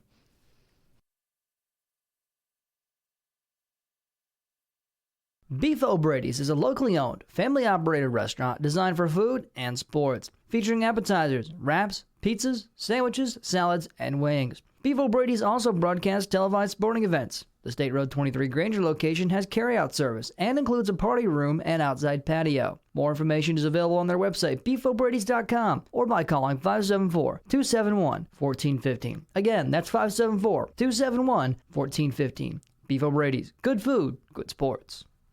For 30 years, the Lilliard Insurance Agency has been a proud sponsor of local sports in Michiana. Lilliard Insurance Agency is an independent insurance provider that offers its customers auto, home, business, life, and health insurance. They're located at 410 Lincoln Way West in Osceola at 17060 State Road 23 in South Bend. For more information, their phone number is 574-674-0015. That's 574-674-0015. And their website is www.realvaluein.com. 49-42, that's the final score from Everwise Freed Field as the Penn Kingsmen get Pete Reardon. First win as a head coach for the Black and Gold. Tanner Cam, Matt Lillier, and Matt Copsey as well. Matt Copsey, after adding up all the big numbers, and boy, folks, you're going to be in for a treat tonight. Matt Copsey, you've been working so diligently to get all these numbers, and they finally added up to our final numbers. Take it away. Yeah, luckily I didn't have to go down and use my feet. Well, Coach Heisman was claiming you were getting a cramp down No.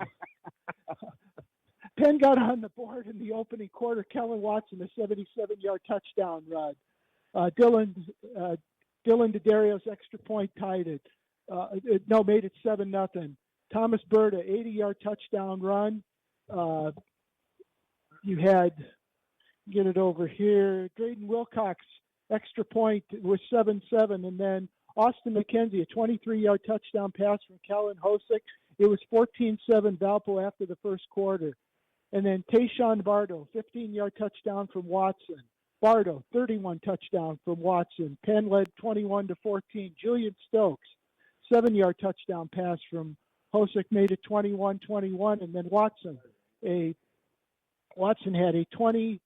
It was 21-14 Penn at the half, and then Watson made it 28-14.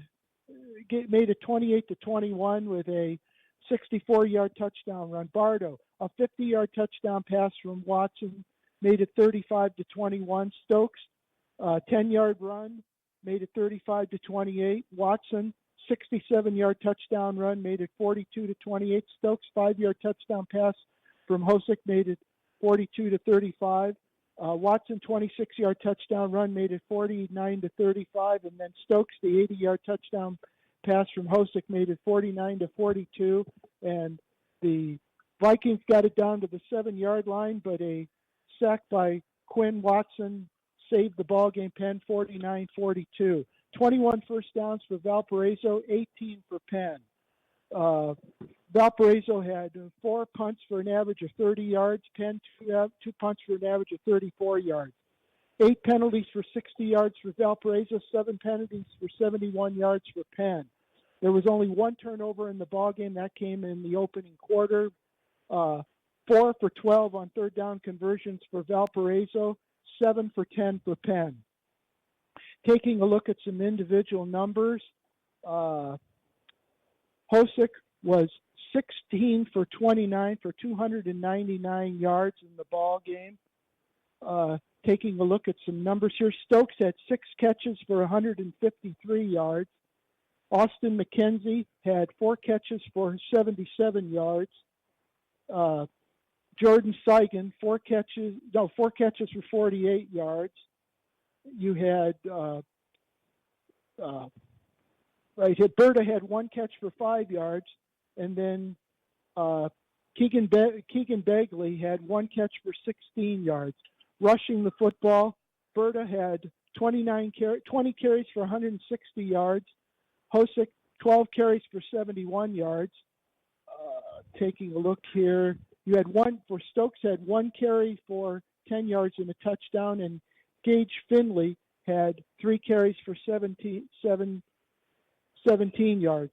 Valparaiso wound up with 267 yards on the ground, 299 through the air, 566 total yards. For the Kingsmen, Kellen Watson was 5 out of 12 for 126 yards. All 5 receptions were by Tayshawn Bardo.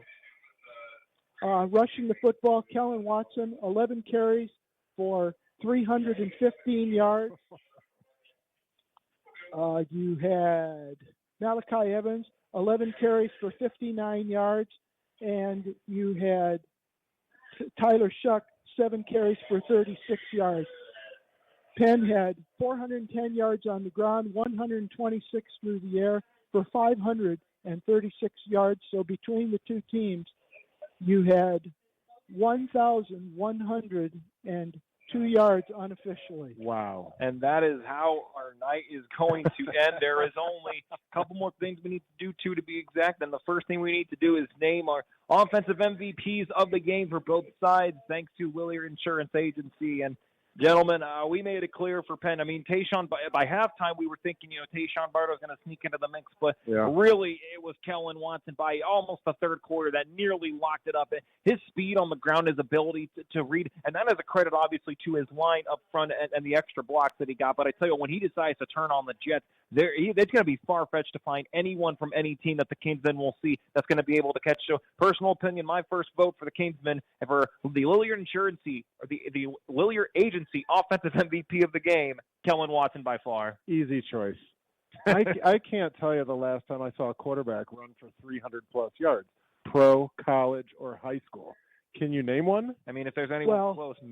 I saw. Well, Matt knows one. Well, I saw that, and I'm sorry, Penn, and I'm sorry, Penn fans, but in the 2003 state championship game, I saw Desmond Tardy of Warren Central run for 350 yards as a quarterback. As a quarterback. Wow. Well, anyway, he wound up being recruited to go to Purdue as an athlete. Okay. But he was the quarterback that night, and unfortunately, up in the old Hoosier Dome, because Lucas Oil wasn't in the old Hoosier Dome.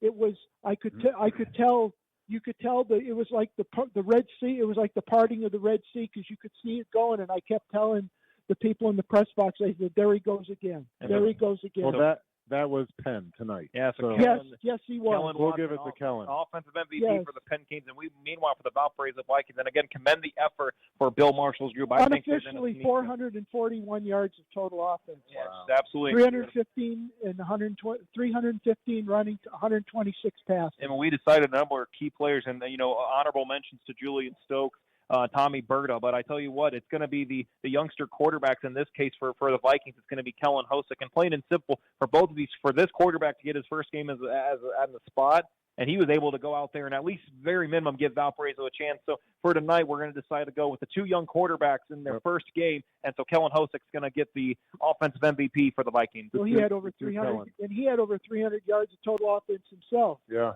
it was hard not to give it to Berta. Berta was super impressive in that first half.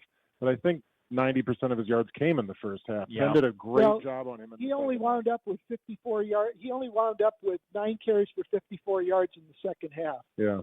So our offensive MVPs for the game for the Valparaiso Vikings is going to be Kellen Hosick, and it's for the Penn Kingsmen, it's going to be Kellen Watson. So the two quarterbacks are going to win it here tonight, and that is going to do it for our coverage of Penn Kingsmen football here on the Regional Radio Sports Network. A huge shout-out to both coaches. Bill Marshall, always great to see him, and we wish him and the Vikings safe travels back to Valparaiso. And Pete Reardon, now 1-0 in his young coaching career here for the Black and Gold. A huge shout out to Cormac Kuplitzky and also as well to the other two board operators. They had to endure probably the most exciting high school football game so far. Not just because it's week one, but maybe at this point in the season, we appreciate everything that they have done. Of course, we want to thank Jeff Hart. We want to thank Bridget. We want to thank the entire game day staff for making it possible, really making this one of the top places to want to work when it comes to high school football on Friday Night Lights. Nowhere else that you'd want to be other than here at Everwise Freed Field. Of course, to Paul Latani, Conjure, Mike Knezovich. Without those three, we're just sitting at home and finding out what's happening. Matt, you're probably here at the game, and Matt Cops, you're probably doing the same. But tell you what, and then finally to my crew here tonight, Matt Lillier to my left and Matt Copsey to my right. Gentlemen, I am looking forward to working this season. I thought tonight went well. I was looking forward to it, and we got ourselves an exciting contest. Looking forward to more next week at Mishawaka High School. Yep. Congrats, Coach Pete. Great first win. Absolutely. So our final score from here at Everwise Freed Field, the Penn Kingsmen get Coach Pete his first win in his career as a head coach for the Penn Kingsmen, 49 42. And right before we get ready to sign off here, once again, big thank you to all of our sponsors. High school football, the Regional Radio Sports Network, is presented by the Lilliard Insurance Agency, Harrison Sons Construction, Chris Neal State Farm Insurance, Beef O'Brady's, McDonald Physical Therapy, Clover Machinery Movers, A's Rental, Guidance Well, the Zolman Tire, the 2024 Indiana Football Digest, the Coaches Box, Cuban Networks, Eric Gunther State Farm Insurance, the Beeler Law Office, Flags International, the Ronald McDonald House Charities, and Ivy Tech Community College. From all of us at the Regional Radio Sports Network and everyone here at Penn High School, my name is Tanner Camp. Try to get some good rest tonight, folks. Have a great rest of your Friday. Have a great weekend, and so long. From Everwise Freed Field, here on the campus of Penn High School, here in beautiful Osceola, Indiana. Broadcasting since 1958, this is WGCS Goshen.